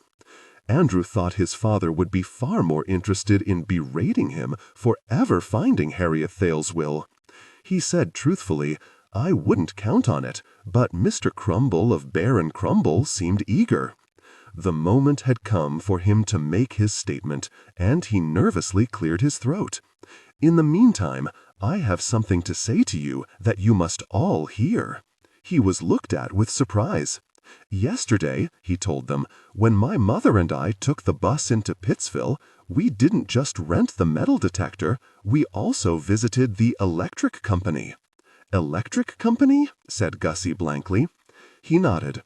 'To ask the cost of reconnecting your house with electricity, which, considering what I still have in my savings account in the bank, is affordable for me. And this afternoon, as promised, there were 2 men down on Thale Road checking the lines and also the poles for termites.' 'Lines? Poles?' said Miss Lahomedieu, frowning. 'Termites?' 'Oh,' gasped Tarragon. 'Oh, Andrew.' 'It may take as long as a week,' he explained, 'but you'll have electricity very soon for the winter, and the oil tank filled, too, for at least 1 year, which should give you time to, well, find the right buyer for the land, if it's necessary, seeing how there's no money.' Gussie had heard him out and now said fiercely, 'We don't take charity, Andrew. You hear me? We do not accept charity.' On stronger ground now, Andrew smiled. 'But it's not charity, Gussie. It's a bribe. Actually, it's blackmail.' 'Blackmail?' exclaimed Gussie. 'Yes, because you'll have to take me along with the electricity. I want to stay here with you for that 1 year, Gussie. I may never write another book again, but I'm growing more and more cheerful by the day. It's good for me here.' Hot baths, murmured Miss Lomdio. No outhouse, said Leo in a startled voice. Or pouring water into the tank of the toilet to flush it. Well, Andrew, said Miss Lomdio, looking pleased. And we also get Andrew, pointed out Tarragon, beaming at him. Yes, me, he said, grinning back at her. Well, Gussie? Gussie turned her back on them. Leo, she said gruffly, you haven't lighted the stove. We've no tea for our sandwiches, and here we are, all sitting around like bumps on a log. As for you, Andrew— She stopped, and when she turned to him, he saw there were tears in her eyes. As for you, Andrew, she said, we need 4 tomatoes for breakfast juice, and bless you, Andrew. Immediately she brought out a loaf of bread from the drawer and began feverishly slicing it. Andrew made a hasty retreat before he burdened them with any more gratitude, and, closing the screen door behind him, he headed for the tomatoes, quite aware that tomatoes were needed no more than the bread that Gussie was slicing. Tarragon, following him, said, Andrew, can you afford such generosity? It's not generous, he told her firmly. I can live here much more cheaply than in Manhattan. You wouldn't believe the rent on a studio apartment. And there'll be a job for me somewhere in Pittsville. It's an investment, that's all. She leaned over and impulsively kissed him on the cheek. Thank you, she said, and without thinking, Andrew's arms went around her. Refusing her cheek, his lips fastened on hers, and he kissed her so soundly that when they drew apart, both of them were flushed and breathless. Oh, she gasped. Should I apologize? Don't you dare, she told him. But I've only known you 6 days, he said. You're young and inexperienced, very. With men, surely. You've just given me an experience, she pointed out. You kissed me. I liked it.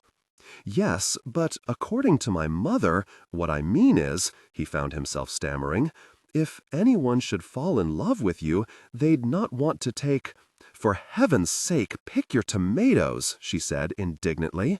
You sound like someone out of a Victorian novel, Andrew. I feel like one, very, he shot back at her. I can assure you it's new for me, but I have the most ridiculous interest in doing what's honorable.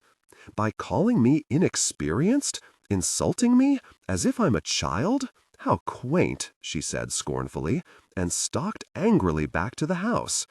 He stared after her, feeling a fool, and yet furious that she couldn't understand how many girls he'd kissed without the slightest desire to be protective or, well, honorable. He supposed he ought to explain, except that he was sure that he'd bungle this too. He turned and saw that his mother was standing at the edge of the path, looking amused.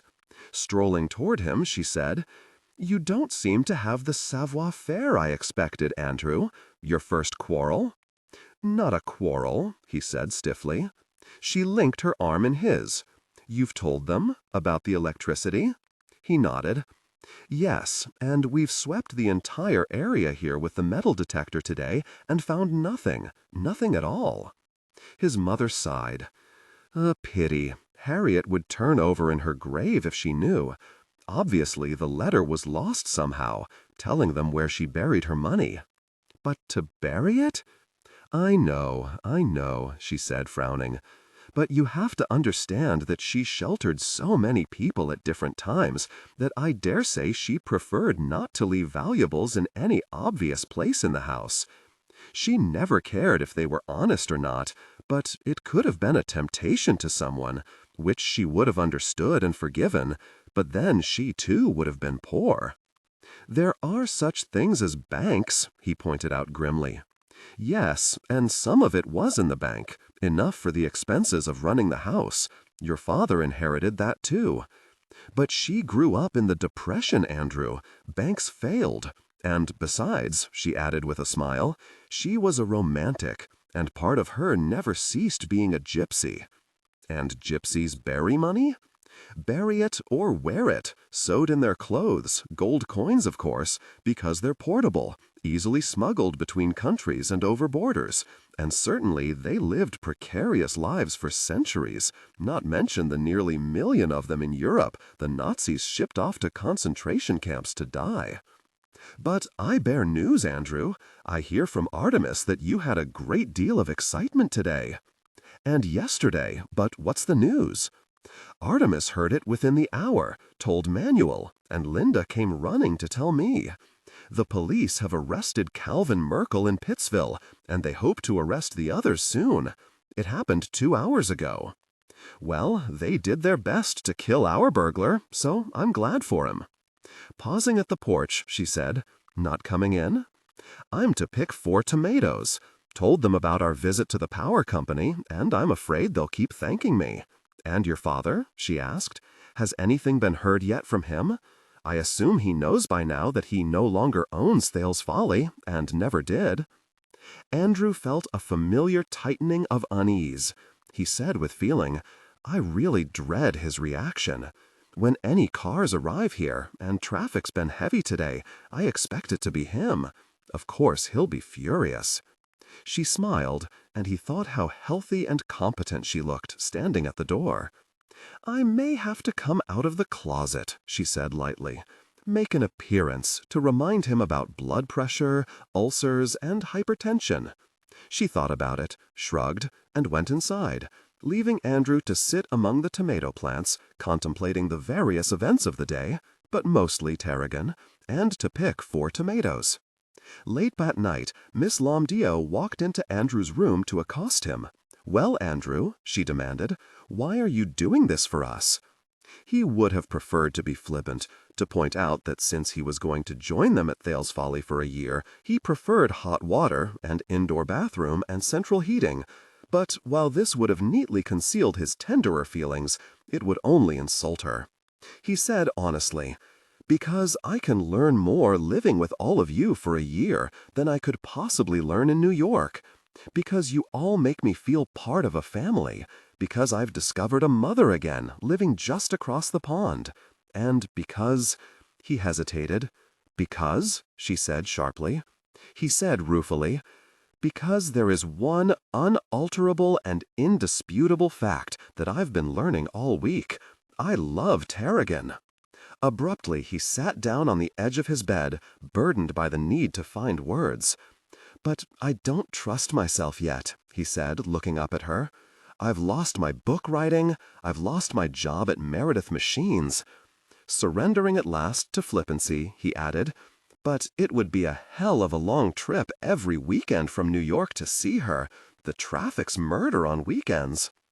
"Ah," murmured Miss Lomdio, nodding, and with regal grace, looking satisfied and very pleased, she left him, closing the door behind her. Saturday, when Andrew came downstairs, Tarragon was alone in the kitchen, seated quietly at the long table with her hands folded and her face thoughtful. Glancing up, she said, "There was a sort of conference last night while you were out looking for Mr. Branowski." He said quickly, "I didn't find him." She nodded. "Nobody has found him. The conference was not exactly a happy one," she said. "They've decided to fully accept the fact there'll be no money to keep the woods and the pond." She added politely, "You've made it easier for them to accept this, Andrew, and they'd like you to know this, that at least they'll be comfortable now, with heat and light." "But comfort," he said, "is small comfort for the loss of the woods and the pond." He sat down across the table from her. "No wonder you look sad." And considerably humbled, he said, "Look here, I need to say I'm sorry, Tarragon, about what I so clumsily said yesterday. It isn't true, either, because you have experience in the one thing I know least about, and the most important." She frowned. "What's that?" "Love," he said. "You live with it, whereas I grew up full of anger and resentment and missed that." He reached out his hand. "Friends again?" "Of course," she said, "but you do seem inarticulate at times." "I write better than I talk," he told her. "It's why I write, or used to." She laughed and reached across the table and grasped his hand. And then, "Tea," she said, releasing it and jumping up. "Chamomile?" "No, St. John's wort." It was an ancient belief that St. John's wort was so obnoxious to evil spirits that a whiff of it would cause them to fly away. "We have evil spirits?" he quipped. She didn't smile. "There's more," she said. "Your mother's just left. She came to tell me that everyone's worried now about Mr. Branowski. On his mail deliveries, Artemis has been asking everyone if they've seen him, and he seems to have just disappeared. Your mother came to say that Manuel's wife, Linda, is going to begin calling hospitals this morning." Andrew frowned. "But his knapsack still hangs from his tree?" She nodded, untouched. "You said he drinks," he pointed out. "He's what Manuel calls a binge drinker. Remarkably sober for weeks, and then a binge, but always in Tottsville, where people can find him. Yet nobody's seen him, drunk or sober, since Wednesday. He could have been hit by a car, or have had a heart attack and be lying somewhere in the woods." "But you've searched the woods," he said. "Every day. But there are other woods." She sighed. "He's such a dear old man. Even the summer children are fond of him. Manuel swears he chose the kind of life he lives, just got fed up and took to the road." "Where does he go when he leaves Tottsville?" "He always leaves the 1st of September, like clockwork. We think he heads to Georgia for the winter. Linda likes to think he has a son or daughter there, or grandchildren, or someone, but no one knows." Andrew said, "I was going to take the metal detector back to Pittsville this morning, but if I can help—" "You might as well go. You don't even know what he looks like, except from the rear," she reminded him. "Manuel's garage is closed on Saturdays." "I know," he said with a smile. "I arrived on a Saturday." Only a week ago, he thought, and shook his head at how preposterous that felt now. "And he's rounding up some eager teenagers to search. Tottsville has 2 other ponds back in the woods where the summer people live, and lots of woods."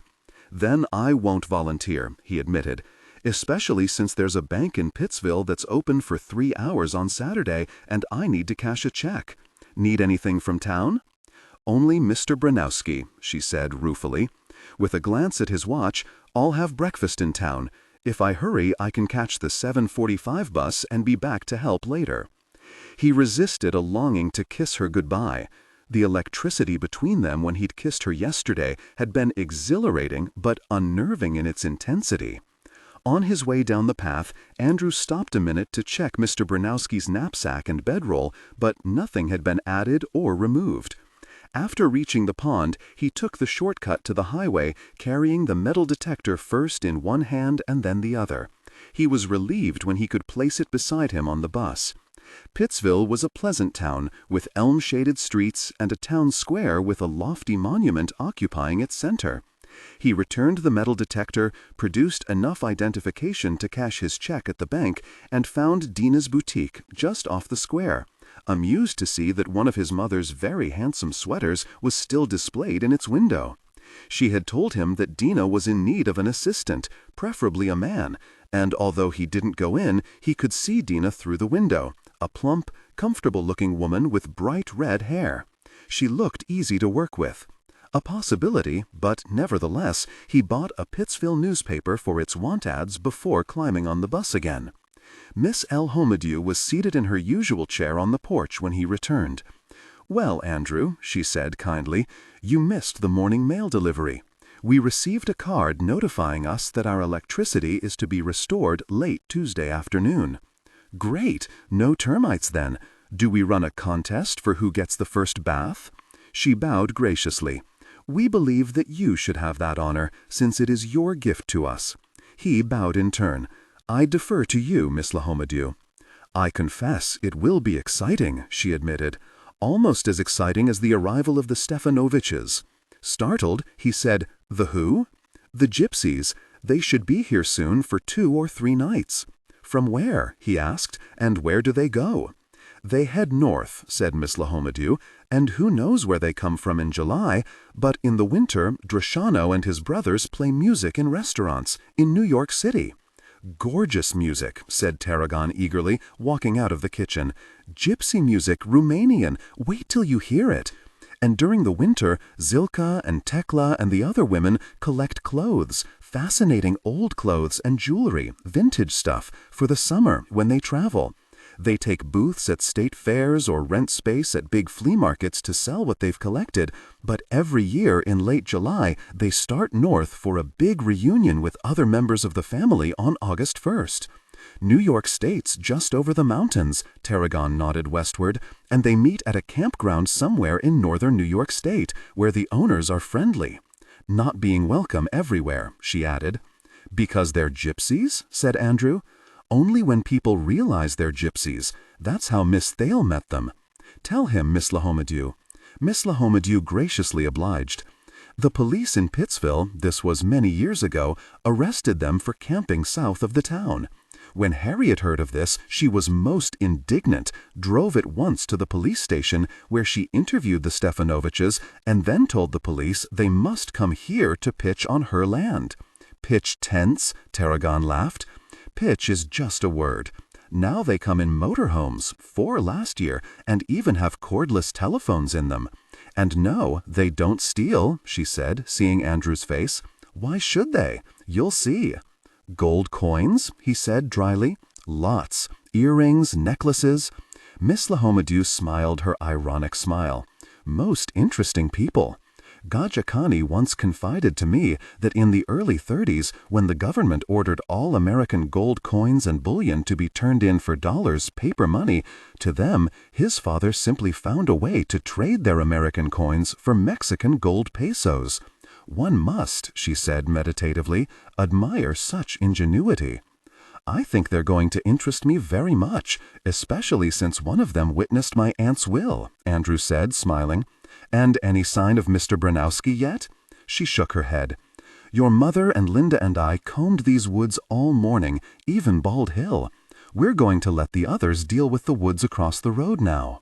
"I came back to go fishing, so we can have trout tonight.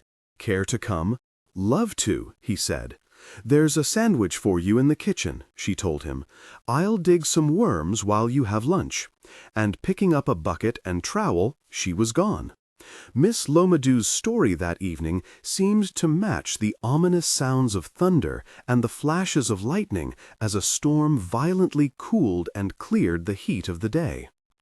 "I dreamed that night of Elizabeth," she began, "and she was laughing. She had just stepped off the stage. It was the night they were performing Lady Windermere's Fan, and as she made her exit, a shadow dimmed her face, her laughter dying, and she reached out her arms to me, but I was helpless. She looked at me with terror, as if she knew she was about to die, and then I woke, shivering. There was an unhappy silence, and then, 'I hope,' said Gussie in her practical voice, 'that wherever Mr. Branowski may be, he has a roof over his head tonight.' After helping Leo pick huge leaves of comfrey in the morning, to be tied in clusters and hung to dry from the parlor ceiling, Andrew chose a book to read from Leo's well-stocked bookshelves, and removed himself to the shade of the tree on which the birds perched to wake him each day. All of Leo's books were old and well-thumbed. Andrew, avoiding those on unions, labor, politics, and philosophy, had brought with him Christopher Morley's Parnassus on Wheels, which he soon found delightful in spite of being unaccustomed to reading novels written 80 years ago. Presently, sensing movement in a landscape empty of human beings, he glanced up to see his mother emerging from the path, carrying a basket. "I've come with 4 eggs to swap for mint from the garden," she told him. "Any news on Mr. Branowski? You said Linda was going to try the hospitals." "She did. No Mr. Branowski. And Artemis has checked out all the summer people but one. New people, renters with a house in Pittsville that caught fire, so they've decamped to deal with the damage, but they'll be back." They walked together toward the house, his mother giving him a few quick, furtive glances that led him to ask what was wrong. She smiled. "Just admiring you, Andrew. You've already acquired a tan, and you've surely lost a few pounds. On what we eat, that's no surprise. And you look healthy and fit, not at all the pale and bored young man I glimpsed when you first came. I'm so glad you're staying." He said reluctantly, "I hate to leave, but at some point this week I'll have to go back to Manhattan to close up my apartment and pack up my clothes, books, typewriter, and computer." "How long?" He shrugged. 2 days, probably. She nodded. "Rent a small van." "Now, who is that?" she asked, as a sleek blue car lurched its way up the drive. "A gas guzzler," she announced disapprovingly. "Expecting someone?" He shook his head, and then, "Oh my God, it's Father!" "It can't be," Andrew noted. "He's heard about the will, and he's furious." His mother said calmly, "I've not seen him for 7 years, Andrew. I think I'll just shelter myself on the porch next to Miss Lomadew's chair and wait eavesdropping to do battle for you if it's needed." Andrew gave her an appreciative glance and left to continue toward the driveway. His father stepped out of the car, and Andrew realized he was driving his own car today. He stood beside it, watching Andrew's approach and frowning. "Andrew?" he said, as if not quite certain who he was. "Who else?" said Andrew with a smile, and approaching him, added bravely, "I suppose you've heard now from the lawyer." "Heard?" he said. "Lawyer?" "About the will that's been found." "Will," he repeated. The glance that had been fixed upon Andrew drifted toward the woods, shifted to the sky, and returned to Andrew. "Is this Thale's Folly?" Puzzled, Andrew said, "Thale's Folly? Yes." "I thought I didn't know." His father's gaze moved with curiosity to the house and to the porch, where Andrew's mother stood in the shadows, and seeing her, his frown deepened. "Allison?" he faltered.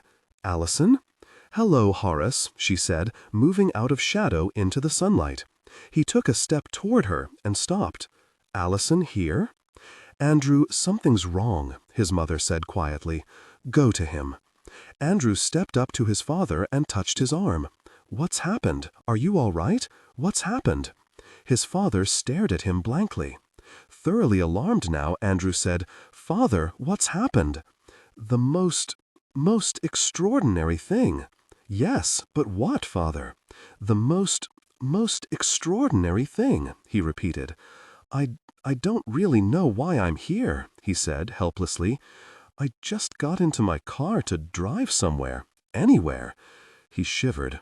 "They don't want me anymore," he said. "After all these years, all I've done for them." "Meredith machines?" Andrew said incredulously.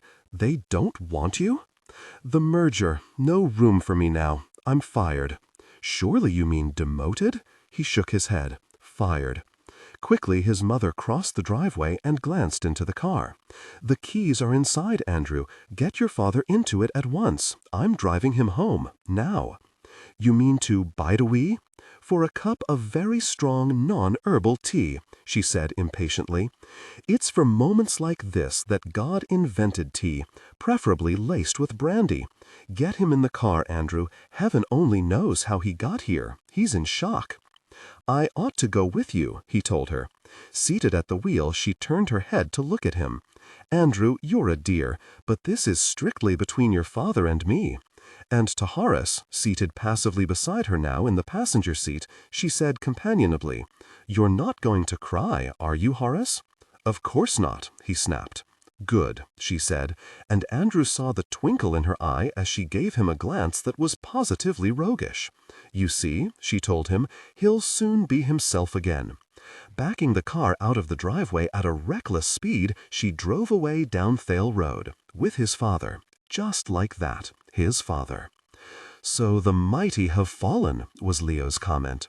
"Leo, you're being impertinent," said Miss Lomadew.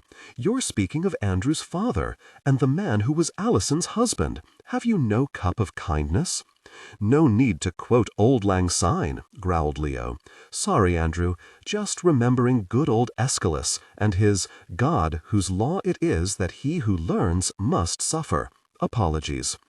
Andrew said dazedly, "I feel so shaken up. I never thought, never dreamed it could happen to him." He looked so vulnerable, and 10 years older. I mean, he was really a big man at Meredith. All those years and 12 hours a day working on that merger. Too many CEOs, Leo said, nodding. You merge, and you've got a very many CEOs.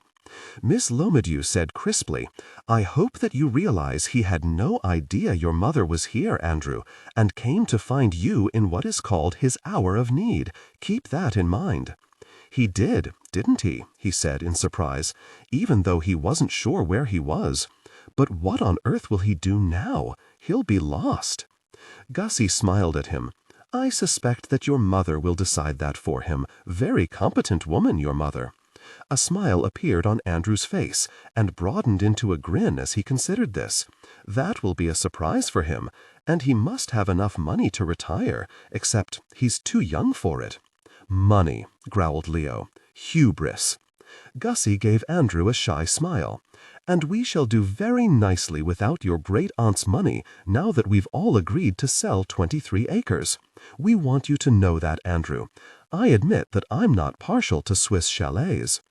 Tarragon interrupted to say eagerly, But it needn't be Swiss chalets, Gussie. You own the property now. You can sell the land acre by acre or to a developer who won't cut down all the trees or try to squeeze 100 cottages into 23 acres like sardines in a can. You'll have time now for that. You quoted Mr. Marcus as saying the legal business moves slowly, probate and all. It's you who have control now. Control, repeated Gussie, looking pleased. Me?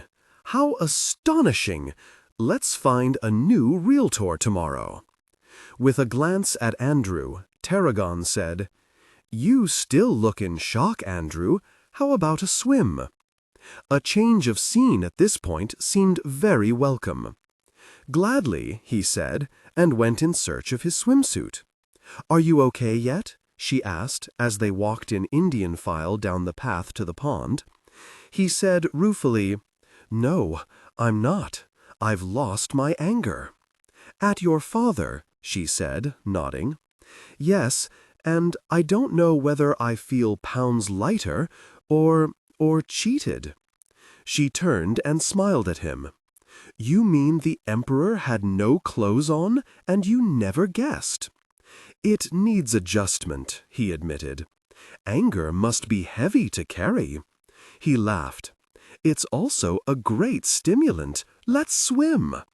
She dropped her towel on the beach and plunged into the water.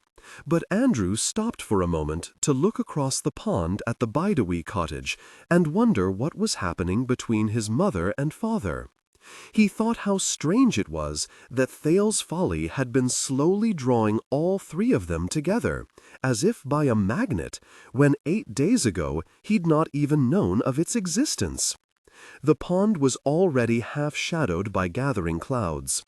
They swam contentedly, diving and splashing, until at last they climbed out of the water to wrap themselves in towels and sit on Harriet Thale's boulder. Shivering, Andrew pointed off to his left, where the trees had thinned, and a stripe of sunny green moss ran down to a cluster of rocks that edged the shore. He said, Every time I've gone swimming, I've thought what a perfect place for a house that would be. Just 1 room and loft to start with, and a balcony for the sun, and to be near the birds in that huge oak tree. Already planning to move out on us, she teased. He turned and looked at her. Only if I could take you with me. He had startled her himself as well, and she was silent, staring out at the pond that was slowly losing its glitter as the sky turned gray. After a long moment, she turned and looked at him with her clear, honest gaze. I will tell you how it is with me, Andrew, she said softly. I think you're wonderful. I really do, and I care. The minute I met you, it was like magic, and I don't mean like Gussie's magic, she added with a smile, but I felt I'd known you forever and ever, and I knew, just knew, we were going to be friends. Only friends? She leaned down from the rock, plucked a long blade of grass that had thrust its way into the light, and said carefully, You felt really lost without the writing that's meant so much to you, Andrew. It's been your life, hasn't it? And as Leo likes to say, nature abhors a vacuum. He said in astonishment, "You think I regard you as just someone to fill a vacuum?" "I don't know," she said gravely. "Do you? But I do know that I can't take the place of your writing. I refuse to be a substitute." This silenced him for a moment. He knew that for every happy moment he'd experienced at Thale's Folly, he'd been aware of its being shadowed by a waiting darkness, the knowledge that something precious had been lost. He said, "You mean you can't trust how I feel about you?" "Not until—" She hesitated. "Until what?" he asked. "Until I'm full of lint like some very vacuum cleaner?" She laughed. "No, silly, but not writing anymore is your real nightmare. It's like an open wound, it really is. Do you think we don't all of us see that? Especially when Miss Lomjadieu reads her stories every night. And that's how it will be, Andrew, until you either write again or stop feeling so lost without it. Anyway," she added, smiling, "you should feel grateful that I'm not snatching you up for a whirlwind summer romance just to prove to Gussie that her incantations truly worked." Frowning, he said, "Incantations?" "Yes, that the first young man who came to our door would be the right one for me." "Wally Blore," he said in horror. "Wally?" she said, laughing. "You're forgetting who came first, Andrew. It was you, not Wally." "Good God," he said, and, lightening the moment, he clapped both hands to his head and said in mock dismay, "I give up! I give up! I'm outmaneuvered." "Good," she said, "because my teeth are chattering and I'm cold. Do, let's go back to the house." "As friends?" "As friends," he conceded, but added warningly, "For another week, yes, but I can't promise more." It rained hard that evening, and Miss Lomjadieu was just finishing the end of her story, competing with the hard rain pelting the windows, when steps were heard outside on the porch. Miss Lomjadieu paused, and they all turned in their chairs expectantly. Abruptly, the door was flung open, and a most astonishing woman stood on the threshold, eyes bright, lips smiling. "And in all this rain!" cried Gussie. "You're wet!" "Zilka!" cried Tarragon, upsetting her chair as she rushed to hug her. "We're in your meadow," Zilka said, and walking around the table, she lightly touched Gussie on the shoulder, and then Leo. But when she came to Miss Lomjadieu, she gave her a long look, grasped her hand, lifted it to her lips, and kissed it. Almost, thought Andrew, as though a secret communication flowed between the two. But what a strong face this woman Zilka had!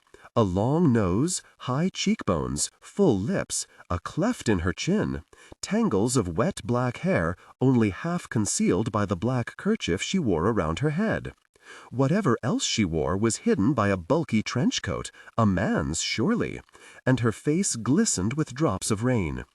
"And who is this Gajo?" she asked, seeing Andrew.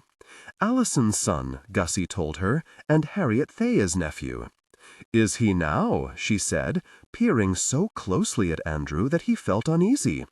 "There is the likeness, you know, between him and our Drabani. And will he, too, travel under the good stars?" To Andrew, leaning even closer and smiling, "We call it Custicerino, and may your stars be as good as hers." "Do sit, Zilka," said Miss Lomjadieu. "Have some tea." "Dorothy, but no. I come only to say, tomorrow night the pachiv. In the morning we buy and kill chickens to cook over the fire for you all day, and in the night Chuka and Drushano and Michael will play their fiddles and we dance." Leo grinned. "Last summer you bought your chickens at the grocery store, Zilka. You know you did." She pinched his cheek affectionately. "You are a bang, Leo. You ate it, no?" "But what if it rains?" asked Andrew, watching the glitter of her long gold earrings in the candlelight. She swung on him in surprise. "But it will not rain," she said with authority. "I go."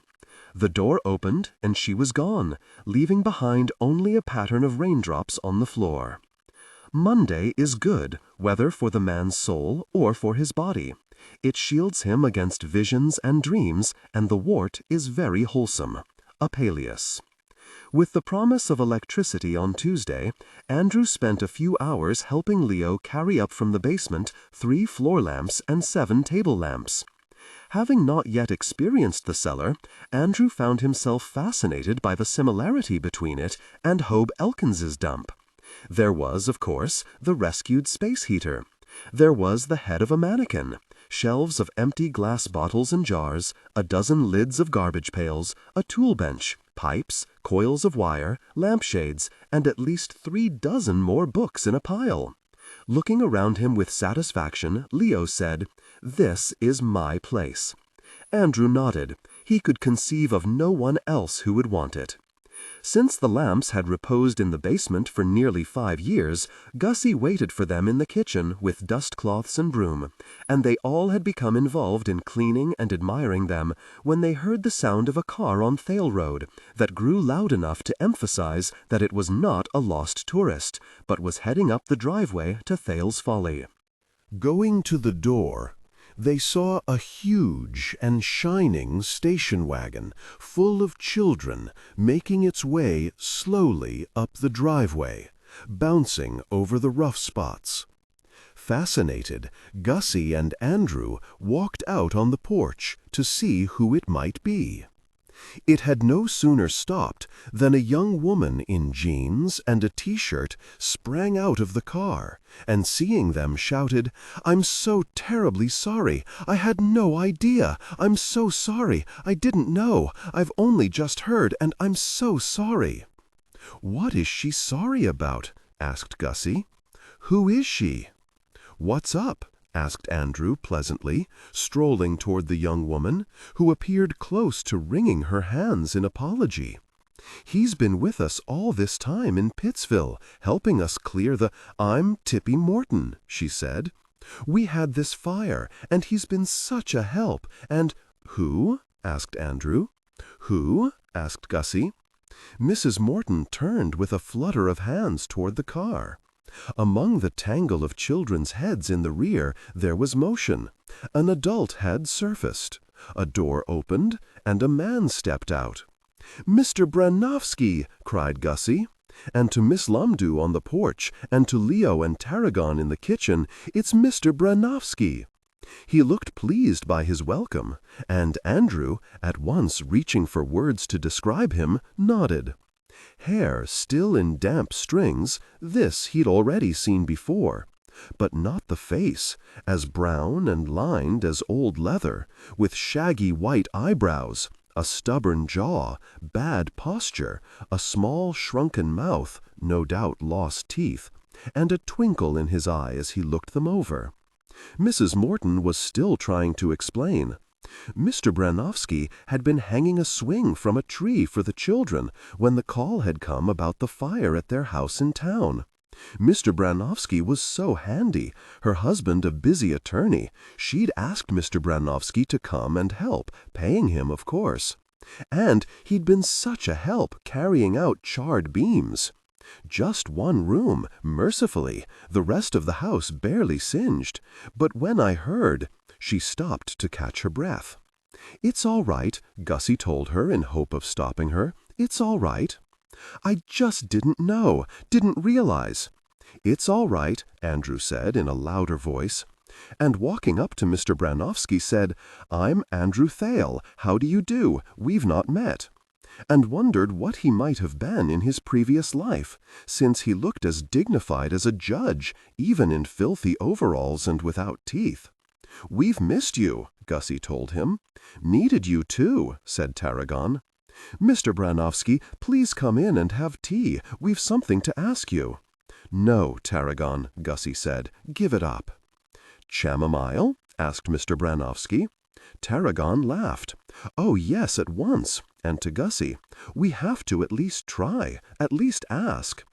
9 children emerged from the station wagon to say goodbye to Mr. Branofsky. the two smallest ones hugging his knees. Mrs. Wharton extracted bills from her purse, pressed them into his hand, and with a wave and shouts of goodbye, the station wagon backed down the drive, and Mr. Branofsky was ushered toward the house by Tarragon. "Quite a welcome," he said with a chuckle, and to Miss Lumdu, rising from her chair on the porch, he said, "And you, dear lady, how are you?" "Tolerably well, Mr. Branofsky, tolerably well." "Leo," called Gussie, opening the door to the basement, "we found Mr. Branofsky." Once Leo joined them, they all sat down at the table, except for Tarragon, who busied herself brewing tea. Leo said, "You start, Gussie." "All right. It's about Harriet Thale, Mr. Branofsky." "Wonderful woman," he said, nodding. "Mind if I smoke?" He drew a cigarette butt out of a pocket. Leo at once handed him a match, and Tarragon a saucer for the ash. "We didn't know there was a will," Gussie told him. "Never found one, and the property went to her nearest relative, Andrew's father here," she said with a nod to Andrew. His shaggy brows went up. "Never found the will?" "Not until this week," said Leo. "Through the most extraordinary circumstances," added Gussie. Miss Lumdu said dryly, "So extraordinary that we now find ourselves deeply indebted to a thief who tore apart Miss Thale's bedroom." "It was behind the mirror," put in Andrew. "And that's when we learned Gussie was left the property, and you witnessed the will, Mr. Branofsky," added Tarragon. "You and Zilka Stefanovich." "That I did," he said, nodding. "Fetch our copy of the will, Leo," said Gussie. While they waited, Tarragon brought Mr. Branofsky his cup of chamomile tea, added a spoonful of honey, and sat down. Leo, returning, placed the will on the table for Mr. Branofsky and said, "Read." "Why?" he asked. "I remember what it says." "Refresh your memory. It's been 6 years, and we need help." Mr. Branofsky carefully read the will and put it down. "What help? I've read it. What is it you think I'd know that you don't?" "Where she buried her gold," blurted out Andrew. "Because," Tarragon said, "we're going to have to sell the woods and the pond and everything except the house to pay inheritance taxes and the lawyer. And," Andrew interrupted to say, "you've read the will. She said there'd be a letter, but there wasn't any letter. We've done our best, but burying? And 25 acres?" "We thought," Gussie said, "that you might remember something, just something about where it was buried, something she said." Mr. Branofsky looked at her blankly. "Why would she have said anything? It's not needed." Gussie said patiently, "But there was no letter, Mr. Branofsky. She said there was a letter, but she left us with no clue at all." "But it's right here," said Mr. Branofsky, "right in front of your eyes." "What is?" "You don't see it?" He held up the will to show them. "She didn't want it, plainly said, not in front of Zilka. Miss Thale trusted Zilka, but she didn't trust Zilka's brother Bruno. Maybe if you'd seen this will 5 years ago, you'd have been sharper. You didn't notice these last words here. See how she added, 'Be wise about this, Tarragon,' and underlined the words." It was their turn to stare at him blankly. "She buried her money," he said, "and she added, 'Be wise about this, Tarragon.' Didn't you think it odd, those 5 words added at the end? There was no need for a letter." "Why not?" gasped Gussie. "Because," he said patiently, "it's buried in the garden under the Tarragon."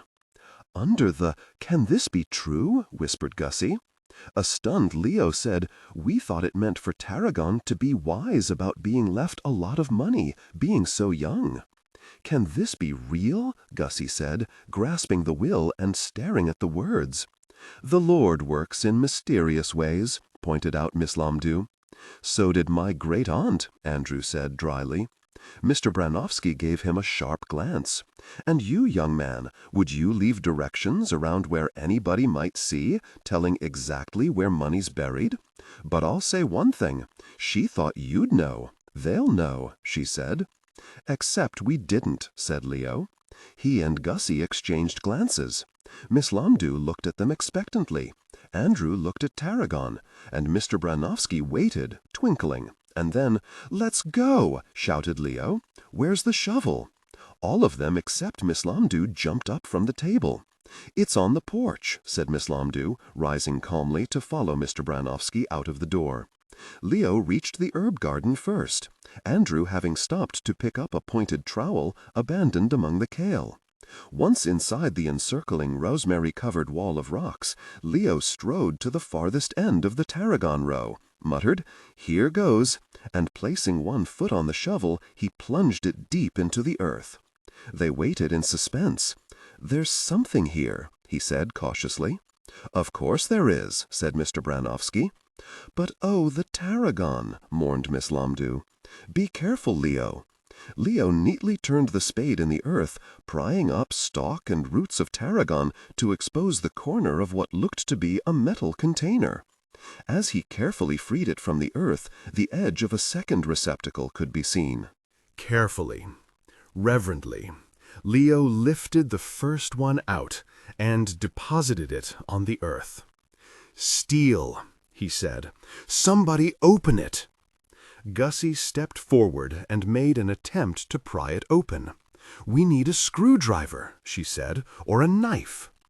"Let me try," Tarragon said, and recklessly attacking the box with a rock, she forced it open.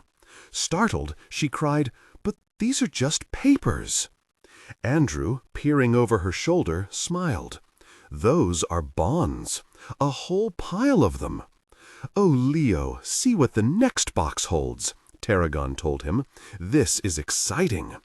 The second box proved exciting indeed. It was long and narrow and very heavy, and snapped open as easily as the metal clip on a safe deposit box. "Dear God in heaven!" gasped Gussie, as Tarragon reached inside and drew out a handful of gold coins. "All shapes and sizes," she said in awe. "And gold! The box is full of them. Aren't they beautiful?" She handed a coin to Miss Lomdu and one to Gussie. "Exquisite," whispered Miss Lomdu. "And one for you too, Mr. Branofsky," she said, beaming at him.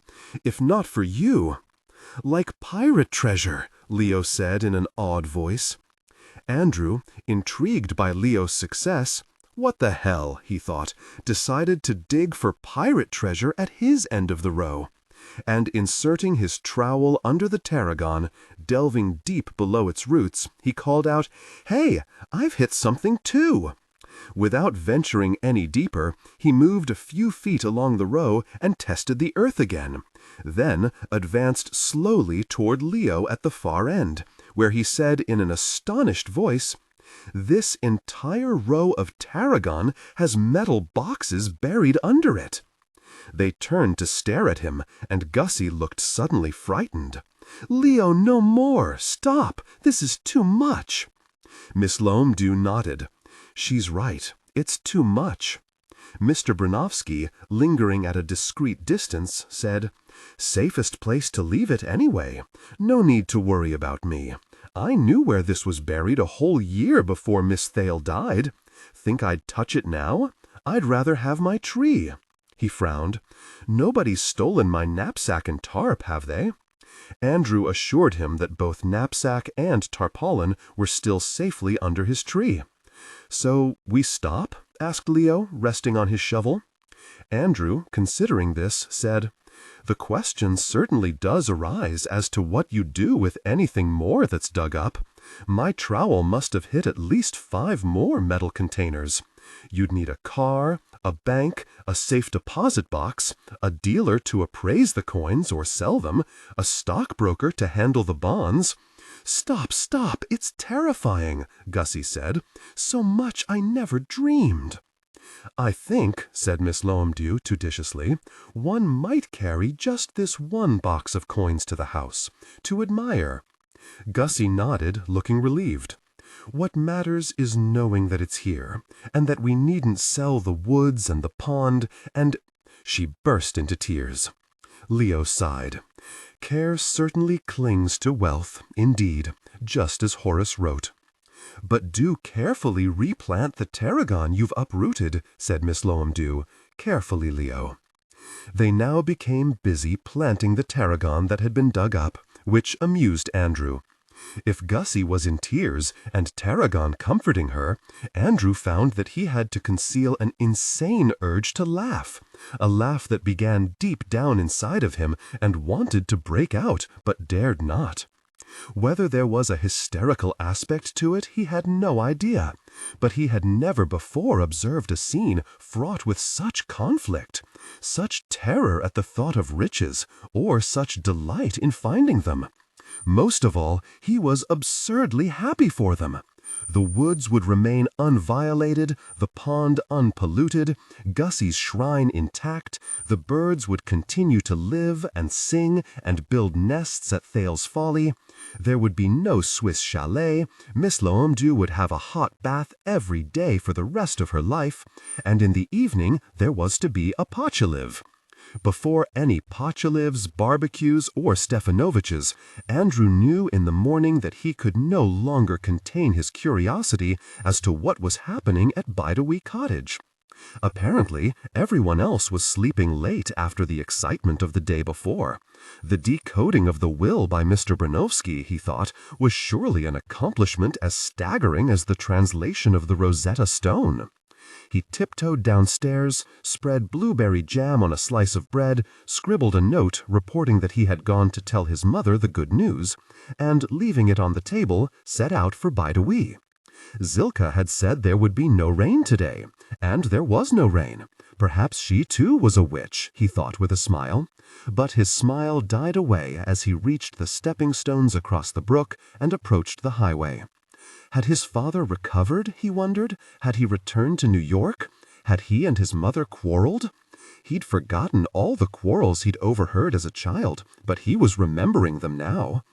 He was relieved to see his father's blue car parked at the edge of the highway, and with increasing suspense he walked up the graveled path to the cottage.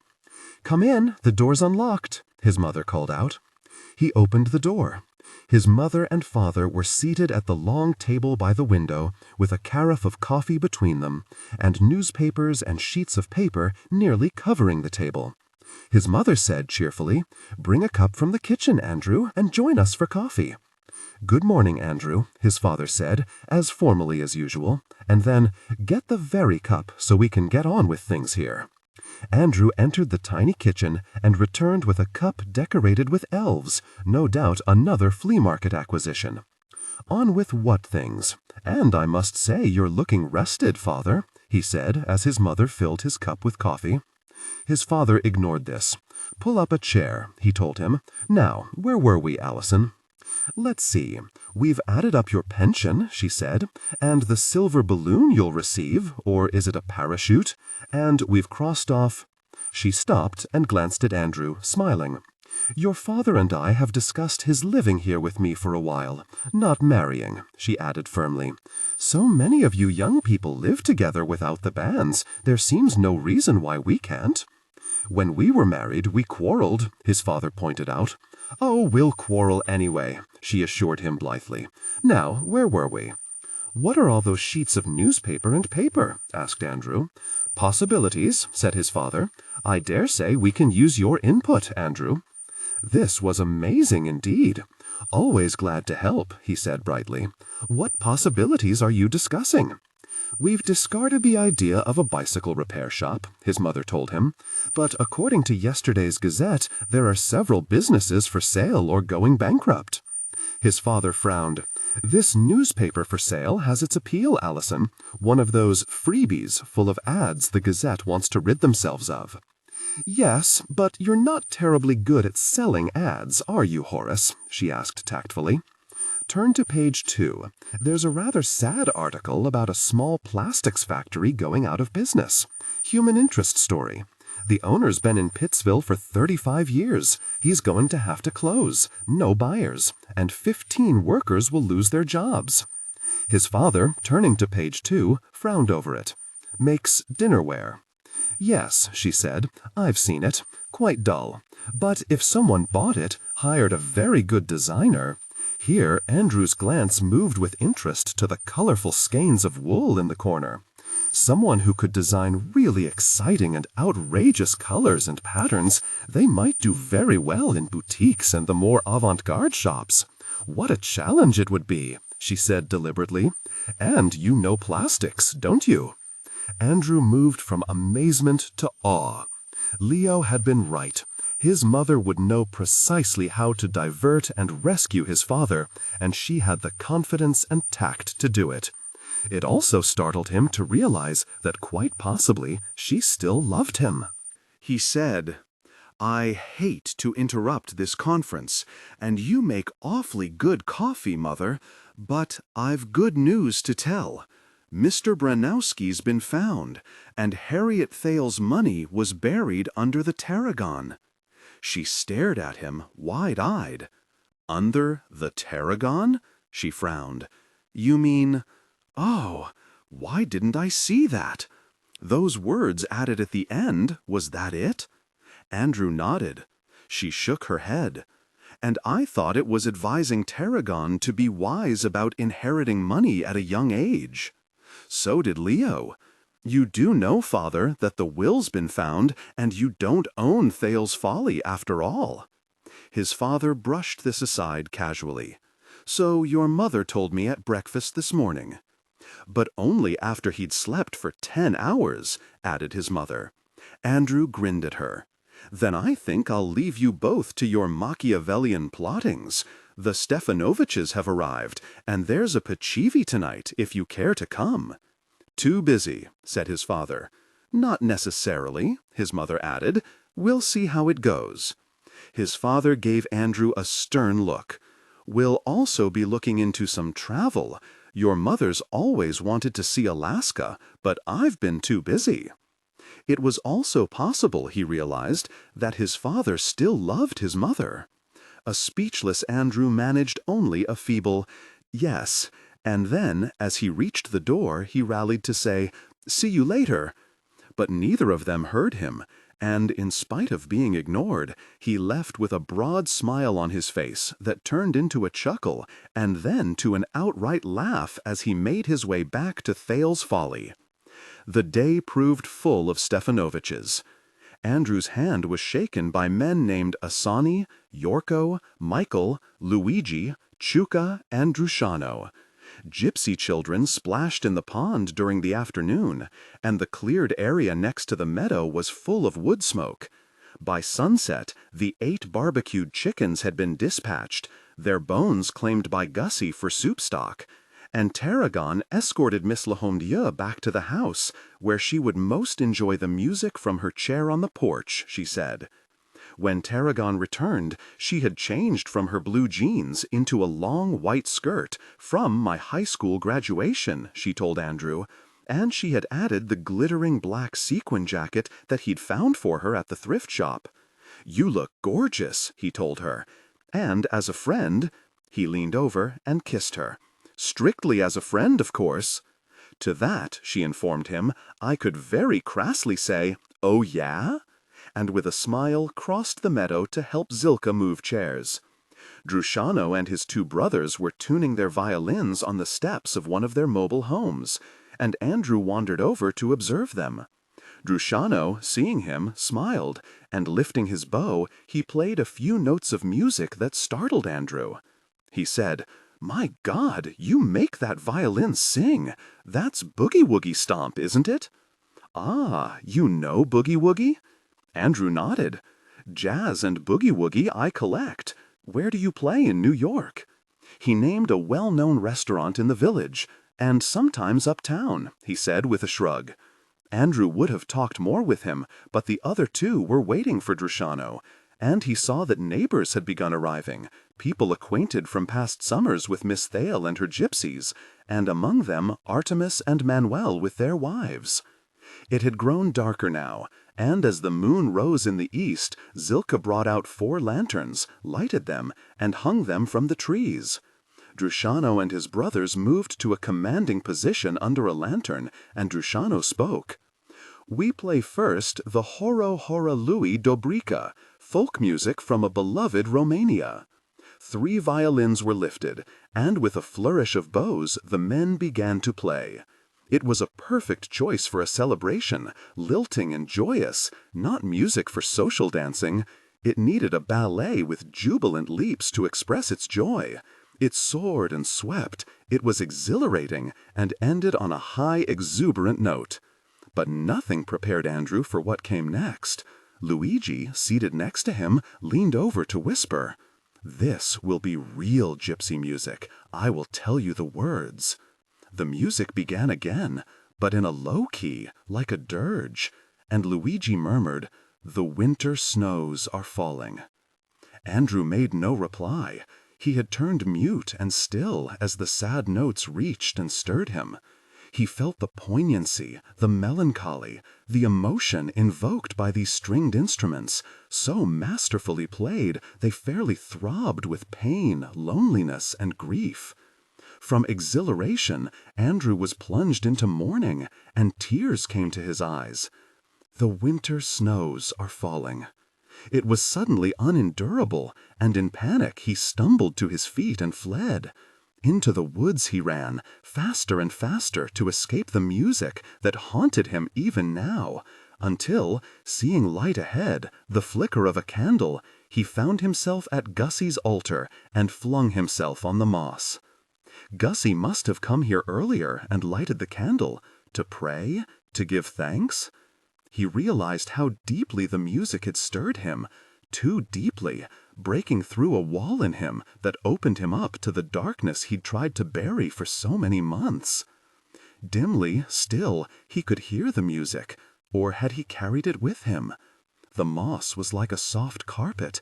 He ran a hand over it tenderly, caressing it, bringing him back to this moment, and then he lifted his eyes to the altar, to the flickering candle, and "Why?" he asked of Gussie's gods, the earth, moon, sun, and stars, and then, "Why?" he demanded aloud, as he'd done so many times.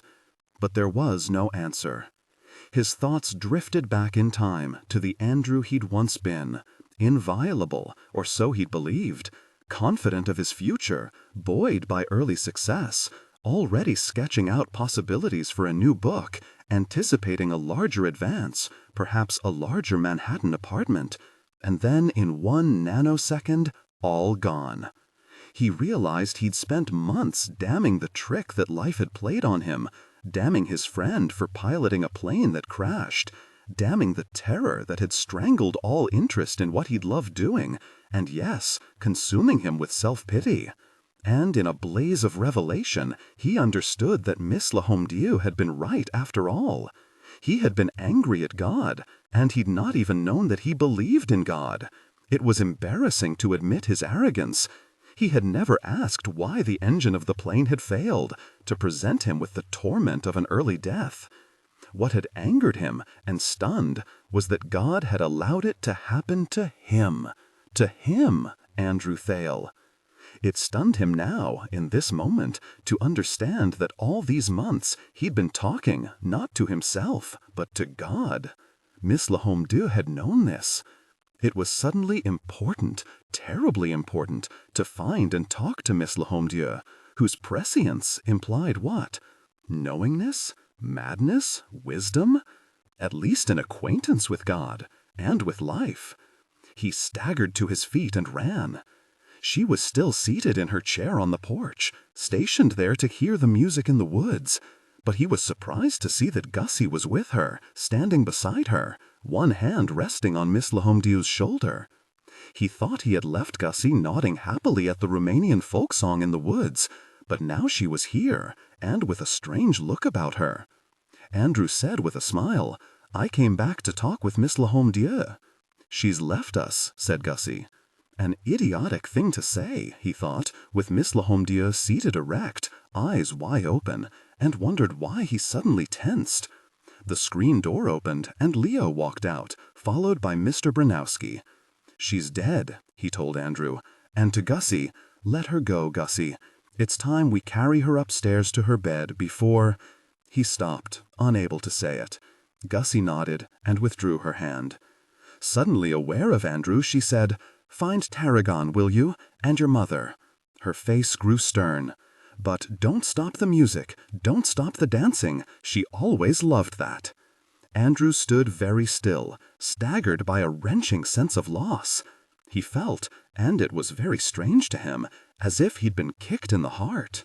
It was only when his eyes brimmed with tears that he turned away to retrace his steps and find Tarragon and his mother. Later, when the house had quieted, Andrew ventured into Miss Lemidew's room alone to see her. She was lying on her bed, very white, calm and remote. Gussie had placed coins on her closed eyes, and the blue-feathered boa around her shoulders, and seeing the boa, the tears returned to Andrew's eyes. He approached her, shyly, half expecting her to open her eyes and say, "Well, Andrew?" But her eyes remained closed. "Miss Lemedew," he said aloud. "Miss Lemedew?" There was, of course, no response. He touched her hand. It was only a little cold, and kneeling beside her, he grasped it firmly in his. "Miss Lemedew," he said, "I have grown very fond of you, and I hope you knew that. I only wish I had known you longer and better." He looked at the calm, lined face, so inscrutable now, and could think of nothing more to say, until, "I want you to know, Miss Lemedew," he said, "that you cast a very long shadow." Tuesday. Above the lower plants it towers, the fennel with its yellow flowers, and in an earlier age than ours was gifted with the wondrous powers, lost vision to restore. Longfellow. No one slept that night. The gypsies had gone. "They're superstitious about death," Gussie told him. And although Miss Lemedew had left them too, a sense of her presence lingered to sweeten the sour taste of a party that had ended badly. "Only a few more hours," said Andrew sadly, "and she could have had a bath in that lovely mahogany tub." Gussie said sharply, "She wouldn't want us to mourn her," and rising from the breakfast table, "Tarragon, I want you to pick a bouquet for her. She was very partial to Queen Anne's lace, wasn't she?" "And anything blue," said Tarragon, nodding, "a large bouquet." And turning to Andrew, "There's a small trunk in her room. She said she kept her poetry books in it. See if you can find a poem to read over her grave, will you?" This was the least he could do for her, he thought, as he mounted the stairs. He could certainly sift through a few books to find if any poem reflected an astringent and uncommon Miss Lemedew. He would hope for a poem full of flowers and lace, of a woman with eyes as black as jet in a lined face. Wordsworth? Keats? Her room held the scent of lavender. The trunk under the window was a small affair, shabby and old, and there was no key. What could he expect, he wondered? A few sentimental trophies from the past? For that matter, what was her past? He opened its lid reluctantly, feeling an intruder, but there looked to be only 2 old books, a collection of colorful feathers, bits of lace and ribbons, a small, very primitive wood carving of a man, a faded birthday card from someone named Renée, who had written, "My thoughts are always with you." There was no envelope. Andrew picked up the slender hardcover book, its cover red with gilt letters, and with a drawing of African natives in one corner. "Mission Work in Central Africa," he read, by James Stevens Arnott, with an introduction to the Bemba language by the author. Its copyright date was 1882. An odd book to cherish, and certainly not poetry. The second book had a plain blue paper cover, and its title was "Report of the Commission of Inquiry, appointed to inquire into the circumstances attending the murder of Basil Hopkins French and the notorious trial that followed, with record of evidence taken and other documents. Printed by the Government of Northern Rhodesia, 1947. Northern Rhodesia? This was curious, he thought. And then Basil Hopkins French? "Basil Hopkins French," he blurted out, startled by his own voice in the silent room. "Familiar, very familiar, but why? Miss Lemedieu." He ceased kneeling and abruptly sat down on the floor beside the trunk and opened the commission of inquiry.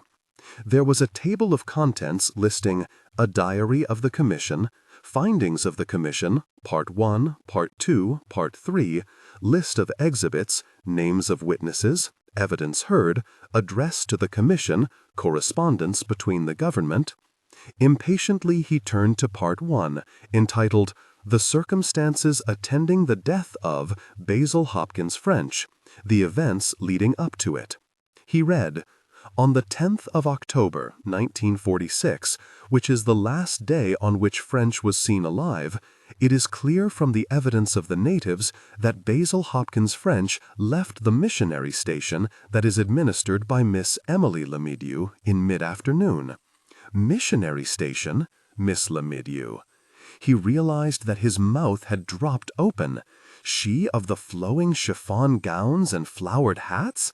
She had lived in Africa? Ignoring detail, he turned pages quickly until French was found lying on the ground on his left side and hidden by tall grasses, head thrown back, right arm extended at full length near the body, with the palm of the hand upward and the left arm bent. There was blood on the head and hair, a hole or holes in the head, and one under the chin. According to Dr. René Roget, death had occurred 4 days earlier. But who was Basil Hopkins French? Thumbing through the pages, he found an interminable number of natives who had been questioned in detail, identified as Chief Mwanta Kutemba, Christian from Domo Village, Sombo Luwe, pagan, Katalo Village, Kayomba Chibwa, Christian of Domo Village, Kayombu Chibwa, pagan, Katalo Village, with here and there an English name of a district officer, doctor, veterinarian. But he was not interested in who had found the body, or when and how, or who went where, or did what, or knew what. He turned pages quickly, searching for explanations, answers, a conclusion. He found it in the last 3 pages, in the official report written by the acting governor to the Secretary of State for the Colonies in London, and marked "Confidential." "Sir," he read, "referring to Sir Martin Smythe's confidential dispatch, number 3, transmitting a copy of the Commission of Inquiry into the case of the late Basil Hopkins French, I now have the honor to inform you that the Commission have concluded their investigations and have submitted their report, 2 copies of which." Andrew skipped to the next paragraph. "As regards the circumstances attending the murder of Mr. Basil Hopkins French, the finding of the Commission is inconclusive. I take this opportunity to record that all the investigations which have been made into this case, notwithstanding the notoriety of the trial that followed, have failed to disclose grounds upon which a criminal charge could have been laid against Miss Emily Lemedieu with any chance of success." Criminal charge? Miss Lemedieu? His Miss Lemedieu? The report continued. "Turning to the conduct of the native authorities in this case, I have already reported to you that Chief Kutemba of Domo Village was tried before a special magistrate who was sent from the capital for the purpose on a charge of conspiracy to obstruct the course of justice, and was sentenced to 10 months' imprisonment with hard labor. At the same time, 2 other natives, Mambumbandale and Chibinda Toloshi, were convicted under the same sections and sentenced to terms of imprisonment of 8 months and 6 months respectively. These convictions were quashed on appeal to the High Court." Conspiracy? Another shock, and a dazed Andrew continued reading. "It has proven impossible from the material available for any firm conclusion to be formed as to who was responsible for the murder of Basil Hopkins French. As noted, page 141, paragraph 3, the testimony of Dr. René Roget was vague almost to the point of being misleading, but according to the district officer and 3 natives, his alibi proved unimpeachable." But who was Basil Hopkins French? Thumbing through the pages, he found an interminable number of natives who had been questioned in detail, identified as Chief Mwanta Kutemba, Christian, from Domo village, Sambo Lue, pagan, Katalo village, Kayomba Chibwa, Christian, of Domo village, Kayombu Chibwa, pagan, Katalo village, with here and there an English name of a district officer, doctor, veterinarian. But he was not interested in who had found the body, or when and how, or who went where, or did what, or knew what. He turned pages quickly, searching for explanations, answers, a conclusion. He found it in the last 3 pages, in the official report written by the acting governor to the Secretary of State for the Colonies in London, and marked confidential. Sir, he read, referring to Sir Martin Smythe's confidential dispatch, number 3, transmitting a copy of the Commission of Inquiry into the case of the late Basil Hopkins French, I now have the honor to inform you that the Commission have concluded their investigations and have submitted their report, 2 copies of which. Andrew skipped to the next paragraph. As regards the circumstances attending the murder of Mr. Basil Hopkins French, the finding of the Commission is inconclusive. You will note, page 13, part I, that Miss Lahomdieu had met the deceased in America, that he had arrived 6 months previous to his death to persuade her to marry him, and the only statement given by Miss Lahomdieu to the district officer was that Africa changed him. Following this, she disappeared, and her whereabouts remain unknown despite every effort to find her. Another shock. Disappeared? It may be taken as established that Basil Hopkins French was abusive to the natives, continued the report. And according to Dr. René Roget's testimony, he was seen to strike Miss Lahomdieu on one occasion. It is known that Miss Lahomdieu had not been popular with her superiors at the mission station in the capital, insisting the magic practiced by the witch doctors, not witches, she emphasized, but witch doctors, appeared to be more successful than either her prayers or the pills she dispensed, and that she counted Chief Kutemba a very good friend. On the other hand, Mr. French referred to natives as animals, Kaffirs, or swine. We can only regret, concluded the report, the unfortunate attention accorded this trial in the newspapers of Africa and Europe, and express the sincere hope that any relatives of Basil Hopkins French may find consolation in the fact that every attempt was made to unearth the truth, but that this government, in its finality, is prepared to accept the tribunal's conclusion of murder by person or persons unknown. Nor person, thought Andrew, but persons.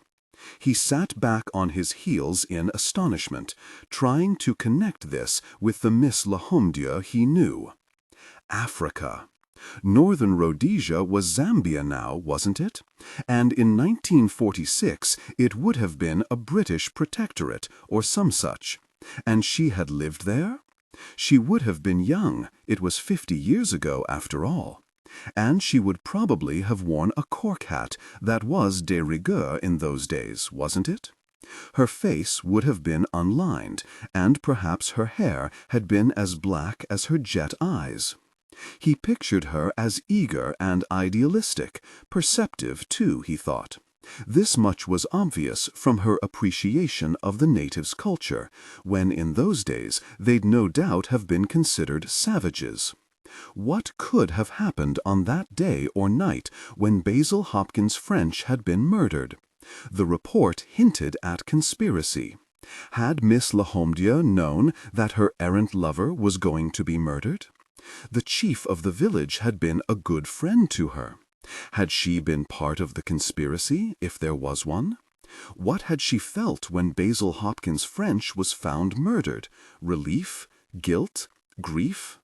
And her strange disappearance, did it suggest help from persons wanting to protect her, or to prevent her from testifying? He would read the inquiry in detail, all 149 pages of it. And then, yes, he would even read the book on missionary life, with its introduction to the language of Bemba, which she must have learned and spoken. He realized that he had never considered anyone's past but his own, had nearly drowned in his, as a matter of fact. The mystery of this captured him. My God, he thought, she could have killed him, and if not, she must have known who did. He wondered if she had been dismissed in disgrace by his missionary society. He wondered what nuances had made the trial so notorious. He wondered what her relationship had been with Dr. René Roget, in whose thoughts she had remained. He wondered what had happened to her in all the years since that long-ago murder trial. She had said to him, "Once, long ago, I met with reality, and found it so pitiless and chilling that I have taken great pains to avoid it ever since." He remembered, too, the evening when he'd talked of murder as he sketched her portrait. "And have you ever met a murderer?" she had inquired tartly. "Even a sophisticated one?" He rose and went to the window and looked down into the garden below, with its neat rows of green beans and broccoli, and saw that Miss Lahomdia's garden chair was still in place waiting for her. She would miss the August harvest, and he would miss her. He thought that if spirits lingered for a time after death, and she was in this room with him now, at this moment, she must be very amused at his discovery, and not at all disconcerted. "Well, Andrew," she would say, with that faint, ironic smile. He thought, "She has brought curiosity, yes, and a sense of wonder into my life. The astonishment of her! She deserved more than a poem." He turned and walked out of her room and into his own, and drawing notebook and pen from his knapsack, he placed them on the table. He sat back a moment, thinking and remembering, but the words returned to him with a surprising clarity, and surely she'd not mind his borrowing them, at least for this moment. "Well, Miss Lahomdieu," he said challengingly, and on this hot and breezeless day he felt a sudden draught of cold air across his back. The curtains at the window fluttered and then stilled. With a nod he picked up his pen and began to write. The fires were burning late that night, small coins of brightness against the impenetrable dark. There were no drums, for the night could be full of ears, and what they planned must never be heard. Calmly, gravely, they discussed death. The death of Basil Hopkins French. He paused. There would be weeks of research ahead, a good Bemba dictionary to find, letters to write to Zambia and to London, documents and old news clippings to collect, Dr. Roget to trace, and every word of evidence studied in those 149 pages. Wonderful, he thought. And with a rush of excitement he entered that African night to begin steeping himself in the mystery of Basil Hopkins French's death, and the mystery of Miss Lahomdieu. An hour later, returning to the kitchen with his pocket crammed full of lists, he told Gussie, "There were no poetry books. Actually, I thought of finding one all lace and chiffon for her." Gussie gave him an enigmatic glance. Lace and chiffon? She was an actress for a short time, you know, out of work, homeless, and living on the streets when Miss Thale found her. He was not surprised. He realized that nothing about Miss Lahomdieu or anyone could ever surprise him now. "And had she been a good actress?" he asked. "A good actress?" Gussie smiled. "On the stage, no." "Ah," said Andrew, nodding, and he went out into the garden to find Tarragon and tell her that his last nightmare had ended, that Miss Lahomdieu had left behind her a gift of enormous value for him, a puzzle to solve, a mystery to unravel, a story that excited him, a book to write. Had to write, must write. Nor would Miss Lahomdia be at all surprised, he thought, that, by chance, it was he who had opened her trunk. She would only say, borrowing freely again from Anatole France, that chance was the word God used when he wished to remain anonymous. Nor person, thought Andrew, but persons. He sat back on his heels in astonishment, trying to connect this with the Miss Lahomdia he knew. Africa. Northern Rhodesia was Zambia now, wasn't it? And in 1946 it would have been a British protectorate, or some such. And she had lived there? She would have been young. It was 50 years ago, after all. And she would probably have worn a cork hat that was de rigueur in those days, wasn't it? Her face would have been unlined, and perhaps her hair had been as black as her jet eyes. He pictured her as eager and idealistic. Perceptive, too, he thought. This much was obvious from her appreciation of the natives' culture, when in those days they'd no doubt have been considered savages. What could have happened on that day or night when Basil Hopkins French had been murdered? The report hinted at conspiracy. Had Miss Lahomdia known that her errant lover was going to be murdered? The chief of the village had been a good friend to her. Had she been part of the conspiracy, if there was one? What had she felt when Basil Hopkins French was found murdered? Relief? Guilt? Grief? And her strange disappearance, did it suggest help from persons wanting to protect her, or to prevent her from testifying? He would read the inquiry in detail, all 149 pages of it, and then, yes, he would even read the book on missionary life, with its introduction to the language of Bemba, which she must have learned and spoken. He realized that he had never considered anyone's past but his own, had nearly drowned in his, as a matter of fact. The mystery of this captured him. My God, he thought, she could have killed him, and if not,